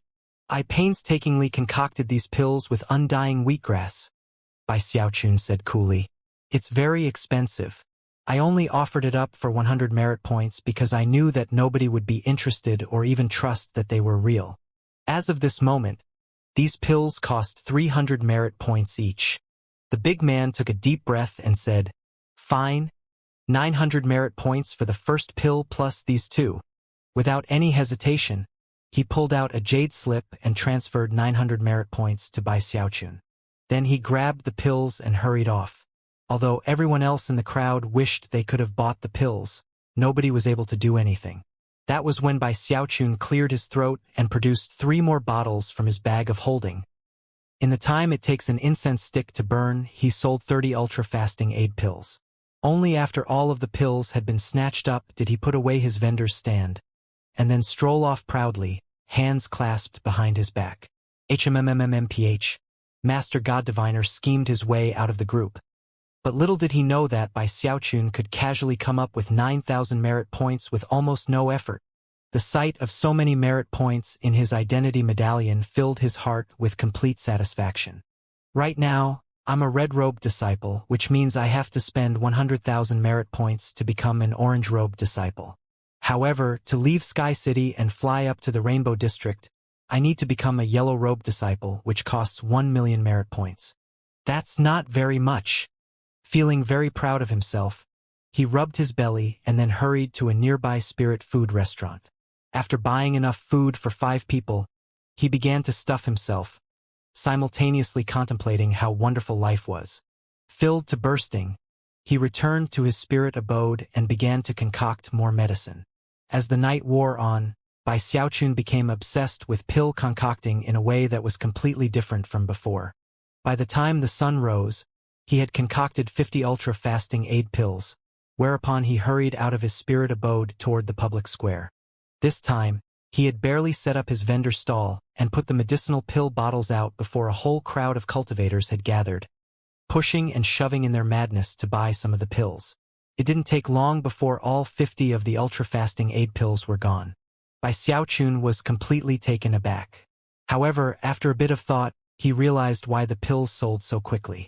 Compared to the outrageously expensive spirit food in the city, the pills were very cheap. Furthermore, they were so effective that no one could possibly be unmoved by them. After some consideration, though, Bai Xiaochun decided not to raise his prices. As far as he was concerned, the inhabitants of the city had things rough as it was, and besides, he was already making a great profit. However, the next day as he was passing by a random shop, he noticed to his astonishment that they had an ultra-fasting aid pill for sale for 3,000 merit points. Upon arriving at the public square, he couldn't even sit down before 8 cultivators rushed over and began fighting over the chance to be first in line. And furthermore, all of them wanted to buy his entire supply of pills. By now, Bai Xiaochun was on guard, and after a bit of observation, came to the realization that these cultivators were all employees of various shops in the East District. Obviously, they wanted to purchase the pills at a low price and then resell them for a profit. Bai Xiaochun was not very pleased at all, and immediately established a new rule governing sales. Each customer could only purchase 1 pill at the normal price. The second pill would be twice as expensive. The same went for the third pill. However, this new rule wasn't very effective. After all, the cultivators in Sky City were most unscrupulous. Bai Xiaochun simply ignored that, though, and continued selling pills for 7 days. By that point, He had accumulated close to 100,000 merit points. Meanwhile, the matter of the ultra-fasting aid pills in the East District had caused quite a commotion. Many people had heard of them, including certain powerful organizations in the city. There were countless such organizations in Sky City, which were essentially gangs of cultivators. The largest and most powerful of them was the Celestial Sky Society, which controlled nearly 80% of the shops. With that monopoly, and the fact that they were backed by a Deva clan, no one ever dared to provoke them. When it came to the East District, there was no single person from the Celestial Sky Society who ran it, but rather there were 3 of them, all of them famous orange-robed disciples. Currently, they were meeting in a secret location, serious expressions on their faces as they studied an ultra-fasting aid pill. They took turns holding it in their hands and looking at it from all angles. None of them spoke, and a bit of time passed before someone called out greetings from outside of the secret chamber. Standing outside was an old man with a full head of white hair. He was surrounded by a strong medicinal aroma, and as soon as he entered, the 3 orange-robed cultivators rose to their feet and greeting him respectfully. The old man didn't waste any words. Pointing at the ultra-fasting aid pill, he said, "This pill contains 123 different types of medicinal effects. The combination of so many types of effects can lead to infinite variations. I've never seen anything like it in my life. In terms of ingredients, it contains 19 different varieties of medicinal plant, which, when merged together, give rise to those 123 different medicinal effects. If my speculations are correct, a unique concoction method was used to produce the pill.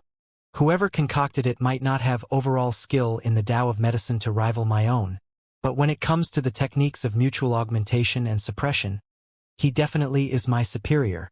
This old man had spent several days researching the pill, and had been left completely shaken by what he saw. One of the 3 orange-robed disciples couldn't help but ask, "Is there any way you can reproduce the formula and technique so that we can concoct it ourselves? Apparently you didn't understand what I just said. Let me put it this way. Not only have I never heard of an ultra-fasting aid pill before, even after researching it, I can assure you that the formula is not like anything I've ever seen before. There are some flaws to it, but consuming it won't cause any significant harm. At worst, it might cause some temporary damage to one's vital energy. However, any such damage will quickly be repaired.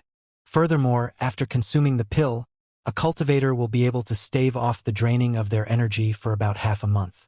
In the final analysis, I'm convinced that someone recently invented this pill formula. Do you really think that I can simply analyze and reproduce such a powerful, recently invented pill formula? I don't have that level of skill." Eyes shining brightly, the old man continued, "However, what I can do is take an existing pill and possibly split it up into more than one pill. Unfortunately, that would reduce the quality and make the side effects worse." The 3 orange-robed disciples didn't respond. All of them knew that if these pills continued to be concocted and sold to the inhabitants of Sky City, it would have a seriously detrimental effect on the sale of spirit food. In fact, it could even end the industry altogether. Obviously, the Celestial Sky Society had no desire for the status quo to change. If only they could acquire the pill formula, then they would be able to get a handle on the situation, and perhaps even prevent the pill from being concocted. The 3 orange-robed disciples exchanged glances, and then 2 of them turned to the third. "Killing people violates the rules set forth by the Starry Sky Tao Polarity Sect," said one of the 2. "So we should avoid that if possible. Even the main headquarters agrees with that." Both of the men clasped hands respectfully. "Therefore, fellow Taoist Joe, would it be possible for you to get in contact with the cultivator selling this pill, and somehow acquire the pill formula? If not, well, I guess we could use the cooperation method." Meanwhile, Bai Xiaochun had been enjoying life for the past 7 days. He was both pleased and shocked at his rapidly growing accumulation of merit points, and had been constantly splurging on the most expensive spirit foods. He had even gone to the magic pavilion to buy a large collection of magical items and defensive treasures.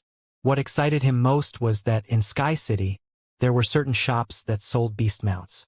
The most expensive could cost millions of merit points, and even the cheapest went for more than 100,000. Bai Xiaochun immediately fell in love with the idea of having a beast mount. After all, the cultivators he had seen in the city who went around on such mounts were all extraordinary figures. His desire itched in his heart, but unfortunately, he was worried that he couldn't actually afford one. Therefore, he waited a few days until he couldn't hold back anymore, and then spent over 100,000 merit points on a battle mount. To most cultivators in the city, a mount like this would be considered a luxury. It was fully 90 meters long and looked like a fearsome crocodile. It had 3 eyes, was covered with armor-like scales, and had a cultivation base comparable to the early foundation establishment stage. When Bai Xiaochun sat on the back of the crocodile, he felt extremely grand and imposing. Its growling cry echoed like thunder, and ensured that he was the subject of much envy as he rode it back to his spirit abode. In a few days, I'll pick a new place to stay, he thought. This spirit abode doesn't fit me anymore. I need an immortal's cave, and the best one at that. Even as his eyes sparkled with pride, he realized that there was an orange-robed cultivator waiting for him outside of his spirit abode, hands clasped behind his back. He was flanked by 7 or 8 red-robed disciples, all of whom seemed energetic and ready to fight. In fact, they weren't suppressing their cultivation bases, which ensured that a weighty pressure filled the entire area surrounding the spirit abode. However, even the orange-robed disciple was only in the great circle of foundation establishment. As for the other foundation establishment cultivators, Bai Xiaochun could tell that they wouldn't pose a threat to him at all, so he ignored them. They looked at him and he looked back at them. As for the orange-robed disciple, as soon as he got a look at Bai Xiaochun's face, his expression turned very serious. Everyone in the city usually suppressed their cultivation bases to the limit. However, as for this orange-robed disciple, with careful scrutiny, he could determine if a person was weaker than him or not. The only people he would be unable to assess would be people who were already in the great circle of foundation establishment or higher. Currently, he couldn't assess Bai Xiaochun at all. However, it didn't occur to him that Bai Xiaochun might be in core formation. That was because, despite how packed Sky City was, there were actually very few core formation cultivators there. After all, with a gold core cultivation base, it would be a relatively simple thing to go on missions and earn the merit points necessary to be promoted to the Rainbow District. Well, this might be a problem, the orange-robed cultivator thought, frowning. Despite having run a background check on Bai Xiaochun, he hadn't found any information about him other than his surname. After a moment, he decided that, considering the level of cultivation base he was dealing with, he shouldn't beat around the bush. The ultra-fasting aid pill was too important, and therefore the best choice in the situation was to start out by trying to cooperate with its maker. His frown turned into a smile. As Bai Xiaochun neared, the orange-robed disciple clasped hands and bowed. "Brother Bai, I presume? I am your humble servant Zhou Tao, a leader of sorts within the Celestial Sky Society. I was hoping to discuss the ultra-fasting aid pill with you. If we cooperate, I think we can make a handsome profit."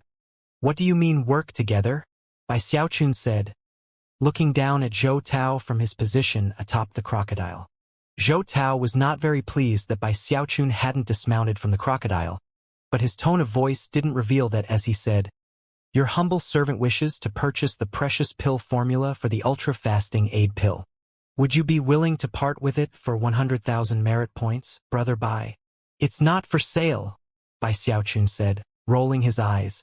With that, he flew off of the crocodile, then swished his sleeve, causing it to fly into his spirit beast bag. Just as he was about to step into his spirit abode, Zhou Tao moved to block his way. "Brother Bai, if you don't want to sell the formula, that's fine. But would you be willing to let the Celestial Sky Society be the exclusive dealer for your pill?" "Exclusive dealer?" Bai Xiaochun looked at Zhou Tao for a moment. The truth was that going out to sell the pills on his own over the past few days had been a bit troublesome. If this Zhou Tao could do that for him, it would definitely save some effort. "The Celestial Sky Society virtually runs Sky City," Zhou Tao said with a smile. "Therefore, I am very confident that within a few short months, we could get your ultra-fasting aid pill to every corner of the city.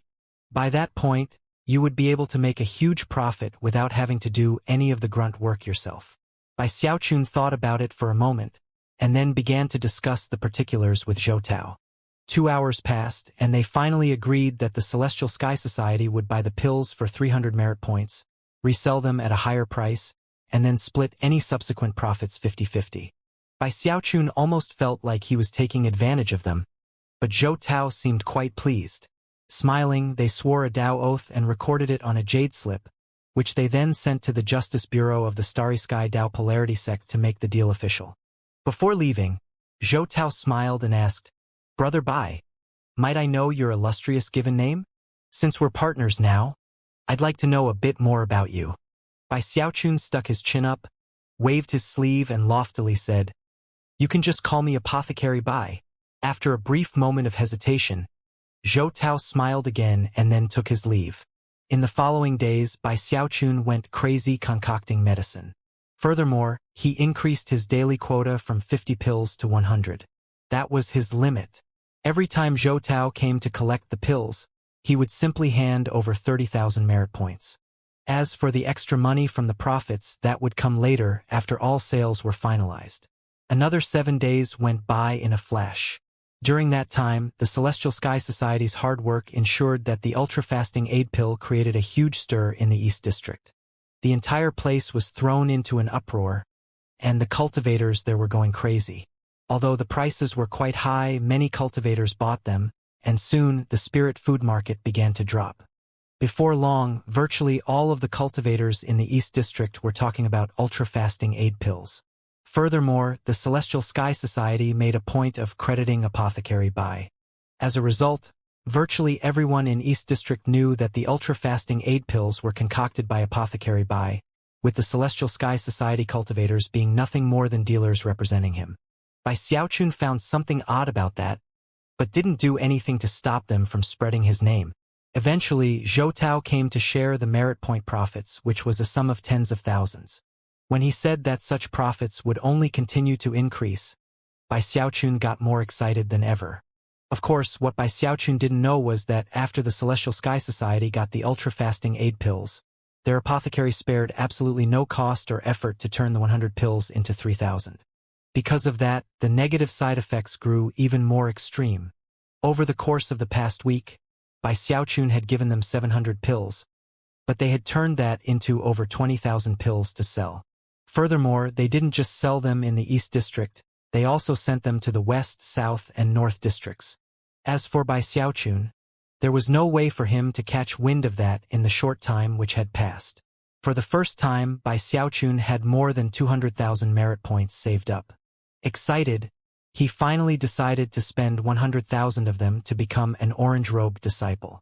The new clothing was very comfortable, and as he went around on his battle beast, he felt extremely grand. With his ultra-fasting aid pill, he could easily dominate everything under heaven. However, even as he proceeded along down the street looking down upon all creation with haughtiness, he suddenly heard someone scream. Shocked, he stood up on his battle beast and craned his neck to see a cultivator off in the distance, writhing on the ground as his flesh rapidly withered up. Before he could even react, more people in the crowd suddenly fell to the ground, screaming as their bodies began to wither. Bai Xiaochun instantly started to get nervous. What's going on? Is the city under attack? He immediately sent his battle beast rushing back toward his spirit abode. Along the way, he was astonished to discover that dozens of people were falling to the ground and withering up. In fact, he even noticed that one of them was a cultivator who had bought his pill in the past. More than ever, he now felt that something strange was going on. Unfortunately, things were only getting started. The next day, even more people in the East District were suddenly struck with incredible, explosive levels of hunger. More than 100 people were affected, and already the news was spreading like wildfire. Although no one had died yet, all of them ended up with damaged vital energy. Some could recover after a bit of rest, but for others, the injuries were more serious. Of course, the wrath of the cultivators was aroused, and as people began to look into the situation, it quickly became apparent that everyone who had been struck with sudden hunger and gauntness, without a single exception, had consumed an ultra-fasting aid pill. In terms of how serious the injuries to vital energy were, nobody paid much attention. As far as everyone was concerned, that didn't matter. Furthermore, thanks to the whisperings of certain individuals, people quickly began to lay the blame on by Xiaochun. These ultra-fasting aid pills are fake. Apothecary Bai is a swindler. Damn it. Things are already bad enough here. I can't believe someone would stoop to conning us. If there weren't strict rules here, I'd personally go and kill Apothecary Bai. More and more people began to fall to the symptoms. As for the friends and family of the victims, as well as the other cultivators who weren't affected, they all began to simmer with rage. Of course, there were people egging them on secretly, attempting to sway public opinion and stoke the fury which was building in the East District. The anger quickly began to transform into killing intent, and despite Bai Xiaochun being a gold core cultivator, this wasn't the river-defying sect. This was the Starry Sky Dao Polarity sect, a place where he was a stranger. Furthermore, he had nobody to protect him, and as such, the rising anger being directed toward him filled him with a sensation of deadly crisis. It soon reached the point where he was nearly scared out of his mind. Thankfully, he had experienced similar situations in the Spirit Stream sect and the Bloodstream sect, so before anything could actually happen, he packed his bags and fled into the night. Now that he was descending from the high of suddenly having so many merit points, it occurred to him that he had been well played by the Celestial Sky Society. Damn you, Celestial Sky Society! I didn't do anything to offend you people. Gritting his teeth, he sped along under the cover of darkness, feeling very sorry for himself, and at the same time extremely irritated. To have been schemed against and then toyed with in such a matter was a huge loss of face, and the anger in his eyes soon began to burn brightly. Of course, he couldn't bring himself to just flee without getting to the bottom of the situation. Not daring to go confront anyone from the Celestial Sky Society, he found some of the people who had been struck by side effects, and did a bit of research of his own. Soon, he understood the truth. The ultra-fasting aid pills these people consumed were altered. They weren't the pills I gave to the Celestial Sky Society. My pills might have some impurities, but the side effects should have been limited to minor damage to vital energy. Nothing that a bit of rest couldn't fix. Something that minor would be worth it in exchange for half a month without being hungry and having your energy drained. But the Celestial Sky Society changed my spirit medicine and made it far more harmful. They even reduced the effectiveness. Why would they do something like that? Gritting his teeth, he drew upon the power of his cultivation base to flee the East District and go to the North District. However, after arriving, it was to his shock that he found that there were also people there who had been harmed by consuming ultra-fasting aid pills. By this point, a thought struck him like lightning. I get it. The Celestial Sky Society is the most powerful organization in Sky City, and they control most of the shops and stores. The biggest profits in the city come from spirit food, and the ultra-fasting aid pill struck a huge blow to the spirit food industry.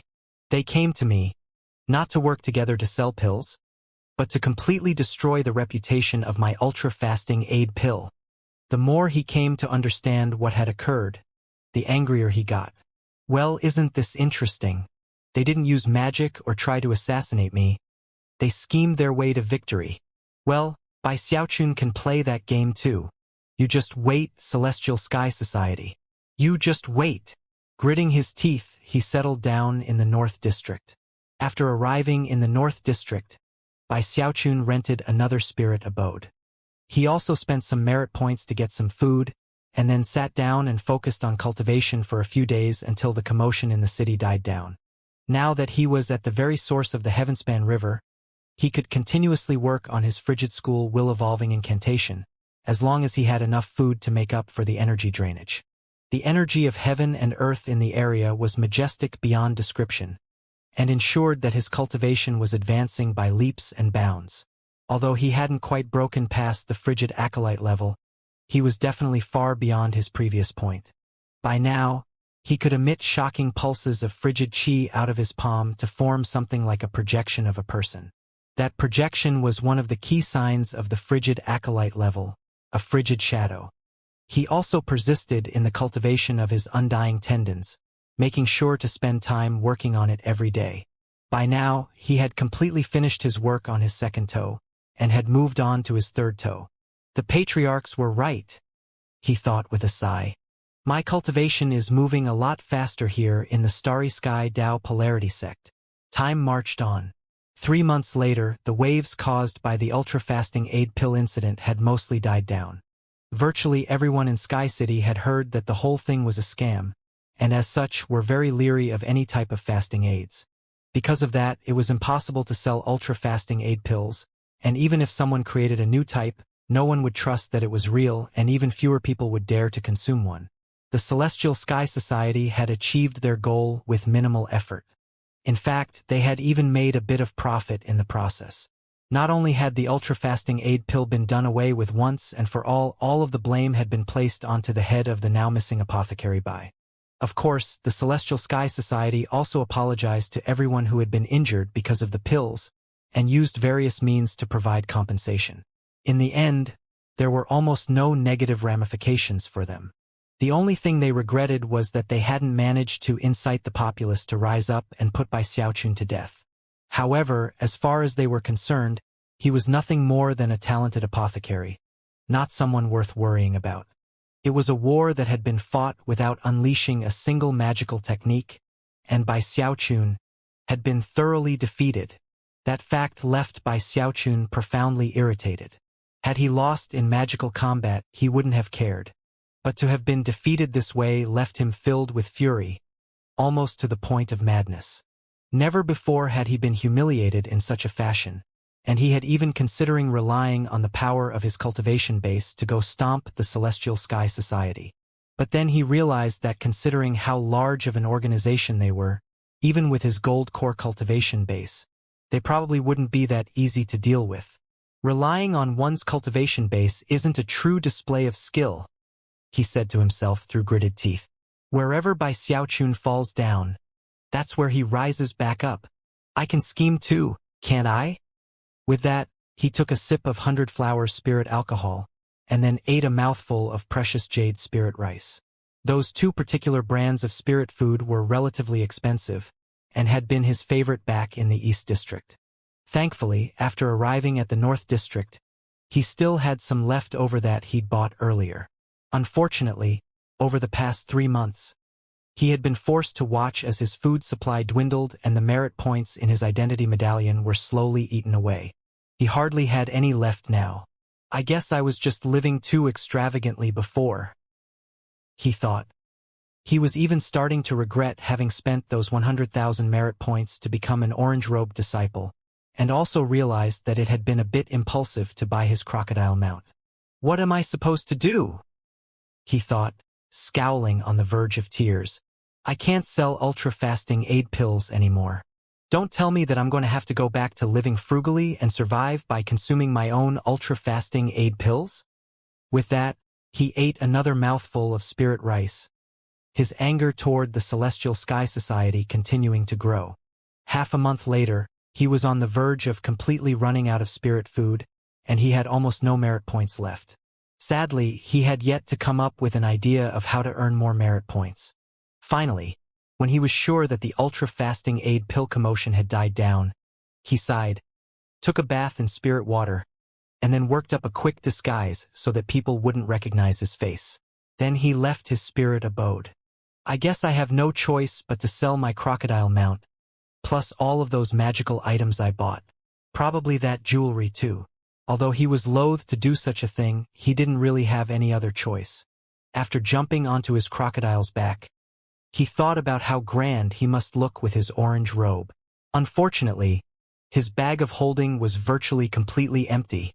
Thankfully, crocodiles were one of the most common types of mounts in Sky City, so nobody connected the current Bai Xiaochun to the apothecary Bai of the East District. As he proceeded along through the North District, quite a few people looked at him with envy and respect. There were even some orange-robed disciples who looked at him that way. After all, only people with lots of money or power could afford battle beast mounts. That, coupled with the glitter of the magical treasures with which he festooned himself, all made him look very impressive. However, such gazes only made Bai Xiaochun feel worse.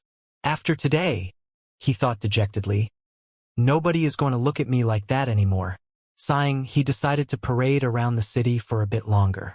It was with great wistfulness that he toured the North District all the way until evening was about to fall. At that point, he gritted his teeth and decided to head to the Spirit Beast Pavilion. Along the way, he passed a certain alley where he happened to notice a familiar cultivator standing there. He was holding a banner in his hand upon which were written 3 characters. Master God Diviner. He was clearly much thinner than he had been when he had parted ways with Bai Xiaochun. His face was waxen and sunken in, his eyes listless. He seemed to be in very bad shape. Few people paid any attention to him as they walked past, and even when he called out to try to drum up business, people simply ignored him. Considering the bleak expression on his face and his blank stare, it almost looked like his soul had left him.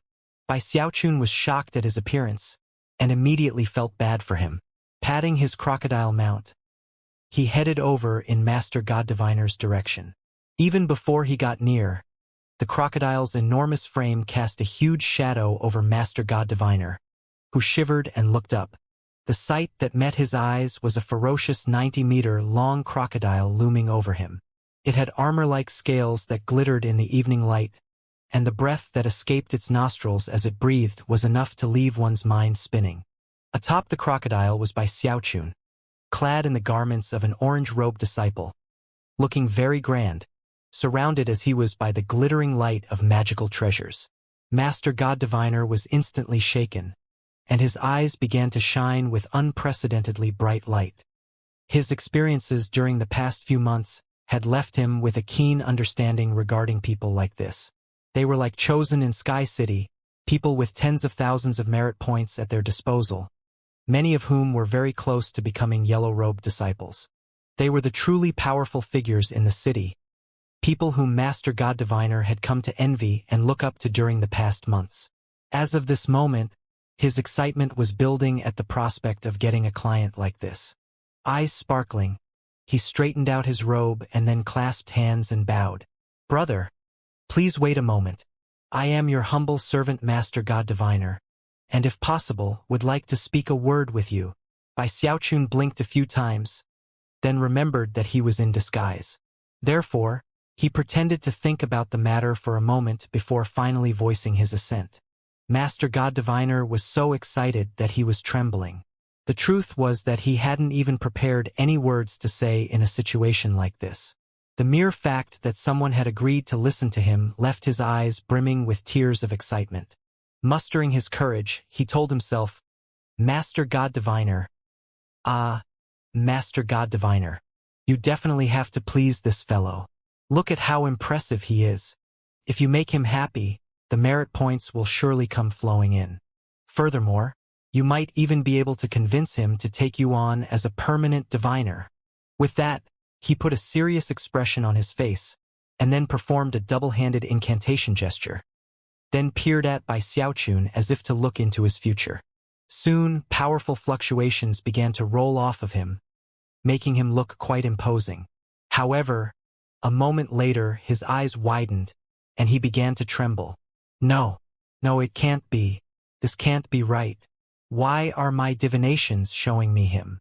Hold on, let me start over. By this point he was breathing heavily, and a look of complete incredulity could be seen on his face. He quickly performed another double-handed incantation gesture, after which his eyes grew even wider. He almost looked like he had seen a ghost. You're... A strange expression could be seen on Bai Xiaochun's face as he looked down at Master God Diviner from his position on the crocodile. Obviously, Master God Diviner had deduced his true identity, which was no surprise considering that he did have some skill with divination. After all, he had divined information about Bai Xiaochun back in the Bloodstream sect days, and had always been fairly accurate. "How did you get yourself in such a bad situation, Master Snort? Bai Xiaochun said. I thought I had it bad. But obviously, you have it way worse than me." Bai Xiaochun, Master God Diviner felt like he had just been struck by lightning. Trembling, he staggered backward. When he had performed the divination just now, what he had seen had been almost impossible to believe. Now that he recognized Bai Xiaochun's voice, He was left reeling in shock. Bai Xiaochun felt quite pleased to see Master God Diviner reacting in such a way. However, he cleared his throat and said, "Keep your voice down. You." I. Master God Diviner stared at Bai Xiaochun, his mind reeling, almost unable to believe how events were unfolding. However, he could believe it no matter how much he didn't want to. He was currently teetering on the verge of passing out, and all he could think about were the grand aspirations he had harbored upon leaving Bai Xiaochun's spirit abode all those months ago, and also Bai Xiaochun's voice calling out to him as he left. Back then, he had been absolutely certain that he had made the right decision. Now, though, it felt like the world was playing a cruel joke on him. That was especially the case when Bai Xiaochun said, "You have it way worse than me." That caused tears to instantly well up in Master God Diviner's eyes. There Bai Xiaochun was, glittering with the light of magical treasures, his face glowing with a healthy sheen, riding a huge crocodile. He didn't seem to have things bad at all, and it caused Master God Diviner's heart to fill with an intense sensation of injustice. The past few months had been very difficult. Few people believed the divinations he performed, and he had even gotten into some disputes with customers. At first, he hadn't worried about that, but as more and more people got angry with him, he had been forced to flee in terror from the East District. Eventually, he ended up in the North District, where he managed to get back on his feet to some extent. Unfortunately, his income was scanty, and he ended every day feeling hungry. Even worse, he had to pay a merit point protection fee to one of the local gangs to be allowed to have a spot to perform divinations. As he thought about all these things, Master God Diviner smiled bitterly. Realizing that he had to accept reality, he sighed and said, "You really think you have it bad? I think you've actually gained some weight since I saw you last." Bai Xiaochun hopped off of the crocodile, which he then sucked into his spirit beast bag. As he stood there with his orange robe and glittering magical treasures, Master God Diviner couldn't help but gasp inwardly. He well knew that to become an orange-robed disciple, one had to pay 100,000 merit points. Plus, a crocodile mount like the one Bai Xiaochun had would cost about the same. After all, Master God Diviner had even enviously passed through the Spirit Beast Pavilion before. "Oh, I have it bad all right," Bai Xiaochun said sadly. "Let me tell you, it's been 2 meals now since I've had any precious jade spirit rice, and a whole day since I ran out of 100 flowers spirit alcohol. Plus, I haven't bathed in spirit water for nearly half a day. Look, I even smell a bit sweaty. I can't believe I've gotten so poor." Everything he had just said was true. After all, his life in the East District had been one of luxury and excess. Now that he was in the North District, everything was different, and he couldn't help but feel irritated about that. Master God Diviner's eyes glazed over. The mere words "precious jade spirit rice" left his heart trembling. Spirit rice like that was something he had only heard about, and had never even been able to smell, let alone taste. It was incredibly expensive, and it had once been his dream to try some. And yet here Bai Xiaochun was saying that he had gone 2 meals without eating any. And then there was 100 flowers spirit alcohol. That sent Master God Diviner even further in the direction of madness. That was the most expensive types of alcohol available in the city, and among his current circle of friends, being able to even drink a mouthful would have made him the subject of envy and jealousy. And yet here Bai Xiaochun was saying that he hadn't had any for a day. That implied that he normally drank it on a daily basis. And when bathing in spirit water was mentioned, tears began to stream down Master God Diviner's face. A mere glance at Bai Xiaochun's skin confirmed that it was glossy and imbued with spiritual energy. That wasn't from his cultivation base. It was caused by the special properties of the spirit water in the Starry Sky Tao polarity sect. Such water left the body with a layer of natural protection that was mysterious and profound, to say the least. However, such protection was definitely a luxury. If one went for 5 days or more without bathing in spirit water, it would naturally fade away. Master God Diviner stared at Bai Xiaochun, eyes glistening miserably. "Junior Patriarch." "Ah, whatever," Bai Xiaochun said, waving his hand in grandly dismissive fashion. "I brought you here with me, didn't I? Therefore, I'm responsible for you. You might have mercilessly dumped me early on, but I'm a magnanimous person. From now on, you stick with me, all right? Master God Diviner immediately began to tremble. The truth was that he would have stuck with Bai Xiaochun even if Bai Xiaochun tried to drive him away. He had already resolved to swear an oath to follow Bai Xiaochun, even if it meant following him into death. Many thanks, Junior Patriarch. From the excited way he put his banner and table away, it was clear that he felt no attachment to his vendor spot. Hurrying to follow Bai Xiaochun, he said, "So, Junior Patriarch, where are we going?" Bai Xiaochun hesitated for a moment, but then decided to simply tell the truth. "Let's go to the Spirit Bias." However, before he could finish speaking, 3 beams of light sped toward them. Apparently, these 3 people had noticed Master God Diviner getting ready to leave, and were now attempting to intercept him. 3 cultivators landed in front of Master God Diviner, one of them a middle-aged man with a cultivation base in the Great Circle of Foundation establishment. "Leaving early because you got a new customer, Master God Diviner?" he said. "Very well. At least pay your daily fee before leaving."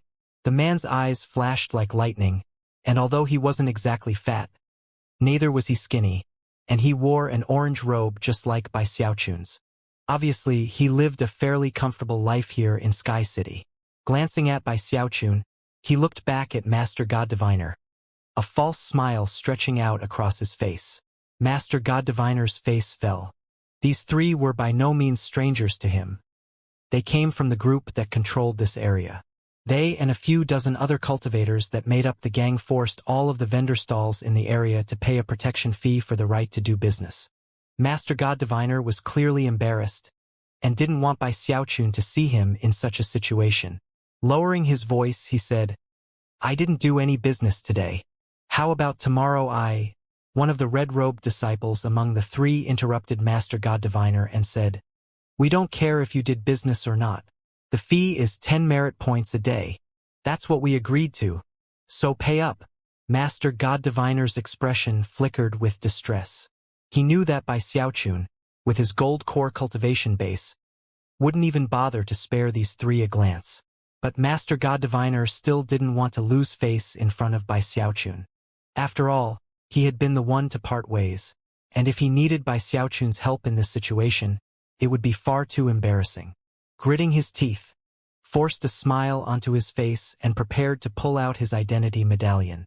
But then, the man in the orange robe said, "Now that you have such a high-class customer, Master God Diviner, I'm afraid the 10 merit point fee won't be enough. We need you to pay for next month in advance." Rage immediately began to flicker in Master God Diviner's eyes. "You people, now, hold that temper of yours. If you don't have enough, I'm sure this new customer of yours wouldn't mind giving you an advance on your services."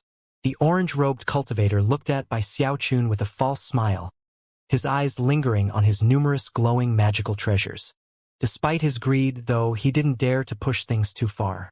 He could tell that Bai Xiaochun most likely had an impressive background. However, trying to get a few hundred merit points out of him wouldn't be too excessive. "Junior Patriarch," Master God Diviner said hesitantly. However, Bai Xiaochun waved his hand to cut him off. Eyes shining brightly, he looked over at the orange-robed cultivator. "Well, isn't this interesting? I can't believe I never thought of this myself." The look in Bai Xiaochun's eyes left the orange-robed disciple feeling very unsettled, and the 2 red-robed disciples suddenly had very serious expressions on their faces. "You dare to try to take my money with a foundation establishment cultivation base?" Bai Xiaochun said. "I'm afraid things don't work like that." With that, he threw his head back and began to laugh loudly. The 3 cultivators instantly realized something was wrong, and were just getting ready to attack Bai Xiaochun when he suddenly waved his hand, causing a gale-force wind to spring up. Rumbling sounds filled the air, and blood sprayed out of the mouths of the 3 cultivators as they were sent tumbling backward 30 meters. Core formation! Before the 3 of them could stop hurtling through the air, Bai Xiaochun made a grasping motion, turning the wind into bonds that wrapped around them and pulled them toward him. "I have the feeling you people are in need of a good leader. What do you think? Join me, and we can rule everything under heaven. Bai Xiaochun was being very sincere, and in his mind, the grandiose words he had just spoken should definitely cause the three men to drop to their knees and kowtow. The three of them were trembling, and appeared to be on the verge of weeping. Even Master God Diviner was a bit taken aback. "Don't worry. With me around, nothing bad will happen to you. Come, come. Lead the way to your headquarters so I can meet all the other fellow Taoists in your group." As of this point, he had completely abandoned his plan to sell his crocodile mount. These three cultivators had unwittingly opened a door that Bai Xiaochun had never imagined even existed.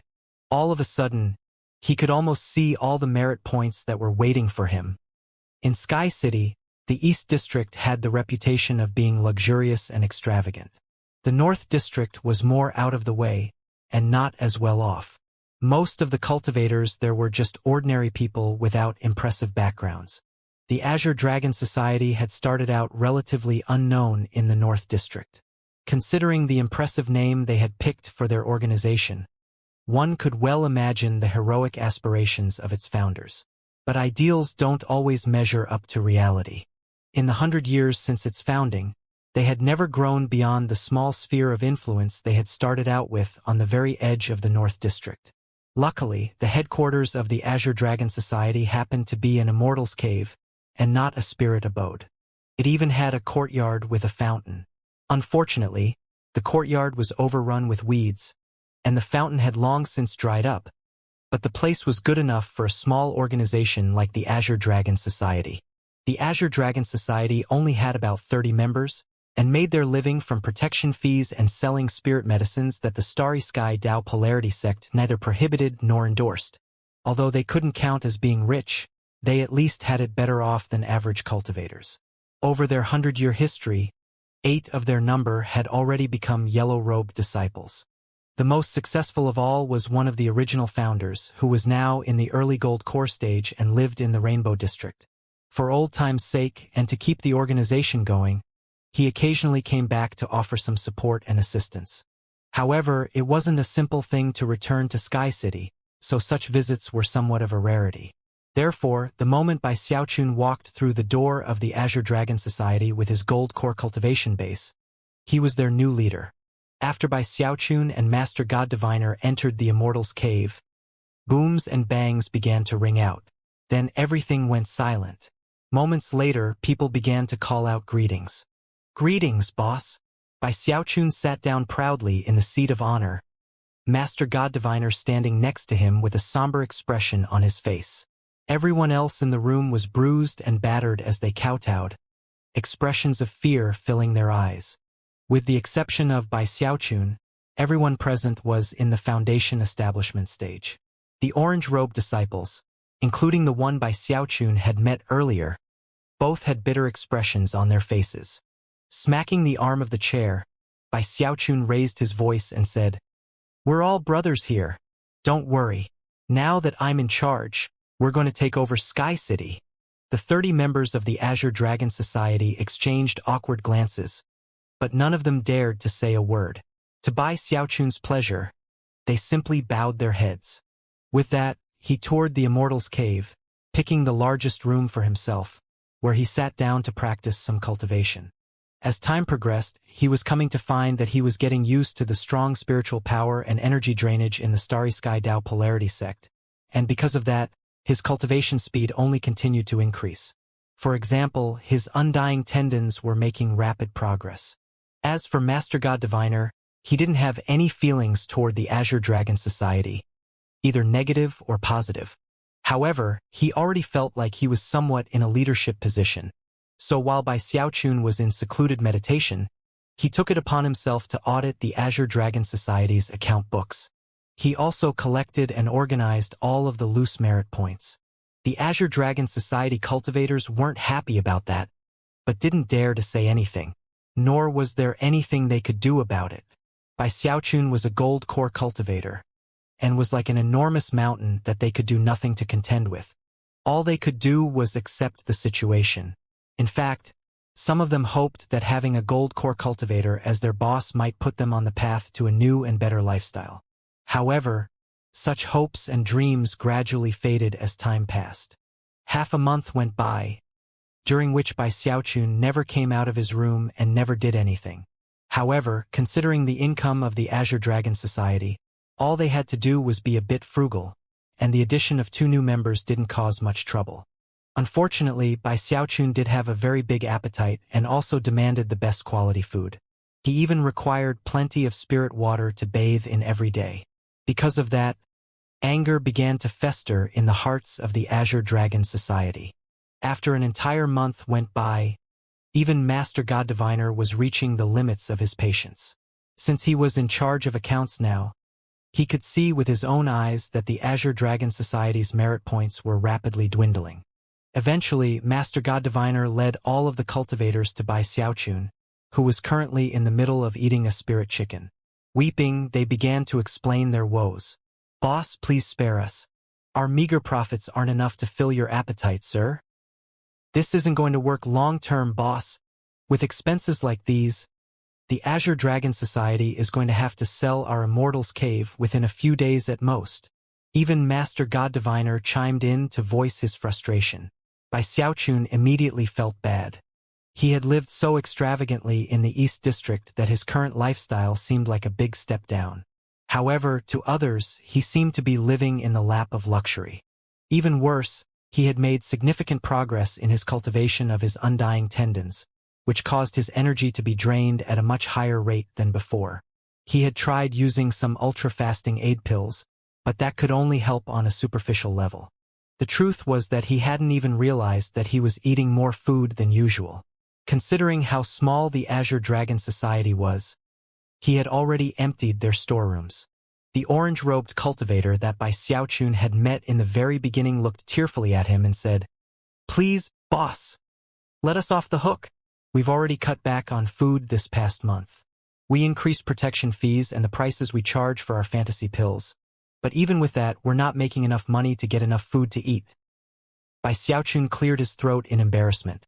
During his month of secluded meditation, he had completely forgotten about the grand words he had spoken about leading them to take over new territory when he first took over the Azure Dragon Society. "Wait," he said. "What are these fantasy pills you just mentioned?" "Huh?" "Well, fantasy pills are a type of spirit medicine that have gotten popular in the past few years. They don't really do much of anything other than induce hallucinations. Of course, the cultivators who consume them can alter the hallucinations to a certain degree, and thus experience any type of fantasy they wish.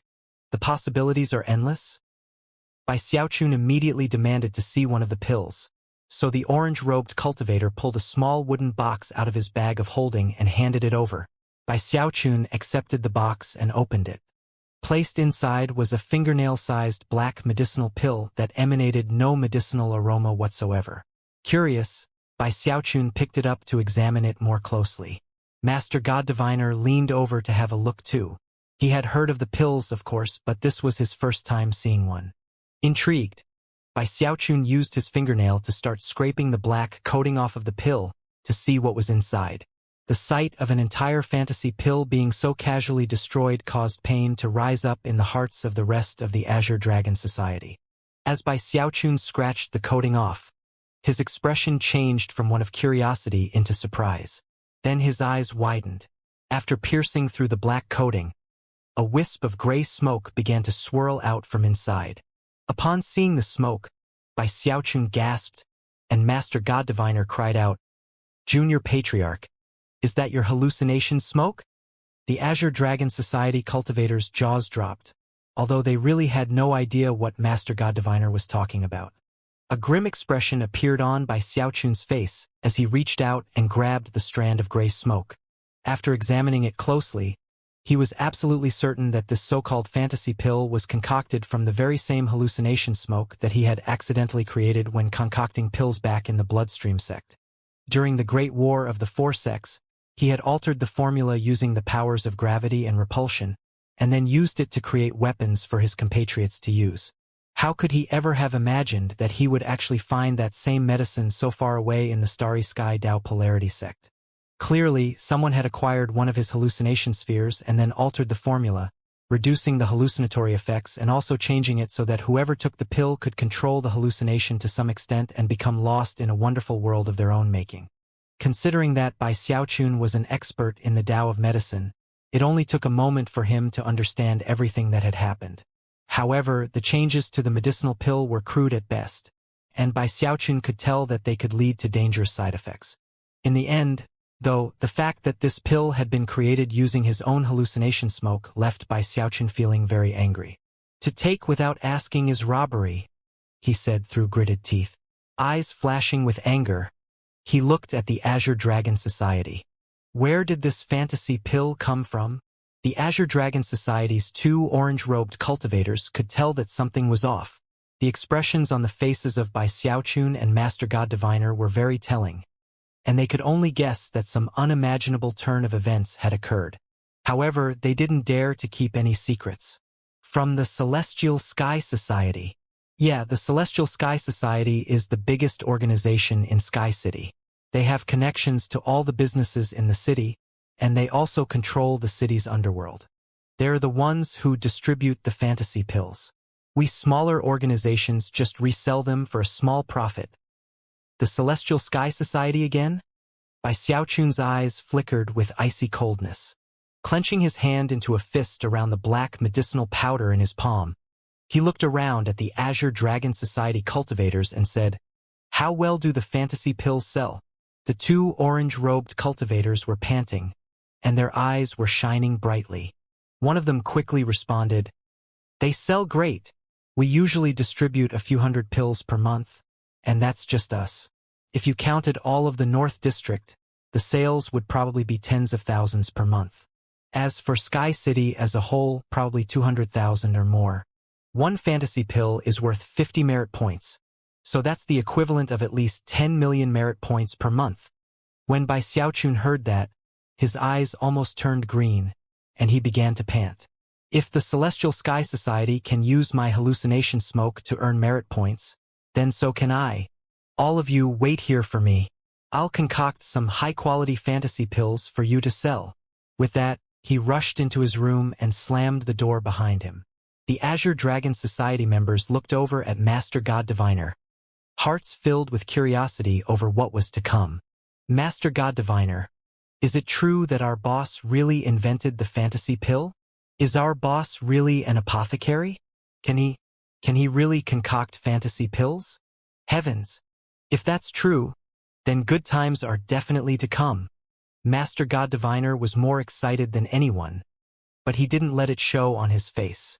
Looking around, he smiled faintly, and then gave a confident nod. "Don't you worry," he said.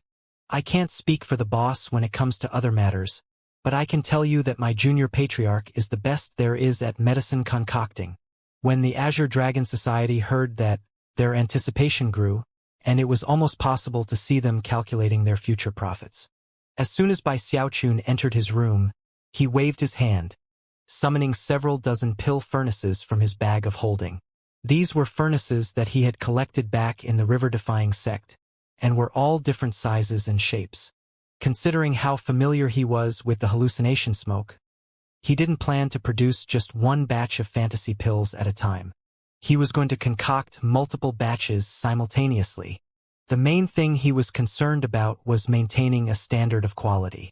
After all, these pills weren't designed to be used in war, so he needed to control the hallucinatory effects. And that meant he had to control the strength of the pills. Of course, Bai Xiaochun had invented the hallucination smoke to begin with, so his ability to do that vastly exceeded that of the Celestial Sky Society's apothecary. He was completely confident that he would be able to concoct fantasy pills that were on a whole different level than the trash produced by the Celestial Sky Society. In terms of how to actually contain the hallucination smoke, the black coating on the Celestial Sky Society's fantasy pills had given him a bit of inspiration. After studying it a bit, he improved it, and then managed to actually fuse the smoke itself with the coating. Time passed, and outside, the Azure Dragon Society waited in eager anticipation. 3 days later, Bai Xiaochun emerged, eyes bloodshot but shining with excitement. Waving his sleeve, he sent out countless violet medicinal pills from his bag of holding. As they piled up on the ground, They formed a small mountain of more than 1,000 pills. The Azure Dragon Society members were shaking with excitement. Then, one of the cultivators clasped hands and bowed to Bai Xiaochun, hurried forward and carefully picked up one of the pills. After placing it into his mouth, he closed his eyes, and within moments, a look of intoxicated pleasure appeared on his face. Throwing his head back, he howled with complete and utter madness. Clearly, he was experiencing no side effects. As for the other cultivators, they knew that an important test was being performed, so they watched closely. After the time it takes an incense stick to burn, the cultivator still hadn't woken up from his reverie, and everyone else started to get very excited. The Celestial Sky Society's fantasy pill lasts for the time it takes an incense stick to burn, but Boss's pill lasts for even longer than that. And from the look of it, there are no harmful side effects whatsoever. Even as the Azure Dragon Society devolved into a hubbub, another incense stick's worth of time passed. Only then did the cultivator's eyes open. Although he seemed to be in a bit of a daze, he was clearly satisfied in an unprecedented way. After a long moment passed, he regained his senses. Trembling, he said, "The hallucination was much more realistic than the fantasy pills from the Celestial Sky Society, and easier to manipulate. In fact, after a certain point, I completely lost myself. I didn't need to control the hallucination at all. It did everything I wanted. How pure. How unadulterated. This is what a fantasy pill is supposed to be like." The rest of the Azure Dragon Society grew even more excited. Panting, the cultivators looked at the pile of fantasy pills and realized that it was essentially a huge pile of merit points. One of the orange-robed cultivators excitedly said, "Boss, if you let us sell these fantasy pills, we can clear the stock in 2 months at the most." As of this moment, Bai Xiaochun truly was like nobility to these cultivators, a grand figure who existed on a different level than them. Bai Xiaochun was tired, but looked excited, and was clearly pleased with the quality of the fantasy pills he had concocted. Looking at Master God Diviner, he said, "For now, steer clear of the Celestial Sky Society. When the time comes to butt heads with them, I don't just want a little scuffle." Master God Diviner saw the gleam in Bai Xiaochun's eyes, and after a moment of thought, nodded.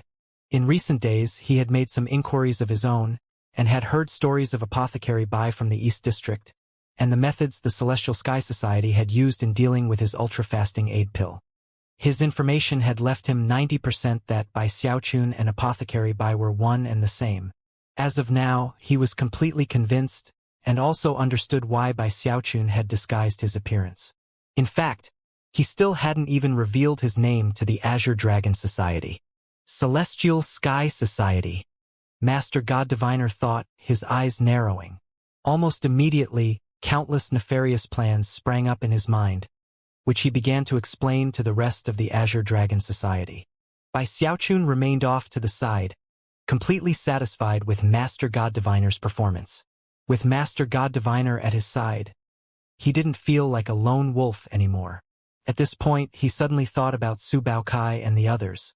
If only the rest of you merciless betrayers could turn over a new leaf. I can't believe you just abandoned me. Depressed, he went back to his room to practice cultivation. After Master God Diviner finished explaining all of his plans, the Azure Dragon Society went to work. They even got their friends and family involved in selling the fantasy pills. Considering that the Azure Dragon Society had been around for more than 100 years, they had good relations with many of the other small organizations in the North District. As such, the fantasy pill sales started out with a bang. Most of the merit points they earned were spent on recruitment efforts. Life was hard in Sky City, so as long as enough merit points were offered, there would be no shortage of people willing to join up. Bai Xiaochun had plenty to keep him busy. To keep up with demand, he had to concoct more and more fantasy pills, until he was concocting them in batches of 50 at a time. With the fantasy pills to support them, the Azure Dragon Society was able to fully call upon its 100 years of connections and history. With the help of Master God Diviner's plans and schemes, their numbers grew in shockingly rapid fashion. As their territory expanded, cultivators came constantly, hoping to join. Fantasy pill sales skyrocketed. until all of the North District was shaken. Because of how Vice Boss Master God Diviner had arranged everything, the Celestial Sky Society still hadn't noticed what was happening. Although only half a month had passed so far, that half-month had seen heaven-shaking, earth-toppling changes for the Azure Dragon Society. Eventually, the Celestial Sky Society finally took note of what was happening. 10 days after that, it had been a full month since the Azure Dragon Society began their big expansion. They had reinvested all of the merit points into their growth plans, and Bai Xiaochun had even decided to go all in by selling his crocodile mount to help out. By that point, the Azure Dragon Society had over 1,000 members. In Sky City, that didn't really count as anything amazing in terms of membership, but it was big enough that it was a cause for concern for the Celestial Sky Society. Unfortunately, the Azure Dragon Society was large enough now that using force on them wasn't an option.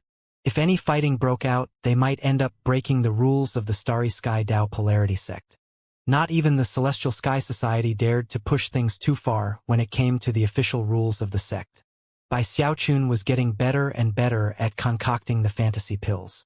In fact, sometimes he just set the pill furnaces up and then had Master God Diviner watch over them until they were ready to be completed.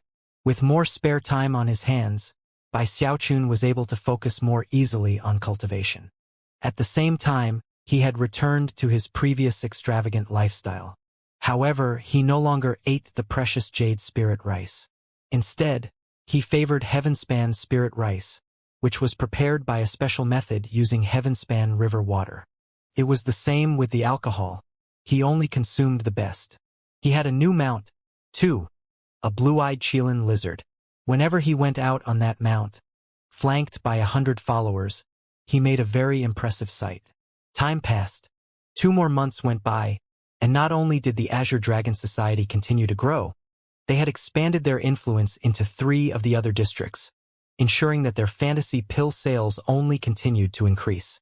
Simultaneously, the Celestial Sky Society's fantasy pill sales were dropping significantly. After all, the 2 pills were on completely different levels. Bai Xiaochun's life was getting better and better. Things here are so expensive. That was Bai Xiaochun a year ago, when he first arrived in Sky City. Hey, this looks pretty nice. It's a bit expensive, but whatever. I'll just grin and bear it.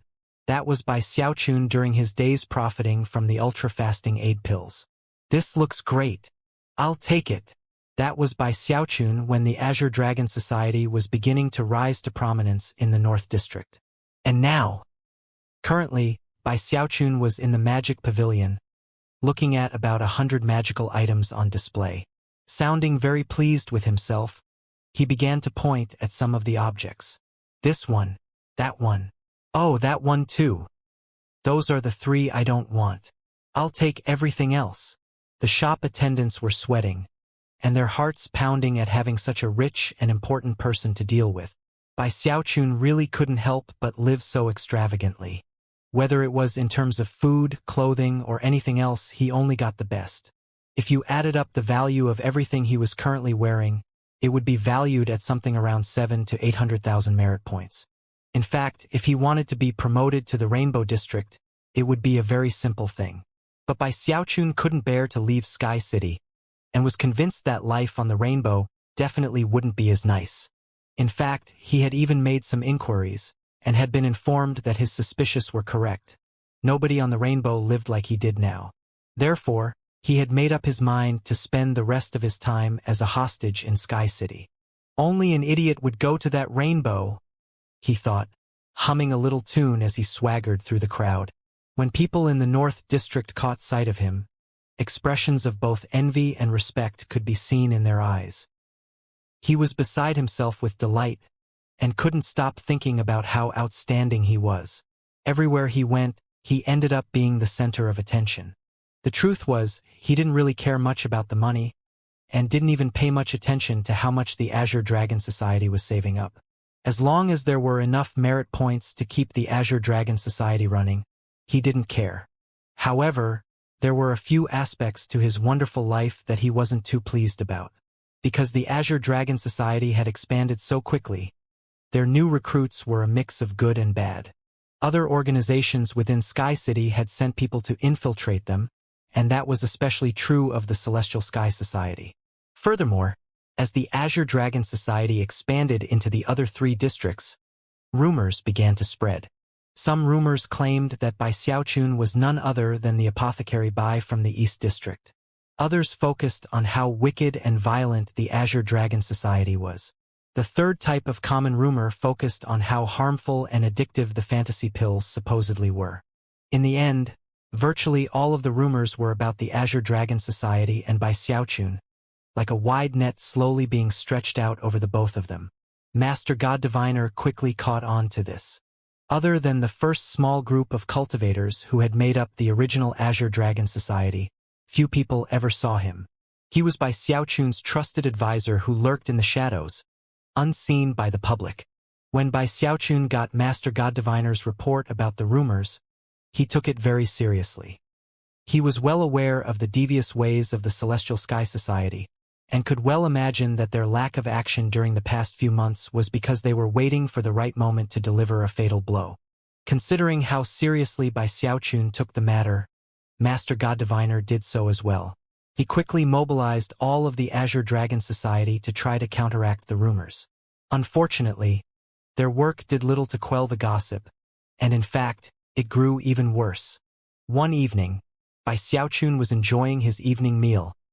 An exotic spread of the finest delicacies piled up as high as mountains, with 2 lovely female cultivators there to serve him. Master God Diviner also sat at the table, providing his usual daily report regarding the affairs of the Azure Dragon Society. That was when the news came in. Boss, the investigations we started running a few days ago identified one of the main sources of the rumors. We captured him and brought him in. And now we just need you to come decide what to do, boss. Bai Xiaochun grunted an acknowledgement as he continued to munch on the chicken leg he had just picked up. Master God Diviner smacked his hand down onto the table and gave a cold harumph. Bring him here. Let's see who it is that had the gall to stir up trouble for us. Before long, shrill shrieks of terror could be heard, drawing closer and closer to the room where Bai Xiaochun and Master God Diviner were eating dinner. Fellow Taoists of the Azure Dragon Society, spare me. I'm sorry. Really, I'm truly sorry. The shrieking grew louder and louder as 2 burly Azure Dragon Society cultivators dragged a young man with disheveled hair into the room. The young man didn't struggle at all as the 2 burly cultivators forced him onto his knees. Not daring to look up, he continued to whimper and cry for mercy. Spare me, Boss Azure Dragon. I'm sorry, sir. Really, I won't ever dare to do it again. I was a fool to work for the Celestial Sky Society. Please, forgive me, Boss Azure Dragon. The young man's wails were truly inspiring of pity. However, as the young man prattled on, Bai Xiaochun stopped gnawing on the chicken leg and looked closer at him. Next to him, Master God Diviner's eyes widened. Then, the 2 of them exchanged a glance. Both of them had simultaneously realized that, unexpectedly, the young cultivator begging for mercy was Su Baokai. He had been beaten up, his nose swollen and his hair completely disheveled. His voice was hoarse, and he still hadn't even dared to lift his head. A strange expression appeared on Bai Xiaochun's face. Clearing his throat, he finished the chicken leg and then suddenly yelled, Su Baokai! Su Baokai had been kneeling there with his head bowed. In response to Bai Xiaochun's sudden outburst, he screamed and prepared to continue begging for mercy. However, the voice from just now seemed very familiar, and without even thinking about it, he looked up to find an unfamiliar face behind the mounds of exquisite delicacies on the table. The other face at the table was not unfamiliar, though. Shocked, he realized that the second person sitting there was Master God Diviner. Su Baotsai's jaw dropped, and a blank expression filled his eyes. In that moment, the unfamiliar face suddenly blurred, and then, he was looking at a face that was anything but unfamiliar. Su Baotsai's mind was spinning, and a look of complete and utter incredulity could be seen on his face. Bai, he shrieked. However, before he could finish his sentence, a chicken leg shot through the air and entered his mouth. Coughing dryly, Bai Xiaochun smiled and said, How did you get yourself in such a bad situation? Su Baokai. I mean, I thought I had it bad. But obviously, you have it way worse than me. After seeing Bai Xiaochun's reaction, the two men holding Su Baokai released him. Aware that some things weren't meant for their ears, they quickly departed. Su Baocai's eyes were completely bloodshot from crying. As he looked at Bai Xiaochun with his glittering magical treasures, his face glowing with health, his table full of spirit food, Su Baokai began to pant. The combined value of all of that wasn't quite enough to rise to the yellow-robed disciple level, but it was very close. In sharp contrast, the income he made from selling information couldn't reach that level in a 60-year cycle. Furthermore, the fact that Bai Xiaochun was now boss Azure Dragon was completely mind-blowing, to the point where tears began to leak out of his eyes. In addition to all that, the two women waiting upon Bai Xiaochun weren't actual people. They were ingeniously crafted puppets. Su Baokai trembled at that. Such lifelike puppets were astronomically expensive. Su Baokai also couldn't help but notice all of the glittering magical treasures that Master God Diviner was wearing, and how his cultivation base fluctuations were clearly at a higher level than the last time they had met. Much to Su Baocai's bitterness, Master God Diviner was obviously getting very close to core formation. By now, he was filled with deep and utter regret regarding his earlier decision to leave the group. As he thought back to the rough and bitter days he had experienced trying to gather and sell information, he almost couldn't believe he had been so arrogant. Furthermore, how could he have missed the fact that Bai Xiaochun had become the boss of the Azure Dragon Society? The mere thought of how leaving Bai Xiaochun had caused him to lose out on this incredible opportunity left him extremely bitter. Junior Patriarch, I really messed up, he said, staring up piteously at Bai Xiaochun. As of this moment, he had decided in his heart that he would stick with Bai Xiaochun no matter what, even if he tried to drive him away. Ah, whatever, Bai Xiaochun said, waving his hand in grandly dismissive fashion. I brought you here with me, didn't I? Therefore, I'm responsible for you. You might have mercilessly dumped me early on, but I'm a magnanimous person. From now on, you stick with me, all right? Tears of gratitude immediately began to pour down Su Baocai's face. As for Master God Diviner, he cleared his throat awkwardly. After all, the words Bai Xiaochun had just uttered sounded quite familiar to him. It's getting late, Bai Xiaochun said. So why don't you go rest up? Tomorrow we can reminisce a bit about old times. Having finished eating, Bai Xiaochun waved his hand, and one of the serving girls came over to wipe his mouth with a handkerchief. Sighing, he stuck his chin up and looked at the girl, then said, Let's go. Carry me over to my pill concocting station. The two serving girls picked Bai Xiaochun up and floated away. He didn't even need to walk at this point. Master God Diviner quickly rose to his feet, clasped hands, and bowed. Then, in a voice which sounded well-rehearsed, said, Farewell, M-Lord. This display left Su Baokai shocked into stupefaction. How could he ever have imagined that life could be lived in such a way? I want to live like this too, Su Baokai wailed inwardly as he watched Bai Xiaochun leave. A moment later, Master God Diviner rose from his bow, cleared his throat, and said, Brother Su, it's been a few months. How did you end up in such a bad situation? Su Baocai's wrath was immediately aroused. After all, it had been the goading of Master God Diviner that had convinced him to leave Bai Xiaochun to begin with. However, he knew that now was not the time to give voice to his anger. All he could do was put a bitter expression on his face and curse Master God Diviner inwardly. Master God Diviner actually felt a bit bad. Sighing, he said, Don't blame me for all this. Even I had no idea that our junior patriarch would rise to such shocking heights. In Sky City, not everything depends on cultivation base, you know. With that, Master God Diviner arranged for a place for Su Baokai to stay, and even gave him some merit points as pocket money. As Master God Diviner led Su Baokai to his new accommodations, Su Baokai came to realize that Master God Diviner also occupied a lofty position within the Azure Dragon Society. All the cultivators in the Immortal's Cave who saw him gazed upon him with expressions of deep respect. Su Baokai was starting to get more and more excited. That night he found it hard to sleep. The next morning at dawn, he walked bleary-eyed out of his room, uttering another oath under his breath. I have to become more important to the junior patriarch than Master God Diviner is. With Su Baokai back, Bai Xiaochun now had one more of his original group of Dao protectors. Su Baokai immediately began to go above and beyond the call of duty when it came to his work, gathering information and propagating rumors. Under his direction, the Azure Dragon Society wasn't just able to quell some of the bad rumors being spread about them, they were actually able to fight back with increasing effectiveness. Su Baokai was going all out, using every trick in his book to achieve the best results possible. Bai Xiaochun had plenty of spare time on his hands. Master God Diviner took care of day-to-day operations. Su Baokai was responsible for handling intelligence, and they had a few dozen orange-robed disciples to act as sub-bosses. The Azure Dragon Society was growing more and more stable. Their expansion hadn't slowed in the least, and in fact they were still growing. As a result, their fantasy pill business grew with shocking speed. The Celestial Sky Society had been doing plenty of plotting and scheming, but it did little good. They were very capable of handling problems with individuals, but when it came to other large organizations in the city, they fell short.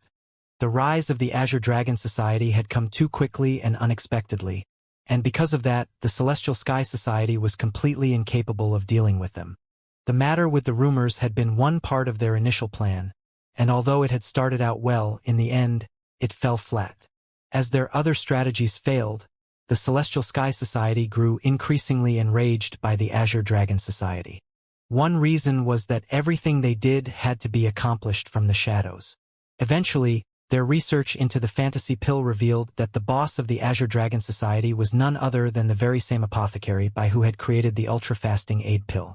Unfortunately, when they tried to investigate Bai Xiaochun's past, they came up with nothing. Not even their agents in the Azure Dragon Society itself could come up with any information.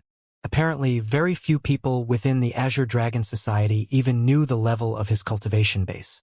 Thanks to the training provided by Master God Diviner, the original members who did know a bit about Bai Xiaochun were circumspect and kept their information to themselves.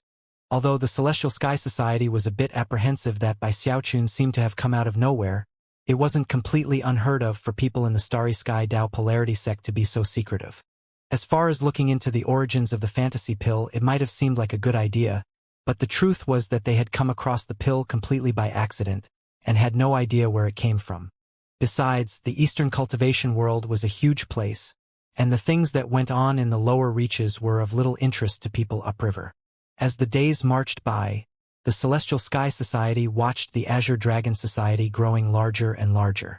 Eventually, the Azure Dragon Society's fantasy pill sales surpassed the Celestial Sky Society's, and that was the straw that broke the camel's back. The Celestial Sky Society's headquarters was in the central district of Sky City, and currently, a meeting was going on there to try to decide what to do about the Azure Dragon Society. Some were in favor of continued plotting and scheming, with the eventual goal of breaking the Azure Dragon Society apart. However, a plan like that would take some time to be effective. At one point in the meeting, a cold snort echoed out. "We can't wait any longer. It's not that our Celestial Sky Society can't use force to solve the problem. It's that we can't afford to break any rules. These people from the Azure Dragon Society are just too stubborn. Look, what's the point of having endless meetings about this? Have you people forgotten how powerful the Celestial Sky Society is? Let's just go kidnap that apothecary Bai." "But we don't know the level of his cultivation base," someone protested. "Without that bit of knowledge, trying to do something like that, there are plenty of things under heaven that we don't know. Is that a good reason to just back down? No matter how impressive his background, can he match up to the Celestial Sky Society? We come from a Deva clan. As for his cultivation base, there's no way he's a nascent soul expert. It's even highly unlikely that he's at core formation. If he were, why wouldn't he have been promoted to the Rainbow District? Why would he waste his time here concocting medicine?" The person making these arguments had a relatively high position in the organization, and as such, no one was willing to go against him. Although most of them weren't quite convinced that it was a good idea, they merely exchanged glances and then held their tongues. Soon, the Celestial Sky Society was stirring. They didn't have any core formation cultivators, only people in the great circle of the Foundation establishment stage, and a few quasi-core stage experts. After all, there were only red and orange-robed disciples in their organization. Those who had reached the yellow-robed level had already left, and couldn't easily be called back. In order to handle by Xiaochun, they gathered 10 quasi-core cultivators, as well as a few dozen in the great circle of Foundation establishment, plus even more who were in late Foundation establishment. After night fell, they headed straight into the North District, toward the Immortals' Cave that was the headquarters of the Azure Dragon Society. A group that powerful was strong enough to dominate any other organization in the entire city. They didn't hold anything back in terms of speed. After all, this was a surprise attack, and the success of their plan hinged on clinching victory in the first move. Although the main plan was to kidnap him, if worse came to worst, they were also prepared to kill him and deal with the consequences later. It was a dark and windy night, and Bai Xiaochun was just preparing to settle down cross-legged to start cultivating his frigid school will-evolving incantation. After all of his recent cultivation, he was nearing the peak of the frigid acolyte level. The frigid qi which swirled around him would be shocking to anyone who could see it, and caused layers of frost to slowly cake the walls of the room. Thankfully, his cultivation was mostly focused inwardly, because such intensely frigid qi could freeze even Foundation establishment cultivators to death. He had just settled his qi and cleared his mind when, all of a sudden, his eyes widened. Looking up, a strange expression appeared on his face. But then, he merely cleared his throat, and then closed his eyes to meditate. Meanwhile, numerous shadowy figures were approaching the Immortals' Cave. After exchanging glances, they charged forward, which caused the Azure Dragon Society's defensive spell formation to spring up. Immediately following that, thunderous booms filled the air as the Celestial Sky Society cultivators unleashed all of their most powerful attacks, blasting the spell formation shield to pieces. The Azure Dragon Society responded immediately, the cultivators inside shouting at the tops of their lungs and unleashing magical techniques in all directions. Beat it! But then the 10 quasi-core cultivators waded into the fight, and no matter how well prepared the Azure Dragon Society cultivators were, they couldn't deal with such power. They were immediately put on the defensive. By this point, the sub-bosses of the Azure Dragon Society realized what kind of people they were fighting. Quasi-core stage. Gasps rang out as the 10 quasi-core cultivators stomped everything in their path as easily as dried weeds. In almost the exact same instant, the spies that had infiltrated the Azure Dragon Society appeared. Boss Azure Dragon's room is right there. Arrogant expressions could be seen on the faces of the 10 quasi-core cultivators as they shot toward Bai Xiaochun's room. 6 of them were faster than the others, and it was with complete disdain that they crashed into his room. As for the other 4, they remained outside to prevent anyone from entering. After tonight, the Azure Dragon Society won't have any boss at all, one of the quasi-core cultivators said loftily. The Azure Dragon Society cultivators were getting very nervous, and the cultivators from the Celestial Sky Society were chuckling coldly, convinced that their mission had been accomplished, and that once a boom rang out from that room, they could flee. However, instead of a boom, their ears were met with silence. After the 6 quasi-core cultivators charged into his room, no sounds of combat emerged. It was so quiet you could hear a pin drop.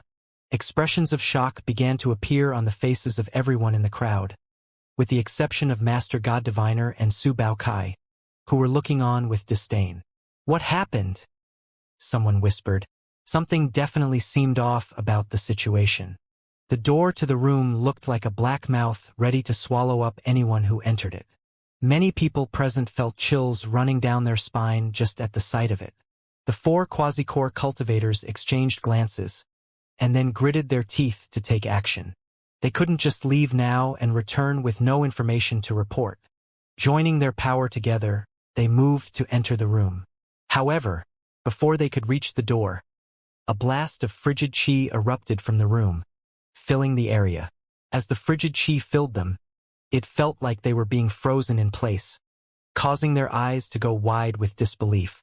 One of the quasi-core cultivators suddenly began to emit red light as he burned a paper talisman in defense. With the power of the flames assisting him, he managed to stagger backward a few paces, his face ashen. Eyes wide with shock and terror, he cried, "Core formation!" Even as the words escaped the lips of the cultivator who had spoken them, he felt more frigid chi wrap around him, making it impossible for him to move. As for all of the other cultivators outside in the main area of the Immortals' Cave, including those from the Azure Dragon Society and the Celestial Sky Society, they were completely and utterly shaken. What? Core formation? Heavens! The boss of the Azure Dragon Society is actually at core formation. There are only a few core formation experts in all of Sky City. Shouldn't he be in the Rainbow District? Damn it! I've never seen a core formation cultivator so bored as to forsake missions and merit points just to make a profit with business. The Foundation establishment cultivators from the Celestial Sky Society had expressions of complete shock on their faces as they began to flee. Even if they had more people on their side, they wouldn't be able to win in a fight against a core formation expert. The only thing they could think about now was escaping the area as quickly as possible. But how could Bai Xiaochun simply let them get away? A cold snort echoed out like thunder from his room, crashing into the ears of all of the Celestial Sky Society cultivators in the area. Agonized shrieks rang out as those cultivators began to tremble, and their cultivation bases destabilized. Having lost the ability to even move, they fell down out of midair to be immediately captured by the excited cultivators of the Azure Dragon Society. The fact that a mere snort could do that to such a powerful group of cultivators was dumbfounding. Of course, the Foundation establishment cultivators who had just been captured had encountered core formation experts before. But from what they could tell, Bai Xiaochun was far more terrifying than any such people that they had met. He hadn't even stepped out of his room. He had simply tossed the quasi-core cultivators out. However, that simple action had a profound effect on the Azure Dragon Society cultivators. Their boss was now even more mysterious and unfathomable than before, shocking to a heaven-shaking, earth-shattering degree. As for the people from the Celestial Sky Society, their hearts overflowed with indescribable astonishment and terror. Bai Xiaochun felt more than pleased about everything, and didn't feel at all like he was a gold core expert bullying Foundation establishment cultivators. In fact, he felt quite the opposite. I didn't go looking to cause problems for them, he thought. They came looking for trouble. Of course, he was also aware that what had just occurred could never be kept a secret. It wouldn't be long before news about him being in the core formation stage would fill all of Sky City. Well, that's fine, he thought. I was going to reveal myself soon anyway. To do it this way will make the Azure Dragon Society's expansion go even smoother. Marveling at his own command of strategy, and also at his impressive display of might, he chuckled complacently and then closed his eyes again to continue meditating. Naturally, Master God Diviner and Su Baokai took care of everything outside. After taking all of the Celestial Sky Society cultivators into custody, they quickly began to plan what to do next. The following day, rumors began spreading through all districts of the city. Furthermore, the stories being told were so vivid and lifelike that everyone could visualize them as if they had been present. Did you hear? Last night, the Celestial Sky Society sent 10 quasi-core cultivators, dozens of people in the Great Circle of Foundation Establishment, and countless late Foundation Establishment cultivators to attack the Azure Dragon Society. However, they were totally routed. In fact, the Azure Dragon Society captured them all. How is that possible? How is it not possible? Guess what? The boss of the Azure Dragon Society is actually a core formation cultivator. It didn't take long for the rumors to fill the city, until everyone was talking about the matter. After all, core formation cultivators were somewhat of a rarity in Sky City. Normally speaking, they would be completely focused on doing missions to earn merit points, not engaging in idle activities with the organizations and gangs in the city. The 4 cities at the base of the waterfall were essentially considered to be outside of the Starry Sky Dao polarity sect, like the outer sects of most other sections. As such, everyone desired to leave them as quickly as possible. As the gossip proliferated, the Azure Dragon Society's reputation grew more and more exaggerated. At the same time, the Celestial Sky Society was shaken to its core. As for the leaders in their headquarters, they were enraged to the limit. After a few days passed, they eventually sent an emissary to the Azure Dragon Society and paid a hefty ransom of merit points to get their cultivators back. The Celestial Sky Society quieted down, and thus ended the first stage of the conflict. It wasn't that Bai Xiaochun hadn't considered completely wiping them out and being done with it. After all, the Celestial Sky Society didn't have any core formation cultivators at all. However, having been in Sky City for so long, he had come to an even deeper understanding of the background of the Celestial Sky Society. The truth was that, in terms of manpower, they didn't really count for much. He really could wipe them out single-handedly if he wanted to. However, the leadership of the organization were all servants in a Deva clan, that Deva being the very same boy who had brought Bai Xiaochun to the Starry Sky Dao Polarity sect to begin with. After finding that out, Bai Xiaochun abandoned any ideas of wiping them out. As things continued to ferment in the Celestial Sky Society, the Azure Dragon Society continued to expand and become more famous. Bai Xiaochun's fantasy pills continued to rise in popularity in all 5 of the city's districts. Eventually, the Azure Dragon Society reached a terrifying level of power. Their merit point reserves also continued to grow, and more cultivators sought the security that came from being part of their ranks. There were even some smaller cultivator clans and minor organizations that officially joined the Azure Dragon Society. They had tons of merit points and a boss in the core formation stage.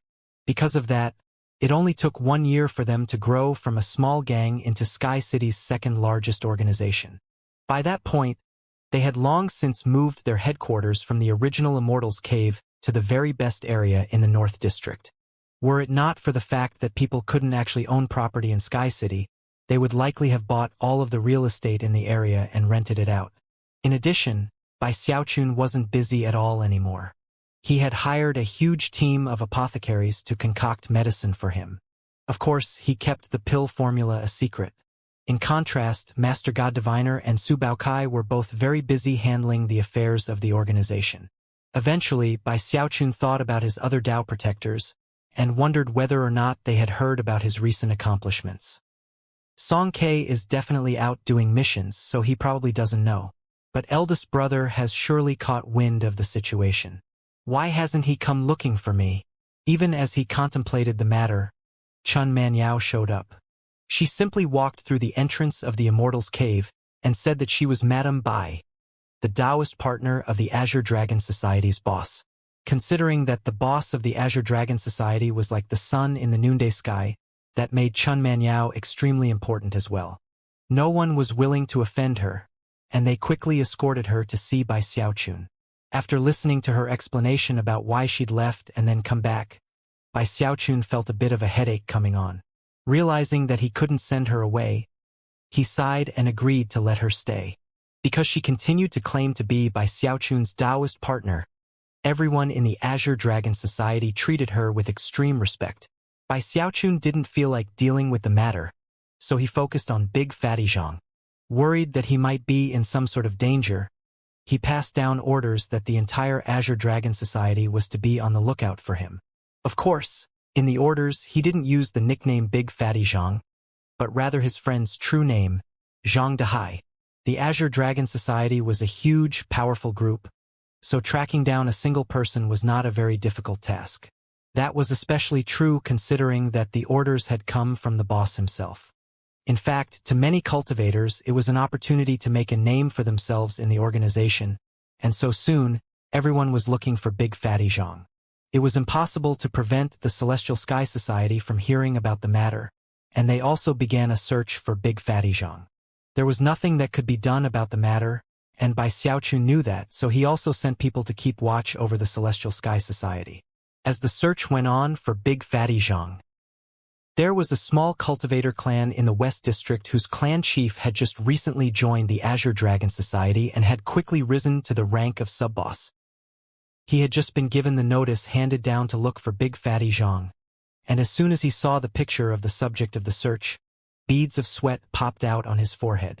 For some reason, The person the boss was looking for looked very much like a spirit enhancer who had accidentally destroyed one of his magical items about 6 months before in a failed spirit enhancement attempt.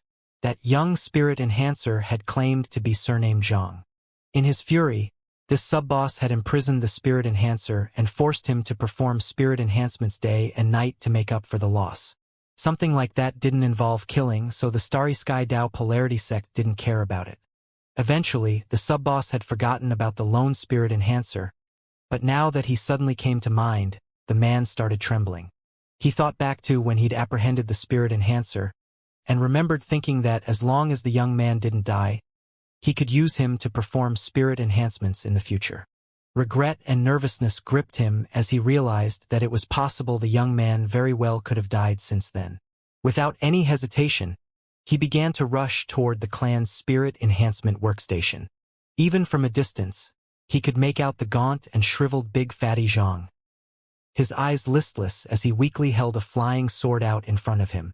Off to the side, one of the clan servants was berating him loudly. "Hurry it up. If you destroy another flying sword, then I'm gonna—" Before the servant could finish speaking, he saw the clan chief rushing over, and immediately put on a fawning expression. Just when he was going to clasp hands in greeting, the clan chief slapped him across the side of the face, sending him spinning through the air with a squawk to land about 30 meters away. "Damn it! I can't believe you were being so rude to my honored guest." When Big Fatty Zhang saw this happen, he shivered and looked over nervously at the clan chief. However, the clan chief was even more nervous than him. Hurriedly helping Big Fatty Zhang to his feet, he cautiously asked, "Are you fellow Taoist Zhang Dahai?" In Big Fatty Zhang's mind, this clan chief was a completely domineering figure, and he had never before seen him act this way or speak with such courtesy. In this part of the city, he was the kind of person who could bring a torrent of trouble to anyone who bothered him. Not only was he an orange-robed disciple, he was also the chief of an entire Cultivator clan. Supposedly, this clan had once produced a cultivator who went all the way to the nascent soul stage, and although he had long since perished, he had left an impression on the cultivators in this part of the city that continued on down to this day.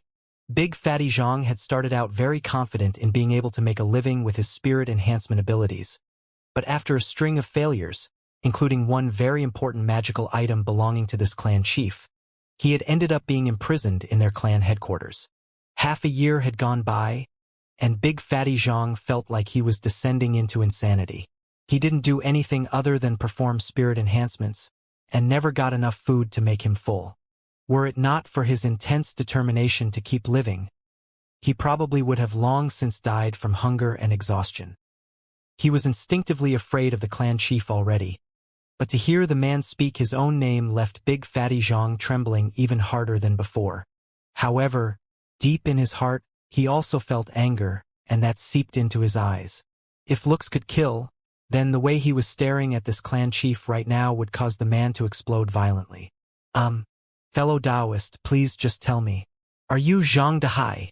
The clan chief's anxiety was mounting, and he didn't dare to even think about simply killing the young spirit enhancer to silence him. The Azure Dragon Society was too big and powerful, and the matter would definitely be found out eventually. If the boss found out he'd imprisoned Zhang Dahai, only to kill him later, the entire clan would be doomed. "Yeah, that's right," Big Fatty Zhang yelled. "I'm Zhang Dahai." The clan chief felt like his head was about to explode. He started shaking physically, and his pupils constricted into tiny dots. To see him reacting this way gave Big Fatty Zhang a very bad feeling.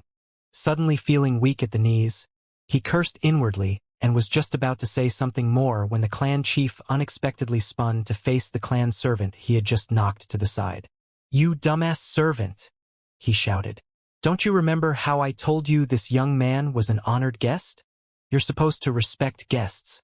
You were instructed to take care of him, but instead, you used him to screw me over." With that, he raised his hand and slapped the servant again, sending him spinning off to the side once more. Blood sprayed out of the servant's mouth, along with a bitter scream. Completely bewildered by why his master would suddenly act this way, he was just about to beg for mercy when the clan chief yelled, "Men, get this servant out of my sight!" cripple his cultivation base, and throw him into the dungeon. With that, the clan chief hurried over and helped Big Fatty Zhang to his feet. Smiling at him amiably, he tried to sound as apologetic as possible as he said, "Brother Zhang, all of this was a big mistake. If you want me to execute that servant, just say the word. AI, you must have had it so difficult these days, Brother Zhang." Patting the dust off of the dumbfounded Big Fatty Zhang's shoulders, the clan chief supported him by the arm as he led the way to the clan's main hall. Raising his voice, he called out, "Prepare the best spirit food and the finest liquor as my apology to Brother Zhang." Within moments, the entire clan was buzzing with activity. Although everyone was scratching their heads in confusion, none of them dared to question what was happening. An entire table of spirit food was prepared, and the clan chief himself waited upon Big Fatty Zhang. He even called over some female clan members to sit next to him. Big Fatty Zhang was more taken aback than ever at this sudden change of events. Never had the clan chief acted so politely, and he couldn't fathom why he would be acting like this. However, after seeing all the spirit food on the table, he put the matter out of mind and immediately began wolfing it down. The clan chief stood off to one side, trembling inwardly, but keeping a smile plastered on his face as he continuously served new dishes. Furthermore, the beautiful female clan members continued to give Big Fatty Zhang meaningful glances. Although they were somewhat confused about why they had been told to do this, they didn't hold back, and one of them even began to gently massage his neck. The others kept his drinking glass full, and even chatted with him in subdued tones. Although Big Fatty Zhang was feeling very nervous about what was going on, he simply gritted his teeth, threw caution to the wind, and enjoyed what was happening. 2 hours later, Big Fatty Zhang had eaten and drunk to his heart's content. Finally, he slapped the table and looked over at the clan chief with a glare. "All right, just what is going on here?" The clan chief couldn't keep the bitterness out of his voice as he replied, "Brother Zhang, what happened before really was a big mistake on my part. Please, don't take it to heart." Clasping his hands, he eyed the female clan members, then gritted his teeth and continued, "Brother Zhang, if you don't despise them too much, why not just take these daughters of the clan as your own?" The young women gasped and opened their mouths to protest, but the clan chief's fierce glare kept them silent. Big Fatty Zhang was scared speechless, and more nervous than ever. He simply couldn't decide what to do. After a moment passed, he asked, "Why are you doing this?" Considering how Big Fatty Zhang was pressing the issue, the clan chief didn't dare to try to pull the wool over his eyes. Taking a deep breath, he said, "Brother Zhang, the boss of the Azure Dragon Society is scouring the city looking for you." "Azure Dragon Society?" Big Fatty Zhang said, looking confused. He had been imprisoned back when the Azure Dragon Society was first starting to rise to prominence. Back then, there had been plenty of people who had never even heard of them, including Big Fatty Zhang. Considering the expression on Big Fatty Zhang's face, the clan chief quickly explained how, during the past few months, the Azure Dragon Society had risen to the heights of glory. Big Fatty Zhang was now shaking harder than ever. "Somebody important like that is looking for me?" He grabbed a big flagon of alcohol and took a long drink. Before long, evening was falling, peppering Big Fatty Zhang with non-stop apologies. The clan chief led him out and toward the North District to finally meet the illustrious boss Azure Dragon. Along the way, Big Fatty Zhang heard a lot of people on the street talking about the Azure Dragon Society, and his nervousness grew. Soon, the moon hung high overhead, and the two of them were in the North District, right outside of a sprawling immortal's cave. It had 18 enormous stone golems standing guard outside, along with countless cultivators. Inside, it was just barely possible to see rank upon rank of powerful cultivators patrolling about. Glittering spell formations surrounded the immortal's cave, and high in the sky above it was a magical projection of an azure dragon. It was extremely realistic, and a mere glance at it would be enough to fill anyone's heart with shock. This is the Azure Dragon Society?" Big Fatty Zhang asked hesitantly. The clan chief nodded. Of course, this wasn't the clan chief's first time coming here, but he was still extremely nervous. Big Fatty Zhang was already having trouble breathing, and truly could not fathom why an important person like the boss of the Azure Dragon Society would possibly be looking for him. However, he had no choice but to follow the clan chief as he cautiously headed toward the main gate and reported in. Before he could even finish making an explanation, 3 beams of light shot out from inside the Azure Dragon Society. The person in the lead had a long orange robe on and wore a beautiful headdress embroidered with an azure dragon. It was none other than Bai Xiaochun. He was festooned with various defensive jade jewelry and glittered with dazzling magical treasures. He even had a halo hovering above his head and couldn't have looked more impressive. Flanking him were Su Baokai and Master God Diviner. By this point, Su Baokai looked very different than he had when he'd first been reunited with Bai Xiaochun. His face had a healthy glow, and he was also covered with all sorts of glittering treasures. He looked like the picture of riches and honor. As soon as Bai Xiaochun appeared, the Azure Dragon Society was thrown into a hubbub. Cultivators and maidservants poured out from inside the Immortal's cave, and the cultivators who were already outside trembled and dropped to their knees to kowtow. "Greetings, boss! Greetings, boss!" Their cries created a rumbling like that of thunder. At that point, Big Fatty Zhang realized to his shock that the clan chief next to him had also dropped to his knees and was kowtowing. Big Fatty Zhang was the only one left standing, his eyes wide as he stared in shock at Master God Diviner, Su Baokai, and Bai Xiaochun. "Ninth Fatty," Big Fatty Zhang said, completely flabbergasted.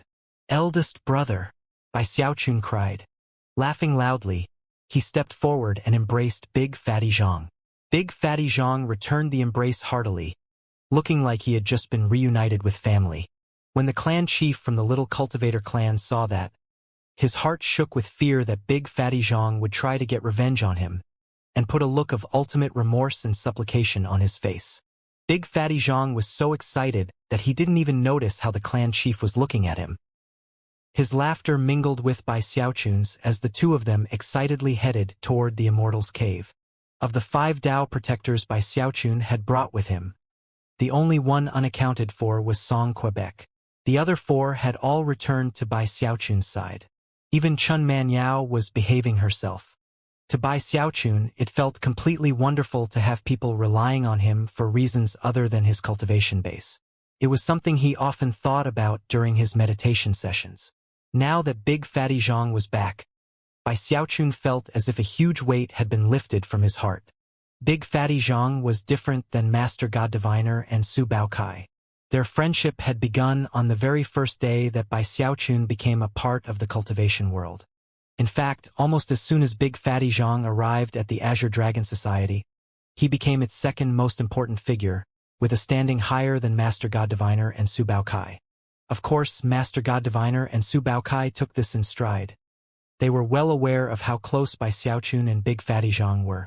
As the Azure Dragon Society expanded and grew more powerful, not only did they compete with the Celestial Sky Society with their fantasy pills, but in other areas as well.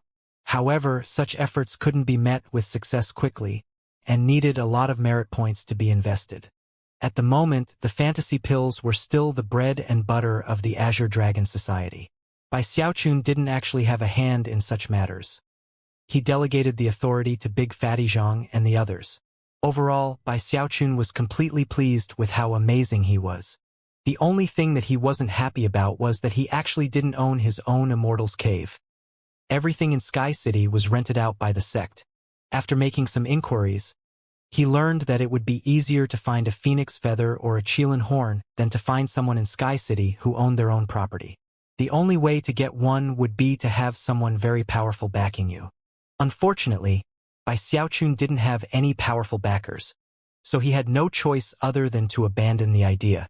Instead, he focused on his cultivation, using much of his profits from the Azure Dragon Society to purchase spirit medicines and spirit food to increase the speed of his progress. It was only after spending about 1 million merit points that he finally reached the point where he had successfully cultivated the 3rd level of the Undying Live Forever technique from the toes of his left foot all the way up to his calf. When that part of his leg pulsed with the power of his undying tendons, he could send astonishing fluctuations rolling out from it, fluctuations that could shake heaven and earth with intense power. The power in his left leg vastly surpassed that of his right leg, and was the source of the most incredibly fleshly body power he had at his disposal. After a few tests, Bai Xiaochun realized that he hadn't just experienced an increase in strength, but also speed. At the moment, his left leg could move at least twice as fast as his right. Of course, even before that, he had been one of the top figures in his cultivation level in terms of speed, thanks to his undying Heavenly King body and Heavendao gold core. Therefore, anyone who saw his speed now would be left gasping with shock. In fact, thanks to this increase in speed, Bai Xiaochun actually felt as if the other parts of his body were sluggish. One day, when I finished cultivating the undying tendons, then when I burst out with full speed, having reached this point in his train of thought, Bai Xiaochun's eyes shone with anticipation. Back in the middle reaches, in the river-defying sect, it would have taken a very long time to reach this point, even with the help of the blood ancestor. But here at the source of the river, in the starry sky Dao polarity sect, the indescribably strong spiritual power, plus the vastly superior spirit medicines and spirit food, made everything completely different. The only catch was that acquiring those resources required merit points, and a lot of them. Thankfully, that was exactly what Bai Xiaochun had.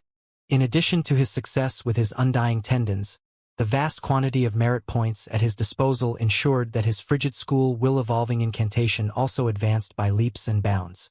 The Heavenspan River water here was much different than in the lower or middle reaches. It was so much stronger and purer that the lesser versions could hardly compare. At one point, he even spent tens of thousands of merit points to buy an entire bowlful.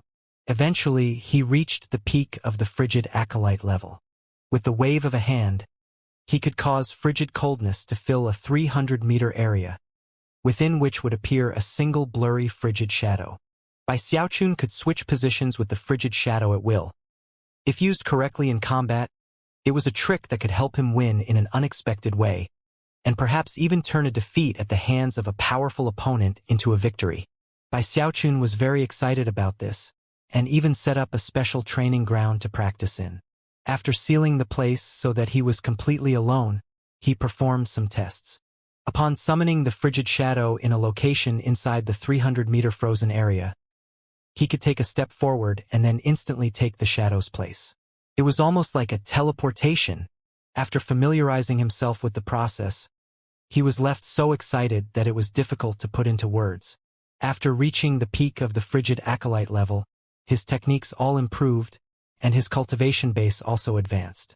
Because of the frigid chi buildup in his Heavendao gold core, his cultivation base was now at the peak of the early gold core stage. With one more step forward, he could break through into mid-gold core. Bai Xiaochun was already certain of how to head in the direction of that breakthrough. It was none other than reaching the frigid adept level. Once I reach the frigid adept level, I'll step into the mid-gold core stage. And that day isn't too far off. He threw his head back and laughed uproariously, musing that coming to the starry sky Dao polarity sect really was the right choice. In fact, if he had known how wonderful Sky City was going to be, he would have come earlier. Even as Bai Xiaochun reveled in complacency, the hostilities between the Celestial Sky Society and the Azure Dragon Society were increasing. In fact, numerous meetings had been held in the Celestial Sky Society to try to figure out what to do about Bai Xiaochun and the Azure Dragon Society. Unfortunately, Bai Xiaochun was a core formation cultivator, something that had caught them completely unawares, and had also lost them the initiative. Their previous failed attempt to take him out had also significantly damaged their awe-inspiring reputation.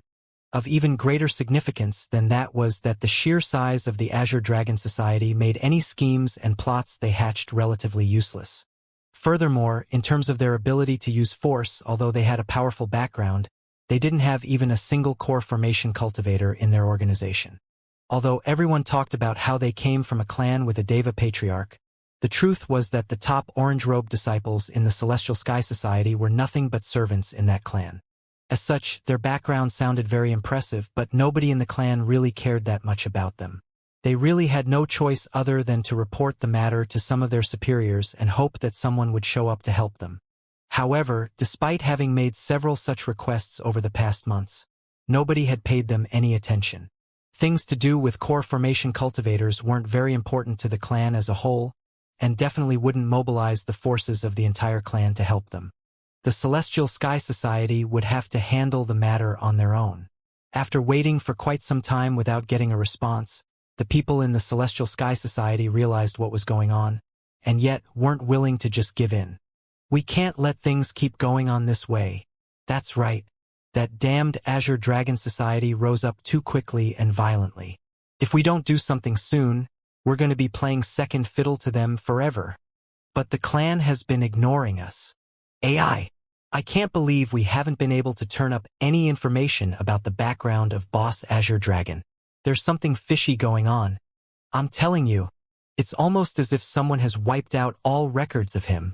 As the discussion played out, a shadowy figure sat off to the side, a person who seemed to be wreathed in flickering darkness. Suddenly, he spoke in a sinister voice. Since the clan is ignoring us and Boss Azure Dragon is too mysterious, then why don't just take the fantasy pills out of the picture? That would cripple the Azure Dragon Society, resolve this deadlock, and also make it more clear how to completely finish things. As for exactly how to take the fantasy pills out of the picture, it's simple. You people just never put enough thought into it.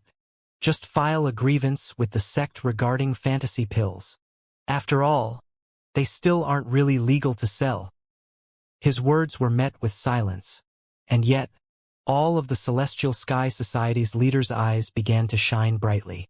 The person who had just spoken was none other than the boss of the Celestial Sky Society. After the decision was formalized, the Celestial Sky Society sprang into action. They compiled a list of all the supposed side effects and harmful aspects of the fantasy pill and reported them to the sect. Furthermore, they backed the effort with all the money and connections they had at their disposal. 3 days later, an order came down from Sky Quarter Rainbow, which was announced everywhere in Sky City. The Sky Quarter Peak Lord had ordered that disciples were forbidden from purchasing fantasy pills. And there was more. A jade slip shot through the air in a bright beam of light toward the Immortals' Cave that was the headquarters of the Azure Dragon Society. It pierced through all of the defensive spell formations like a hot knife through butter before coming to a stop before by Xiaochun. Then, scintillating light burst out from it, along with a profoundly ancient voice. Hostage by Xiaochun from the river-defying sect is to report immediately to the Sky Quarter Peak Lord. Bai Xiaochun had just been in the middle of performing some breathing exercises, so the sudden arrival of the jade slip caused his eyes to go wide. Shivering, he said, "The Sky Quarter Peak Lord? He wants to see me? What does he want? I don't even know him." From the tone he had detected in that voice just now, the speaker hadn't seemed very pleased. What's going on? Even as Bai Xiaochun's nervousness began to mount, Master God Diviner and Su Baokai showed up, serious expressions on their faces. Big Fatty Zhang seemed very angry, and the other leaders all looked extremely anxious. Su Baokai gritted his teeth and said, "Junior Patriarch, the Starry Sky Dao Polarity Sect just issued orders prohibiting the trafficking of fantasy pills. This is definitely the handiwork of the Celestial Sky Society. They're trying to cut off our main source of income." Su Baocai's life had been quite comfortable lately, and he had very much enjoyed seeing merit points rolling in without stop. But now it seemed that it all was coming to an end. How could he not get nervous? What do we do, boss? Without fantasy pills, the Azure Dragon Society is in great danger. That's right. We've been expanding too quickly recently, and the news about the restrictions on the fantasy pills is definitely going to spread like wildfire through the city. Su Baokai wasn't the only nervous one. The other cultivators in the Azure Dragon Society were all thinking the same thing.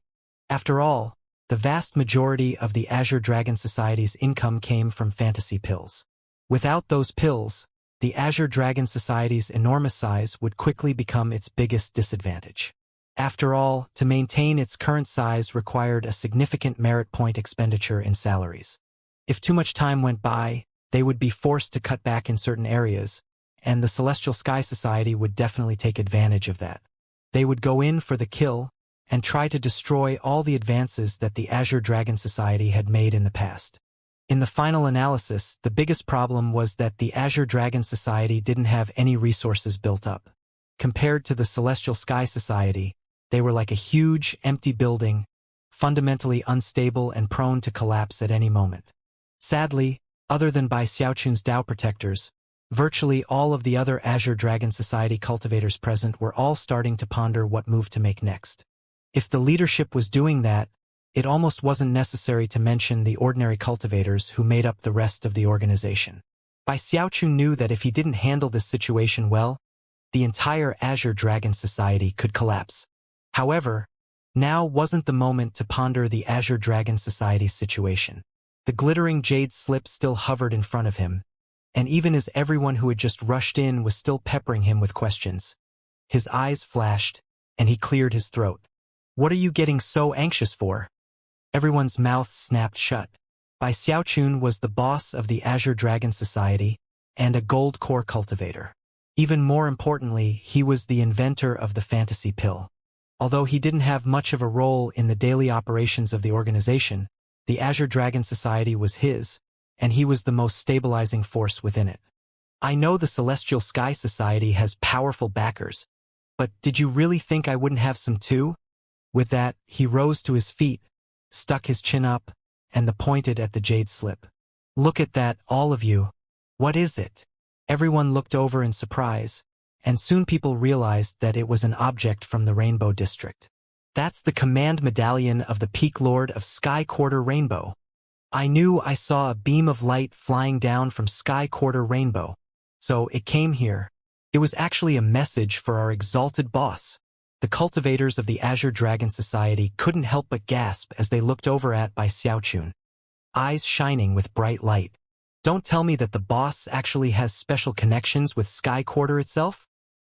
As everyone was reeling in shock, Su Baokai, Master God Diviner, and Big Fatty Zhang were all staring at Bai Xiaochun with blank looks, completely unable to wrap their minds around how he could possibly be connected to the Sky Quarter Peak Lord. "As long as you understand the situation," Bai Xiaochun said coolly. "Well, now I'm going to go pay a formal visit to the Sky Quarter Peak Lord. We'll figure out our next step after I get back." With that, he waved his sleeve, grabbing the jade slip and walking out the chamber. As he left, all of the Azure Dragon Society cultivators clasped hands and bowed.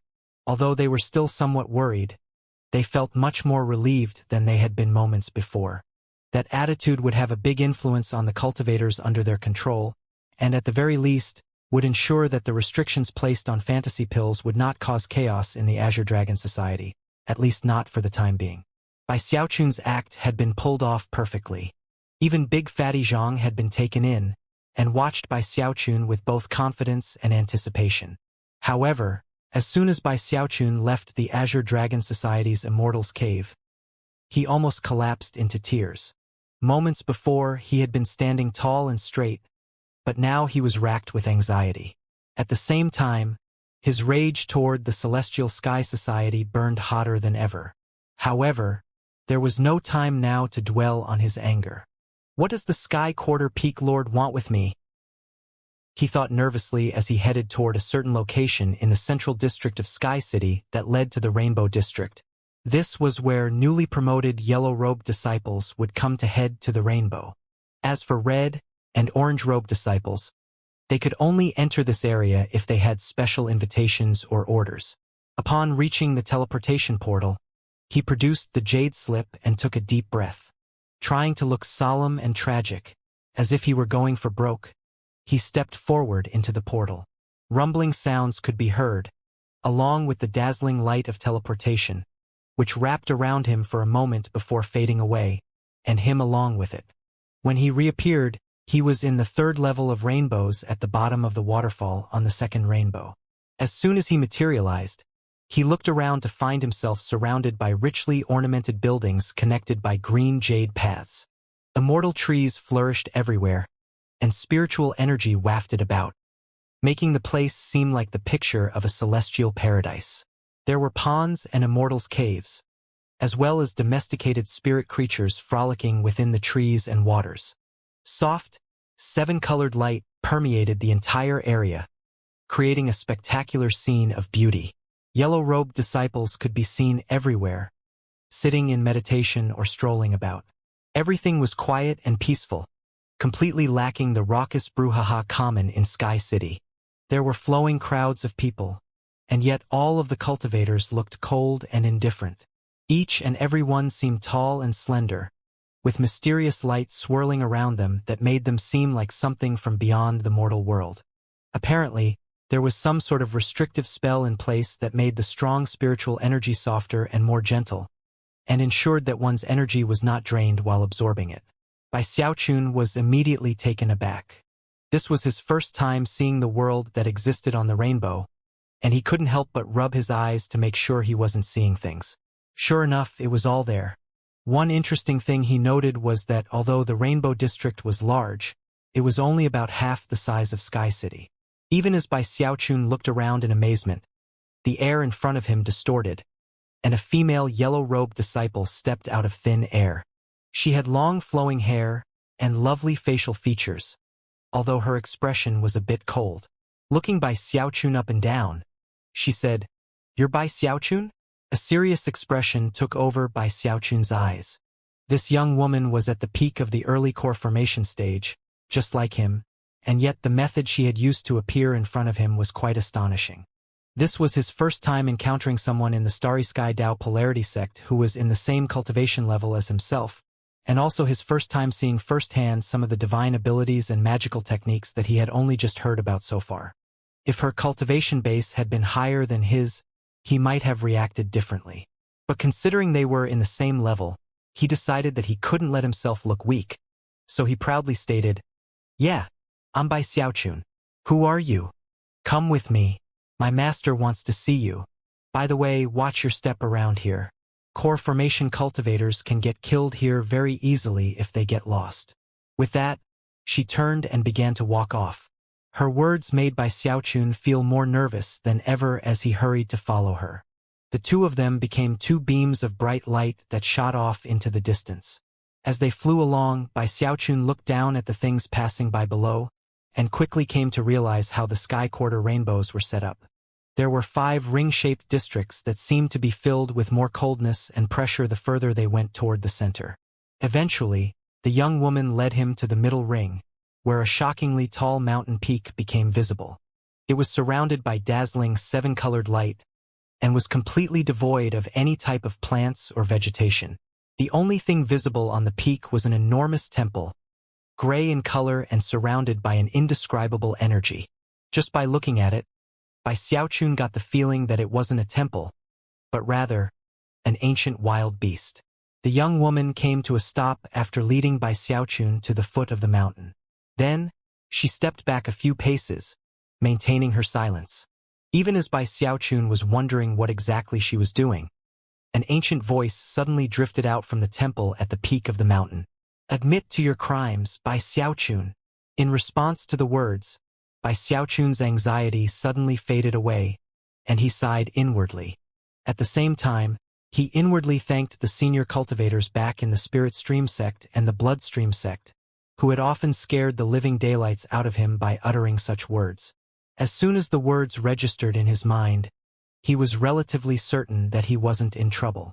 Whenever members of the senior generation spoke like that, it was like they were brandishing a club, only to hand out rewards afterward.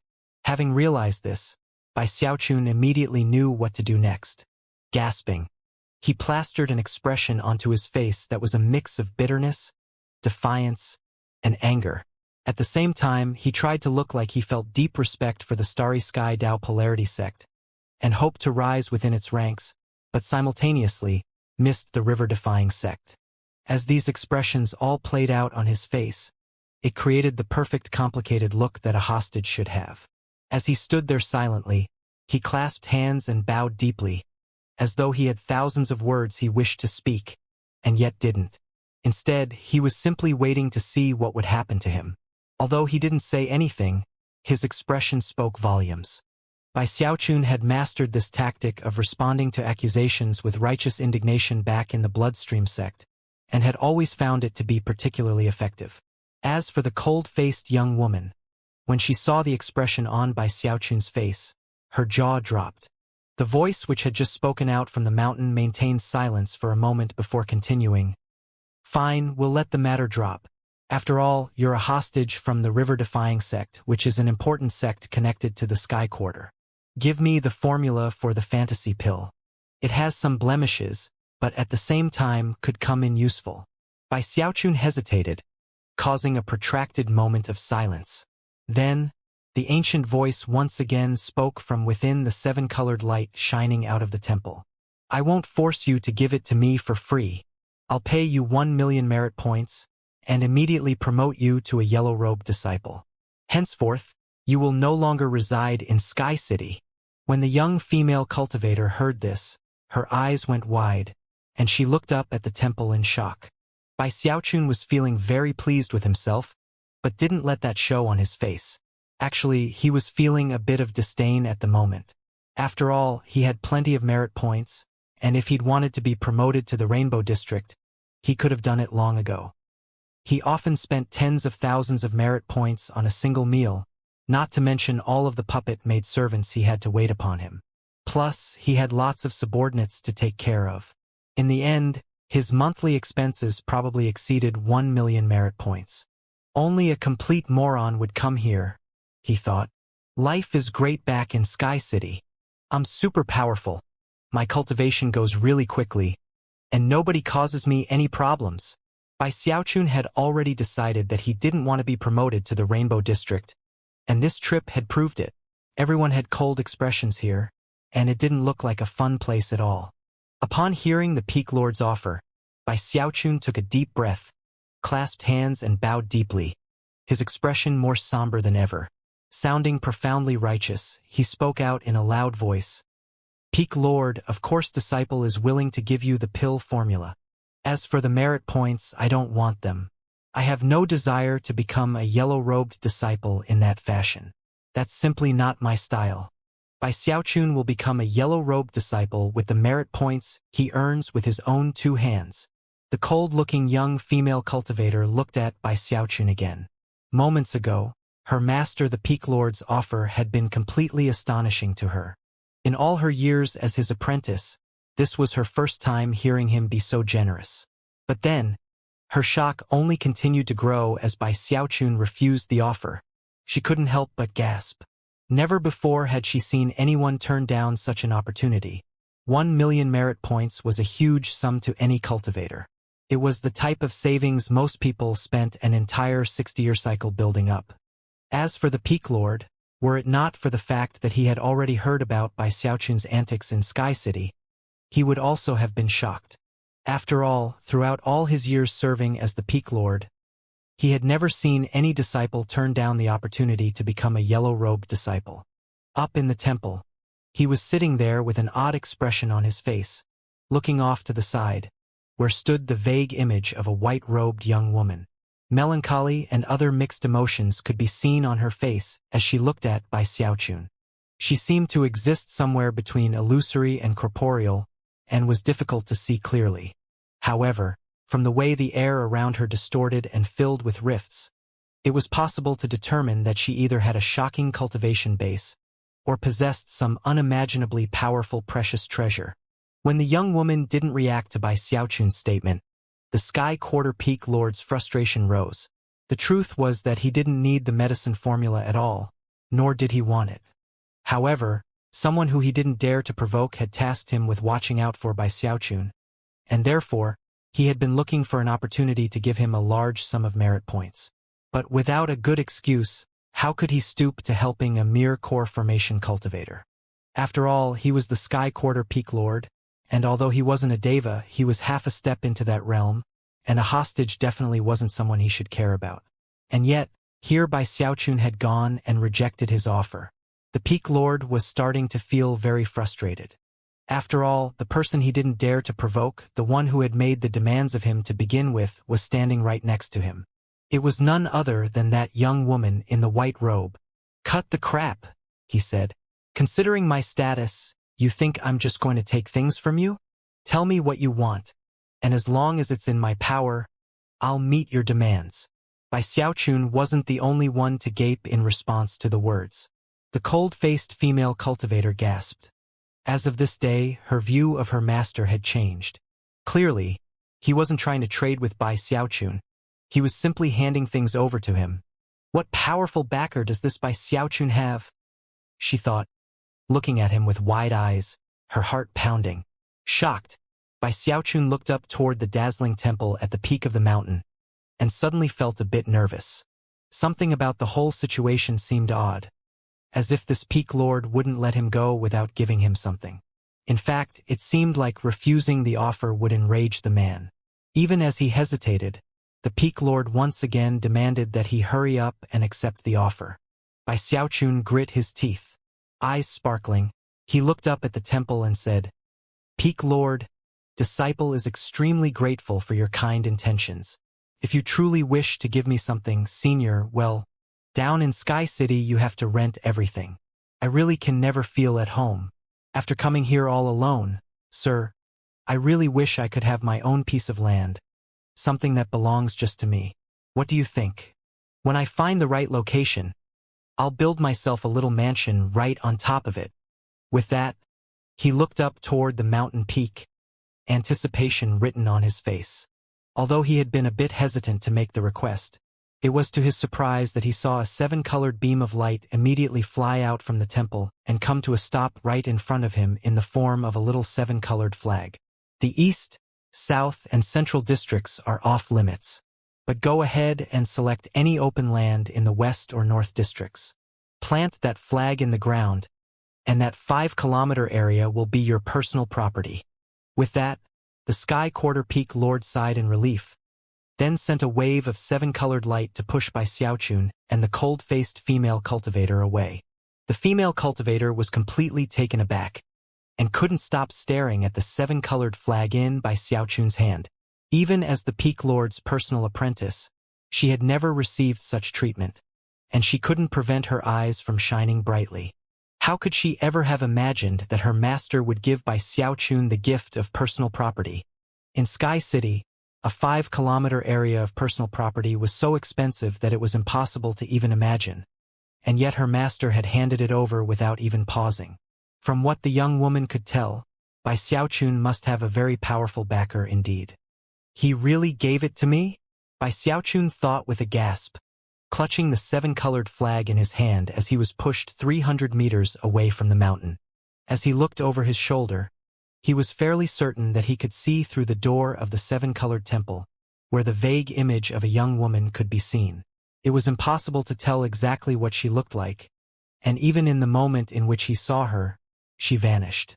With that, he turned and left, taking his suspicions with him. A moment later, the young woman who had just vanished materialized again, this time wearing a veil. "Long time no see, Xiaochun," she murmured.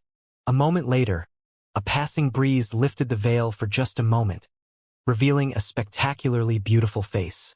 Had Bai Xiaochun been there to see it, he would have recognized this young woman immediately.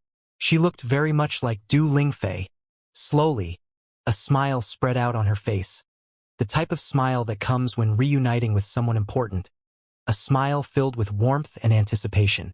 Puzzlement and confusion could be seen in Bai Xiaochun's eyes the entire way out of the Rainbow District. The cold female cultivator leading the way suddenly seemed much warmer than before, and even looked at him a few times out of the corner of her eye to size him up. When they reached the teleportation portal, she smiled and gave him a curtsying bow. "Brother Bai, sorry for my lack of manners earlier. Oh, my name is Xianxia." Then the light of teleportation rose up between them. Bai Xiaochun's vision swam, and the echo of the young woman's words was replaced by the cacophonous din of Sky City. Bai Xiaochun felt almost like he had been dreaming just now. But then he pulled the seven-colored flag out of his bag of holding and looked it over, and his eyes began to shine brightly with excitement. "I can't believe he actually gave it to me."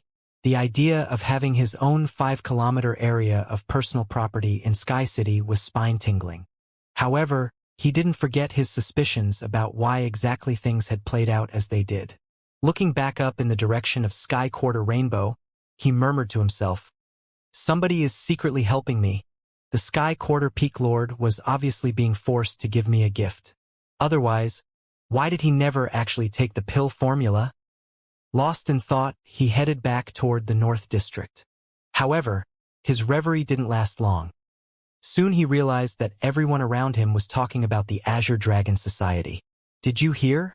After you consume that evil fantasy pill, it gives you permanent brain damage. How sadistic! It doesn't just give you brain damage. If you consume enough of them, your latent talent deteriorates, and you slowly go crazy. I even heard of some people who died from them. There's worse. They're addictive. Once you start consuming them, you go crazy if you try to stop. I should have known the Azure Dragon Society would be responsible for a sadistic pill like that. The boss of the Azure Dragon Society was the one who invented it. Hey, do you guys remember the ultra-fasting aid pill? He made that too. What a depraved devil. Bai Xiaochun was not very happy about such talk. Although his fantasy pill wasn't perfect, it definitely wouldn't cause any sort of permanent harm, and the positive aspects of the pill more than made up for any side effects. Furthermore, nobody had ever died from consuming them. However, the rumors were too perfectly crafted, and by the time Bai Xiaochun arrived at the North District, word had spread to the other districts as well. Based on the animosity being voiced toward the Azure Dragon Society and Boss Azure Dragon, Bai Xiaochun couldn't help but imagine what would happen if someone recognized him. All it would take would be for someone to shout out and identify him, and everyone around him would surely pounce on him. He was trembling with fear, but in order to play it as safe as possible, he walked through the crowd cursing the Azure Dragon Society as loudly as possible.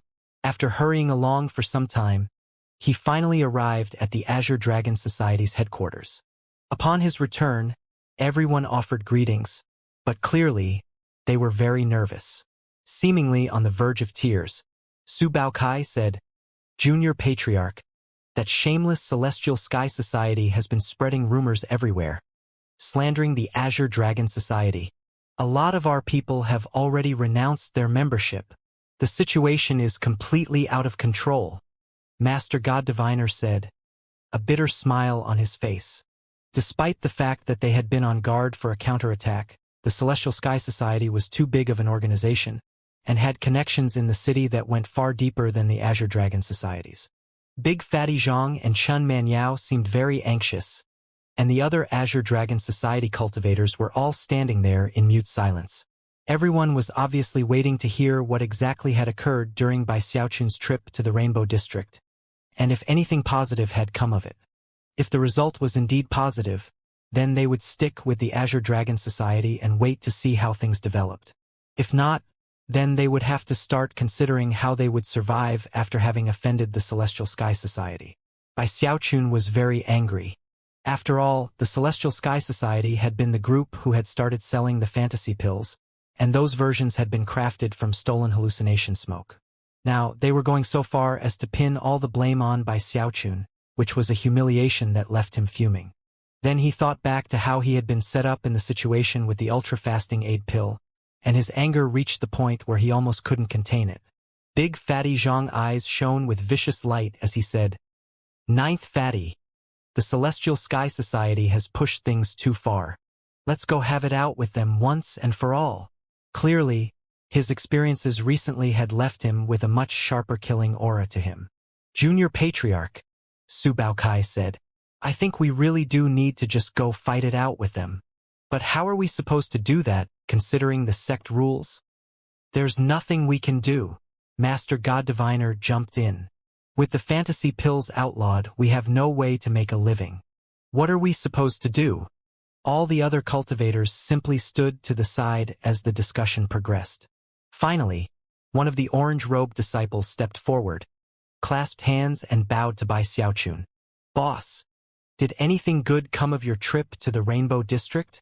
As soon as the words left his mouth, everyone quieted down and looked at Bai Xiaochun expectantly. Bai Xiaochun took a deep breath to suppress his anger, then said, "Of course some good came of it, but we still can't sell fantasy pills." The silence which met his words was even deeper than the silence from before. After looking over the group, he asked for someone to bring him a map of Sky City, then turned and walked into his room. Time passed. The next day, more cultivators left the Azure Dragon Society. The day after that, even more left. That trend continued with each passing day. By the time 7 whole days had passed, the continued pressure from the Celestial Sky Society saw 90% of the cultivators leave the Azure Dragon Society.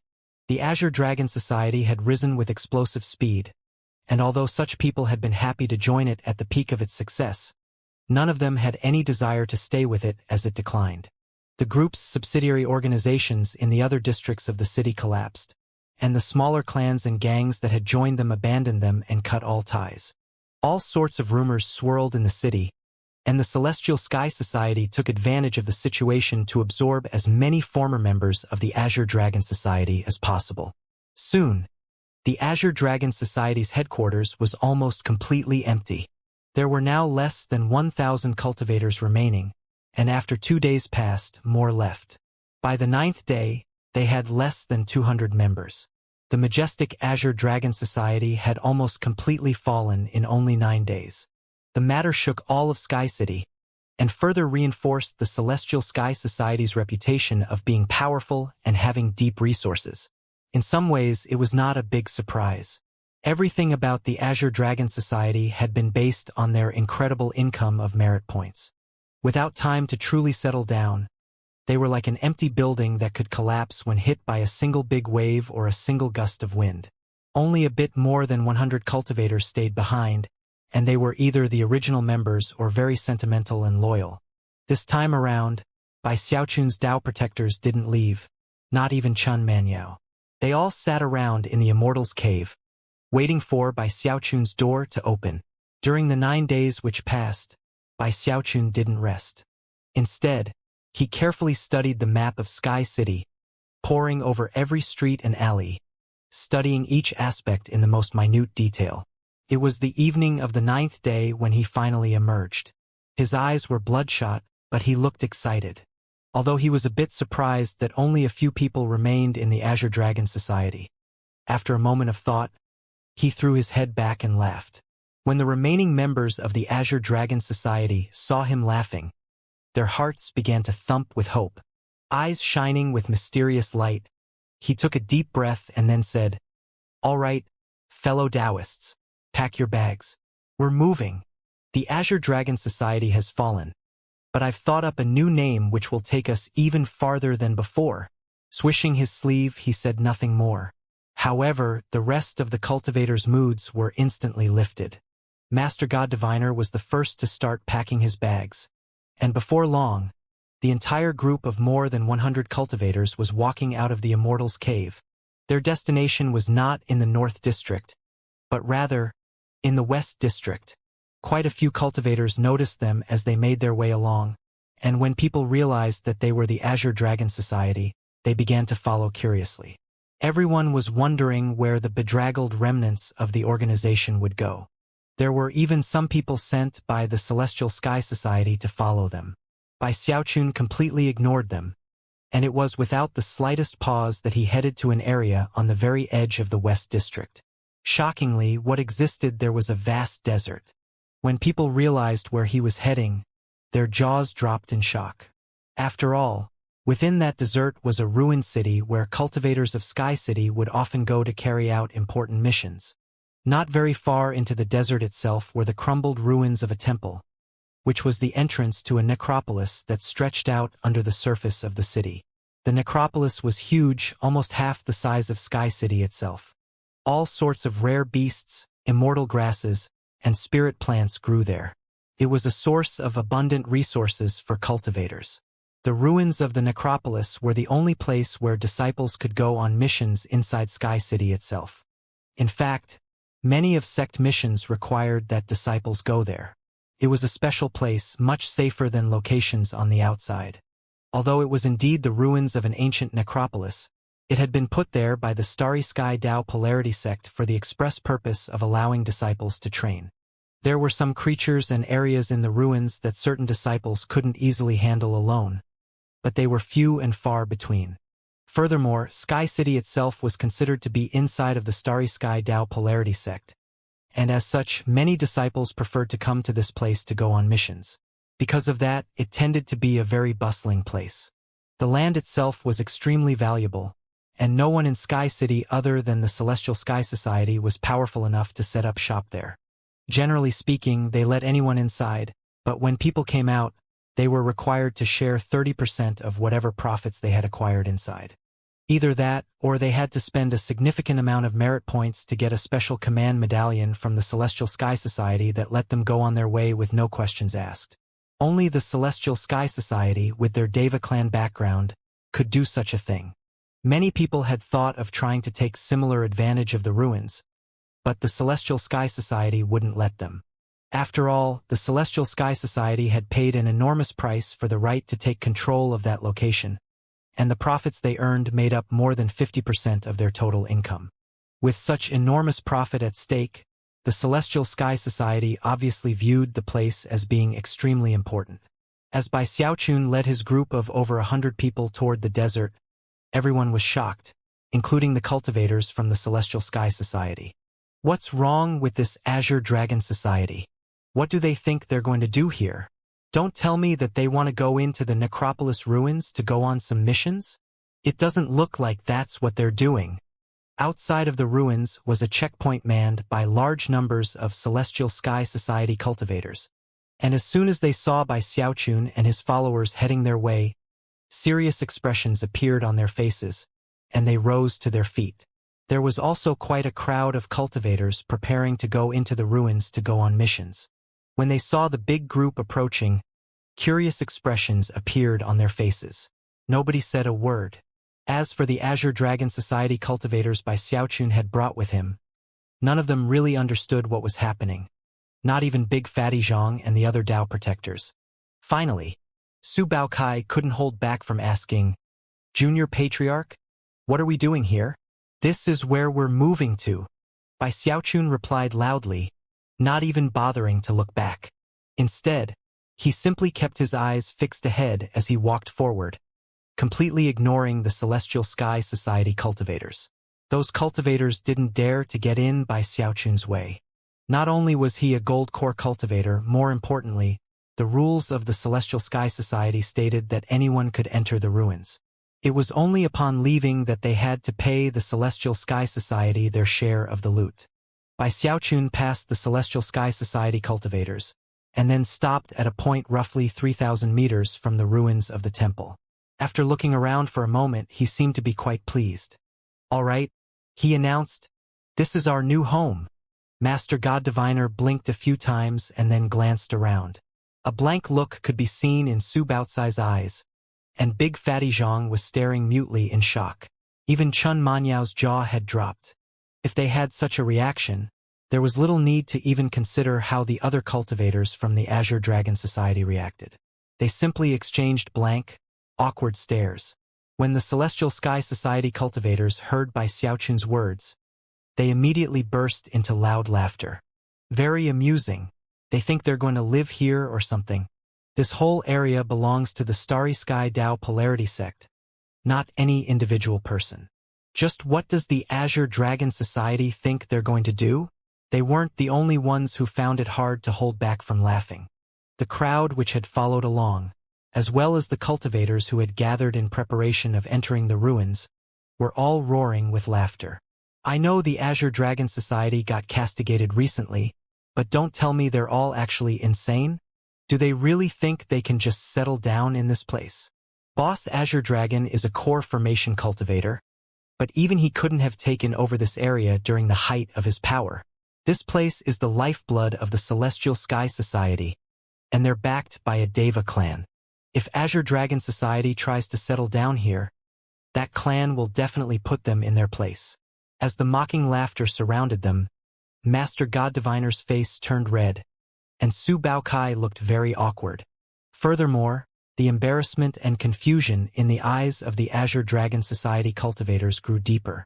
Big Fatty Zhang and Chun Manyao coughed dryly, and appeared to be hesitating about whether or not to say anything. "Xiaochun." In that moment, Bai Xiaochun stuck his chin up and waved his sleeve, sticking his arm out to reveal what was clasped in his hand. A small, 7-colored flag, shining with dazzling light. Instantly, intense pressure weighed down on the area, and all the laughter ceased. As for Bai Xiaochun, he looked very pleased with himself as he cast the little flag straight down into the ground at his feet. "Activate," he roared. The instant the little flag pierced into the ground, heaven shaking, earth-shattering rumbling filled the air. A sound like the crashing of thunder. Ru-yu-yu-umble. Everything began to shake violently as a gale-force wind spiraled out of the little flag, engulfing the entire area and causing even more intense pressure to weigh down. The Tao protectors' faces flickered, and they backed up, gasping. The Celestial Sky Society cultivators, the passers-by, and the cultivators hoping to go on missions all began to edge backward. The pressure weighing down on them seemed like heavenly might, the source of which was the little flag that Bai Xiaochun had just stabbed down into the ground. As the wind screamed and the lands shook, Bai Xiaochun's hair whipped about him, and the seven-colored light swept out, filling a 300-meter area around the flag. However, things weren't over yet. The light continued to spread, and in the blink of an eye had filled 1.5 kilometers, then 2.5 kilometers, and finally 5 kilometers. Seven-colored ripples filled that entire area, completely replacing the desert sands which had existed there before. Everything flickered with scintillating light, as well as silence, which was broken only by the gasps of the other cultivators in the area.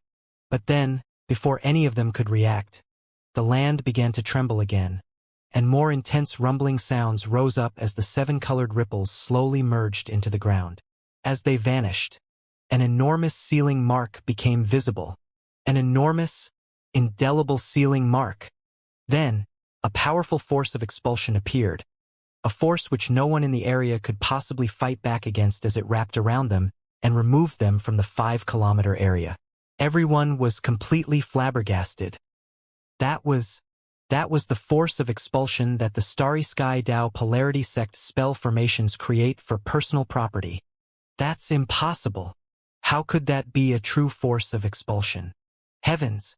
Only people who have the approval of the Starry Sky Tao Polarity Sect's grand spell formation can have personal property with a spell formation like that. There aren't even 10 locations in all of Sky City that are personal property.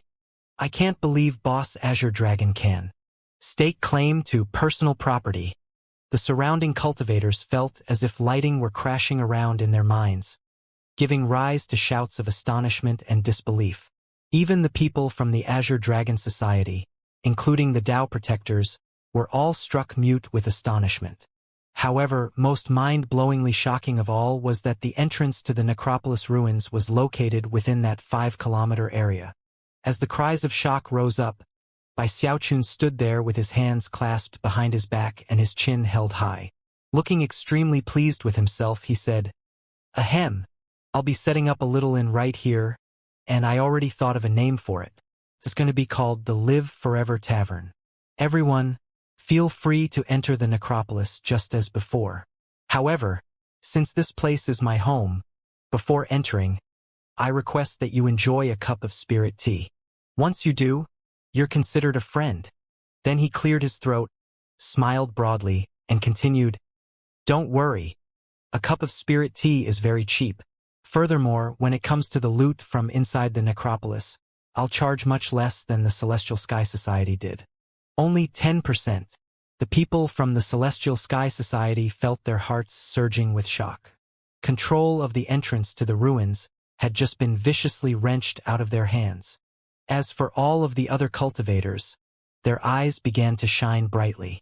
The Celestial Sky Society had charged 30%, so obviously, the Azure Dragon Society was doing everything they could to keep the masses happy. As soon as Bai Xiaochun took the seven-colored flag given to him by the Sky Quarter Peak Lord and stabbed it into the ground in that desert, everything in the 5-kilometer area around it became his personal property. The matter instantly caused a major commotion within Sky City. The news spread like wildfire, until everyone in the entire city was talking about the matter in tones of complete shock and disbelief. Personal property. How is that even possible? There are less than 10 places in all of Sky City that count as personal property, and they're only given out as rewards for people who perform incredible meritorious service for Sky Quarter Rainbow. The Azure Dragon Society obviously has some powerful backers. That's what I said. Everyone was wondering why the Azure Dragon Society dared to challenge the Celestial Sky Society, and now we know. The boss Azure Dragon is incredibly mysterious and unfathomable. It wouldn't be surprising if he had a deva on his side. Even as word spread in the city, the news was brought to the leadership of the Celestial Sky Society, who reacted with looks of dumbfounded shock. They had worked themselves to the bone fighting against the Azure Dragon Society both physically and in terms of wits. Now, Bai Xiaochun had unleashed a deadly counterstrike. Just when he seemed to have been defeated without possibility of recovery, he turned everything around. The Celestial Sky Society simply couldn't accept the situation. Personal property? Countless cries of shock filled the Celestial Sky Society, and many members were filled with bitterness and hesitation. In the briefest of moments, everyone's opinions of the Azure Dragon Society had completely changed. After all, they now controlled the only entrance into the Necropolis ruins. As for everyone who had recently abandoned the Azure Dragon Society, their hearts swelled with regret, and yet, there was nothing they could do about the situation. The Azure Dragon Society wasn't recruiting anymore, and rejected any people who took the initiative to apply for membership.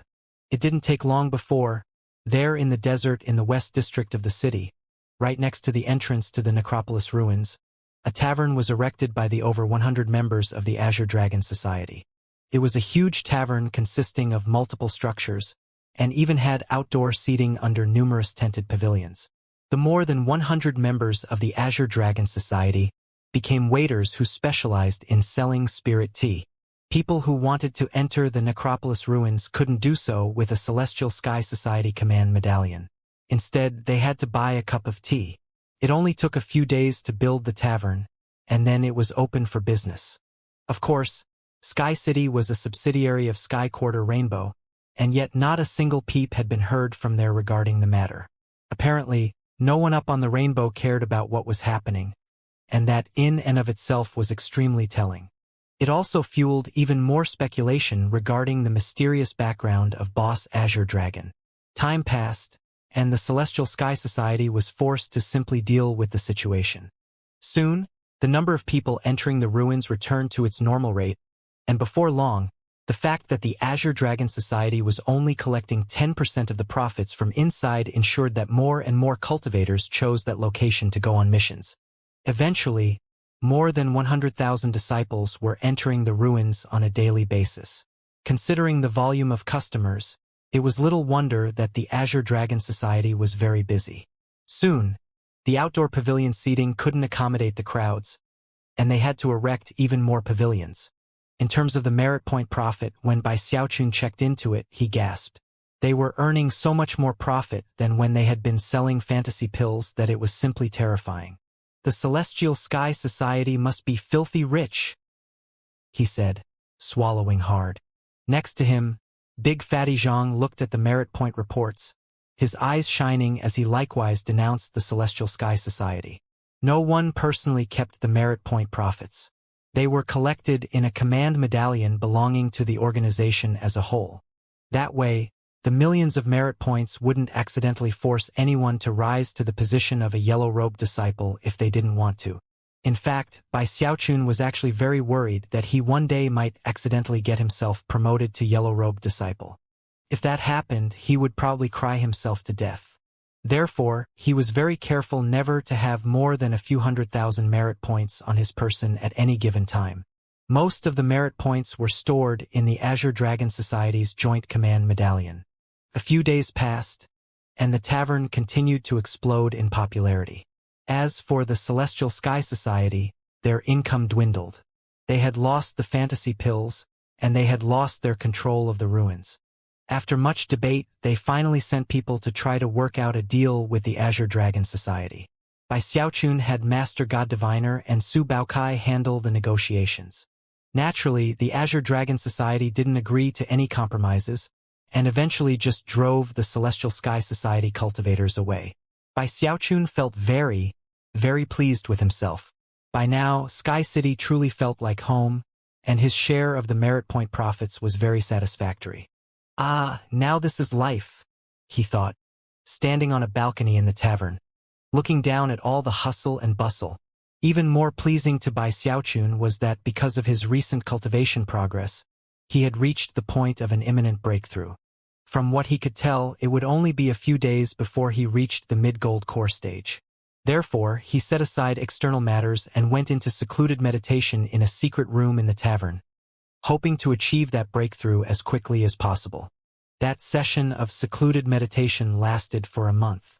At that point, Bai Xiaochun's eyes snapped open, and a bright blue light could be seen in his pupils. At the same time, intense streams of frigid qi were roiling off of him. The frigid qi soon filled the entire area, causing the temperature in the chamber to drop rapidly. Cracking sounds could be heard as ice began to cover the walls, ceiling, and roof. Frigid acolytes can form frigid shadows and unleash the magic of frigid coldness. As for frigid adepts, they can freeze everything in a 3,000-meter area. With that, he waved his hand. Instantly, his hand turned as clear as crystal, making it possible to see the blood flowing through the veins beneath his skin. Apparently, the cold in the chamber didn't affect him at all. "Time to break through," he said. Rising to his feet, he sped out of the secret chamber, and before anyone could detect his passage, was gone from the tavern. He became a beam of light, shooting through the air to appear in a location deep in the desert. It was a remote area with no signs of life whatsoever, and definitely no cultivators from Sky City.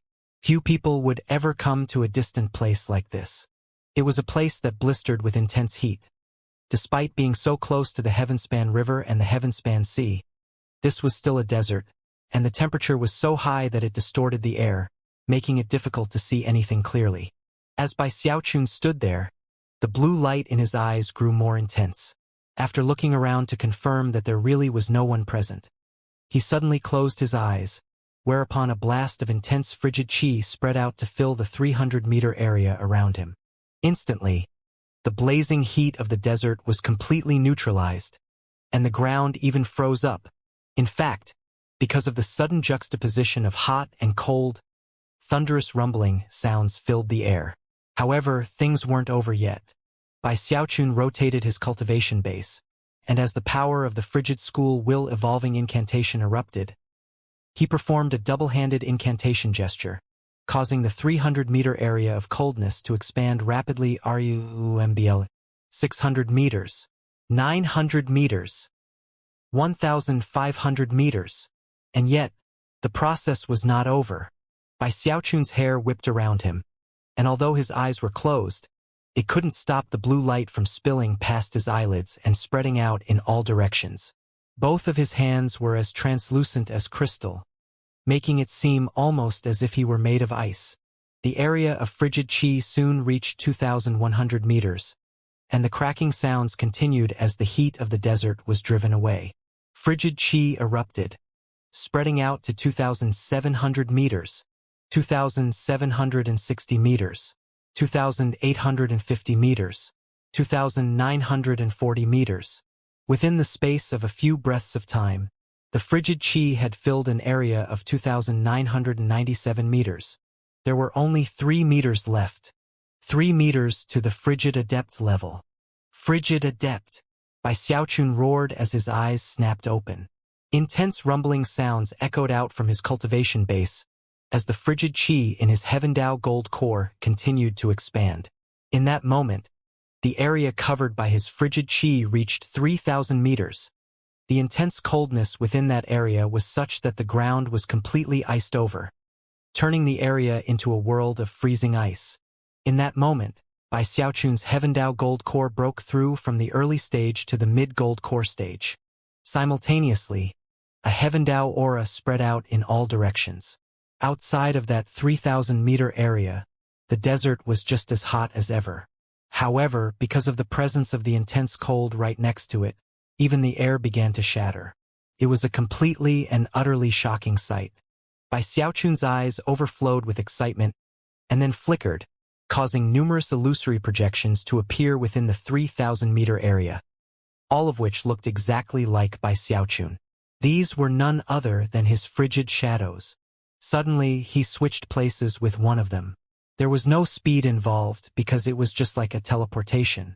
If anyone had been there to see so many versions of Bai Xiaochun, they would definitely have gasped in shock. Moments later, the numerous frigid shadows converged, revealing by Xiaochun's true form. Waving his sleeve, he dispelled the area of coldness, allowing the heat to sweep back in. The resulting tempest sent his hair whipping about as he threw his head back and laughed heartily. If anyone had been there to see what was happening, they would have been deeply shaken. This was something that could not be accomplished by ordinary mid-core formation cultivators, or even the top chosen of the generation. Furthermore, this was the River Source Starry Sky Dao Polarity sect, whose chosen vastly surpassed those in the lower or middle reaches. And yet, what Bai Xiaochun was currently doing would shock all such chosen. And the might of the frigid school will-evolving incantation was only just revealing its potential. This is only the frigid adept level. When I reach the frigid master level. Bai Xiaochun's eyes shone with anticipation as he thought back to the description of the technique. Frigid masters can create a 30,000-meter frigid domain with actual clones. These are just frigid shadows, not true clones. At this point, he couldn't help but think about the frigid paragon level. Frigid paragons can even freeze portions of the Heavenspan River. Bai Xiaochun's hands were clenched into fists, and the anticipation in his eyes shone strong and bright. However, this session of cultivation was not yet over, and his breakthrough wasn't going to be limited to the frigid school will-evolving incantation. The time had come for his undying tendons. Next, he looked down at his left leg, the tendons of which had by now been refined to completion, making his leg the strongest part of his entire body by far, and also the most resilient. Eyes glittering, he lifted his left foot up and then stomped it back down toward the ground, fueling the motion with all the power of his undying tendons. Even before the foot actually made contact, the ground began to quake, sending countless volumes of sand flying up into the air. And yet, Bai Xiaochun wasn't satisfied. In the moment that his foot made contact with the ground, his eyes flashed, and he said, "Undying Hex!" Countless crevices snaked out in all directions, creating something like a natural restrictive spell. In that instant, everything in the area was simultaneously sealed in place and then destroyed. The area around Bai Xiaochun began to collapse, sending massive amounts of dust flying up into the air. Sounds like muffled thunder echoed out in all directions, reaching even the inhabited parts of Sky City. Bai Xiaochun let out a yelp as tumbled downward through the flying dust and sand. Then, moments later, as the dust settled, he could be seen at the bottom of an enormous, 300-meter-wide crater. Covering the crater were countless interlocking golden threads, which were none other than the manifestation of the divine ability which came after the throat-crushing grasp and the mountain-shaking bash, the undying hex. It could seal anything and everything. At the bottom of the crater, the dust covered by Xiaochun was struggling back to his feet, not sure whether to laugh or cry. He had forgotten that he was in a desert, and that there was only loose sand and dirt beneath his feet. To suddenly tumble down and end up covered in dirt right in the moment of triumph was definitely a loss of face. But after climbing out of the crater and confirming that no one was in the area to see him, he breathed a sigh of relief. Then he composed himself for a moment before transforming into a beam of light that shot back in the direction of the tavern. Moments after he left, cultivators from Sky City arrived to see what had caused the commotion. When they caught sight of the 300-meter-wide crater, all of them gasped in shock. This desert was put here by the Starry Sky Dao Polarity sect? Wasn't it? No ordinary force could cause this kind of damage here. I can't believe someone actually managed to create a crater like this. Could it be that one of the famous chosen in the Starry Sky Dao Polarity superstars came down here to do some training? Not even core formation cultivators could do something like that. It must have been somebody from the top 1,000 in the Starry Sky Dao Polarity Superstars. When the subject of the Starry Sky Dao Polarity Superstars came up, looks of envy could be seen on the faces of all the cultivators present. The Starry Sky Dao Polarity Superstars were very important in the Starry Sky Dao Polarity sect. They were an elite group of cultivators under the nascent soul stage who were ranked according to power and ability. Anyone on that list could single-handedly shake the Eastern cultivation world. Even as the discussion about the matter unfolded, a beam of light appeared off in the distance, within which was a handsome young man. He seemed weary and travel-worn, but his eyes shone brightly and astonishingly. His cultivation base was a step beyond the great circle of foundation establishment. He was in the quasi-core stage. A mere glance at him would confirm that by merely crystallizing his spiritual seas, he would step into core formation. Although there was always a possibility of failure, considering the fluctuations that rolled off of him, that didn't seem likely in his case. There was also a murderous aura surrounding the young man which, when coupled with the scars on his face, made him seem somewhat unapproachable. He was none other than Song Ke. Back when he had parted ways with Bai Xiaochun, he had immediately gone outside the sect to start working on missions. Lots of them. Nearly a year had passed, and he had faced many potentially fatal situations. However, he had gone all out to complete most of his missions, and had only a few more to go, all of them inside of the necropolis ruins. After accomplishing those missions, he would have a savings of tens of thousands of merit points. As he passed through the area, he noticed the crater, and couldn't help but stop to take a look. Whoever made this crater must be completely extraordinary. One of these days, I'm going to be just as incredible. The other cultivators looked at him warily. After all, the dangerous gleam in his eye, his murderous aura, and his generally sinister air made him seem like the type of person no one would dare to provoke. He seemed like the person who lived a life surrounded by death.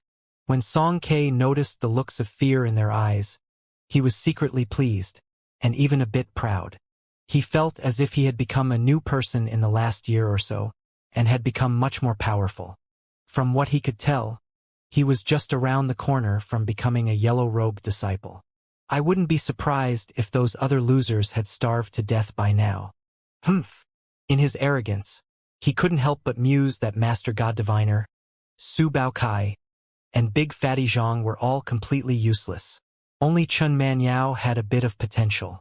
Of course, the mere thought of Bai Xiaochun caused Song Ke to grind his teeth. Bai Xiaochun had crushed him for the first time in the Fallen Sword Abyss, stealing his chance to reach Heaven Dao Foundation establishment, and that was a source of constant angst, something he would never forget for the rest of his life. And then there were all the things which had occurred in the Bloodstream sect which had nearly driven him crazy. Even how things had played out in the river-defying sect were almost beyond bearable. Bai Xiaochun, you made a fool of me in the Fallen Sword Abyss, twice as badly in the Bloodstream sect, and 3 times as badly in the river-defying sect. You just never shut up about care this and care that. You just wait until I become a yellow-robed disciple. Then I'll make a fool of you 10 times worse than you ever did to me. As he spoke, his eyes began to shine even more brightly than before. He was completely and utterly confident that he could do exactly as he had planned. The Starry Sky Dao Polarity Sect is a land of good fortune for me. Before coming here, the clan patriarch told me he had full confidence that I would become a nascent soul cultivator here. Looking down, he tapped his bag of holding to produce a blue command medallion. It wasn't large, but it was very significant.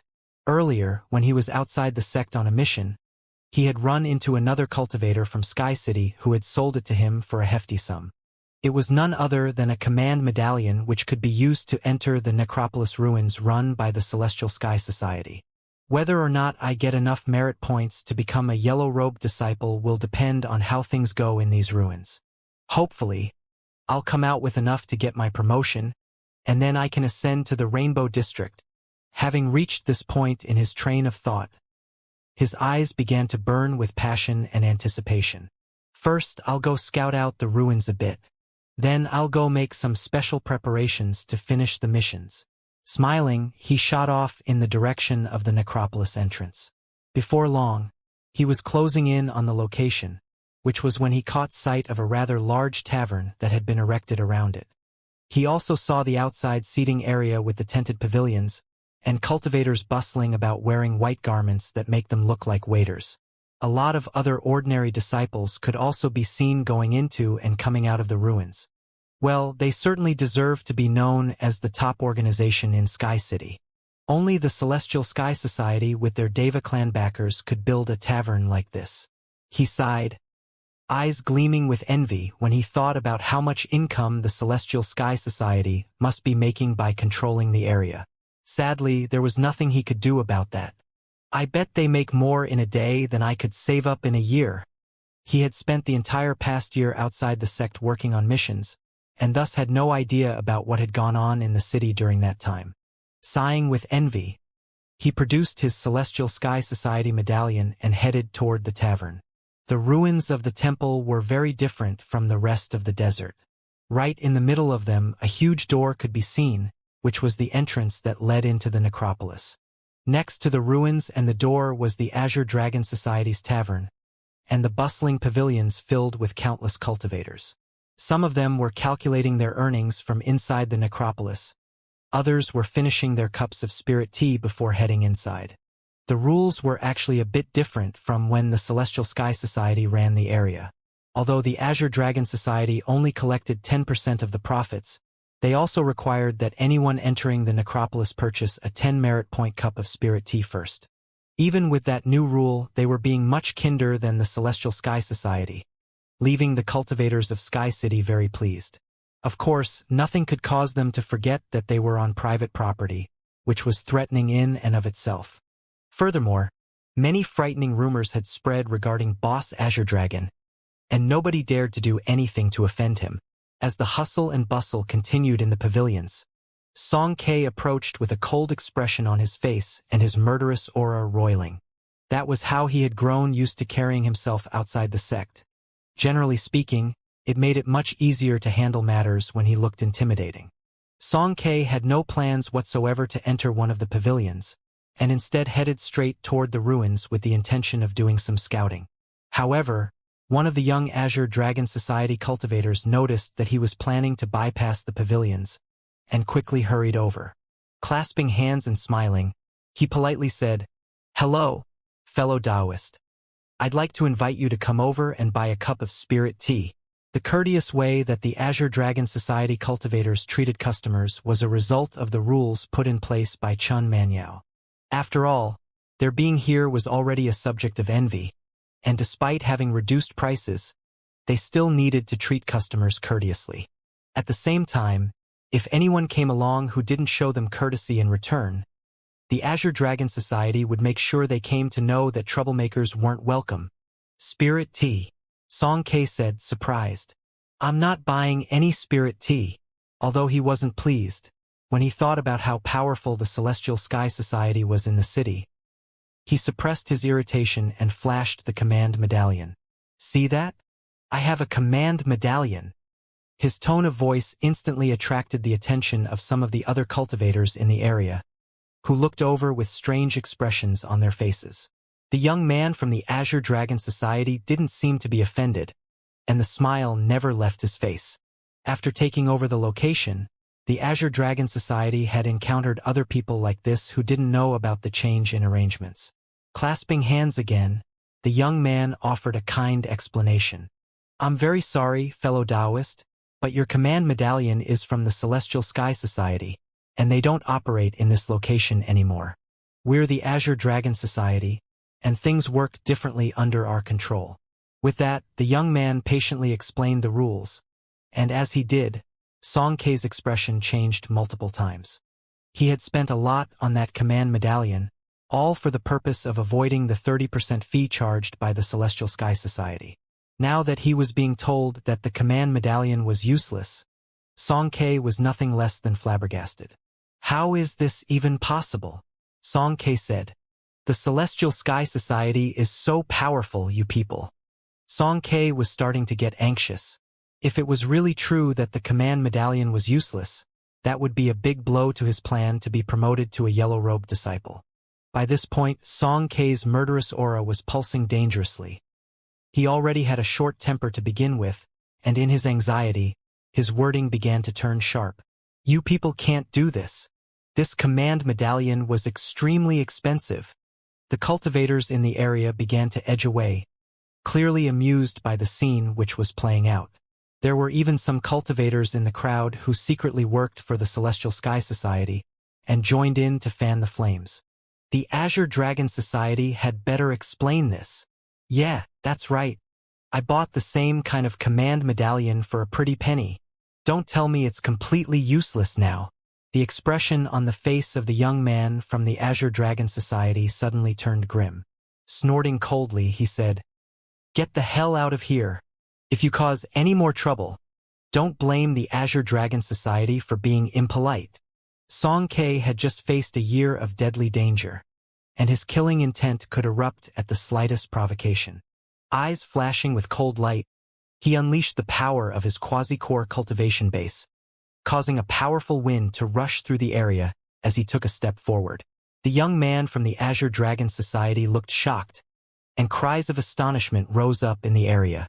From the look of things, a huge commotion was about to break out. However, in that very moment, someone spoke in a quizzical voice. Song K, Master God Diviner, and Su Baokai had just been passing by, and when they looked over to see Song K, their jaws dropped. Song K had been bristling with a murderous aura, but when he caught sight of Master God Diviner and Su Baokai, it changed to an expression of astonishment. That was especially the case because of the healthy glow they had, and the way all of the Azure Dragon Society cultivators in the area looked at them with expressions of reverent respect. You too.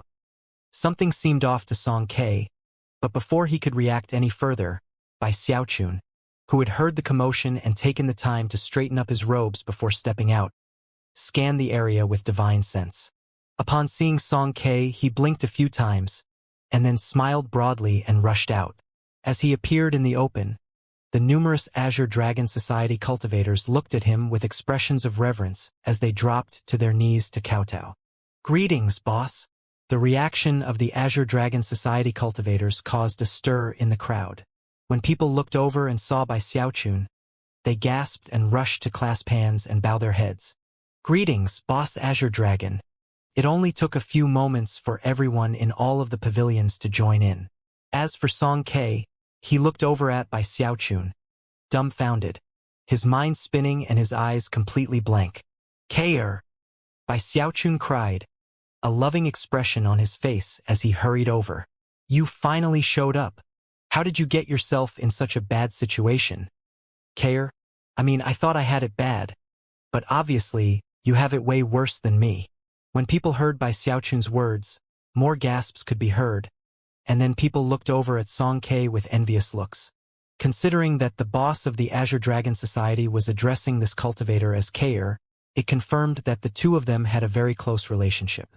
Clearly, this K-er was a generation below Boss Azure Dragon when it came to family ranking. Song K's face was as white as a sheet, and his mind was being battered by tsunamis of astonishment. He suddenly felt like the entire world had been turned upside down. Here Bai Xiaochun was glittering with the light of magical treasures, numerous jade pendants hanging all over him.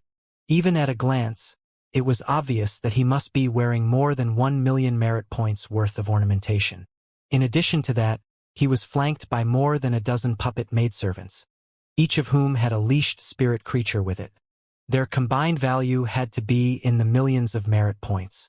Song K had spent an entire bitter year eating frugally and risking his life to reach the threshold of being a yellow-robed disciple.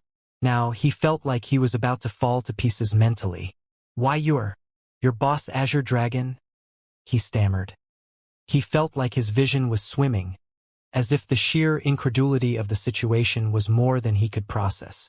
As that happened, Big Fatty Zhang and Chen Manyao approached. Song K tore his vision from Bai Xiaochun to look at them, and when he saw the finery they wore, he suddenly got a very bad feeling. "You guys!" Su Baokai cleared his throat and looked at Song K with an expression of pity and compassion. "Song K, we own this place. The Junior Patriarch built the Azure Dragon Society into what it is today, and this tavern belongs to us. This whole area is the personal property of the Junior Patriarch. Your command medallion really doesn't do any good here. But considering that you're the Junior Patriarch's nephew, then we're all on the same team, right? Who cares about command medallions? Just toss that thing in the trash. You can go into the necropolis anytime you wish. Right, Junior Patriarch?" Bai Xiaochun wore a very somber expression as he patted Song K's shoulder. Looking very much like someone in the elder generation, he nodded his head. "K-er, your aunt entrusted your safety to me. As your senior, It's my responsibility to care for you. Despite how you callously abandoned me when we first got here, you're my nephew, so I can cut you some slack. Listen, those ruins are quite dangerous, and as your uncle, I really can't see you facing such peril. How many merit points do you need? I'll make up the difference, and you can become a yellow-robed disciple immediately. All it will take is a single word on my part. In response to his words, countless gasps could be heard in the area, and many covetous gazes fell upon Song Ke. Most people could only dream of becoming a yellow-robed disciple, and yet they had all personally heard by Xiaochun say that he could give that honor as a gift to Song Quebec. The envy in their eyes couldn't have been more obvious. However, Song Ke was a proud person, so to hear terms such as uncle and Kaer caused his anger to spike to the heavens. Blood sprayed out of his mouth, and then, unable to control himself, he passed out flat on his face.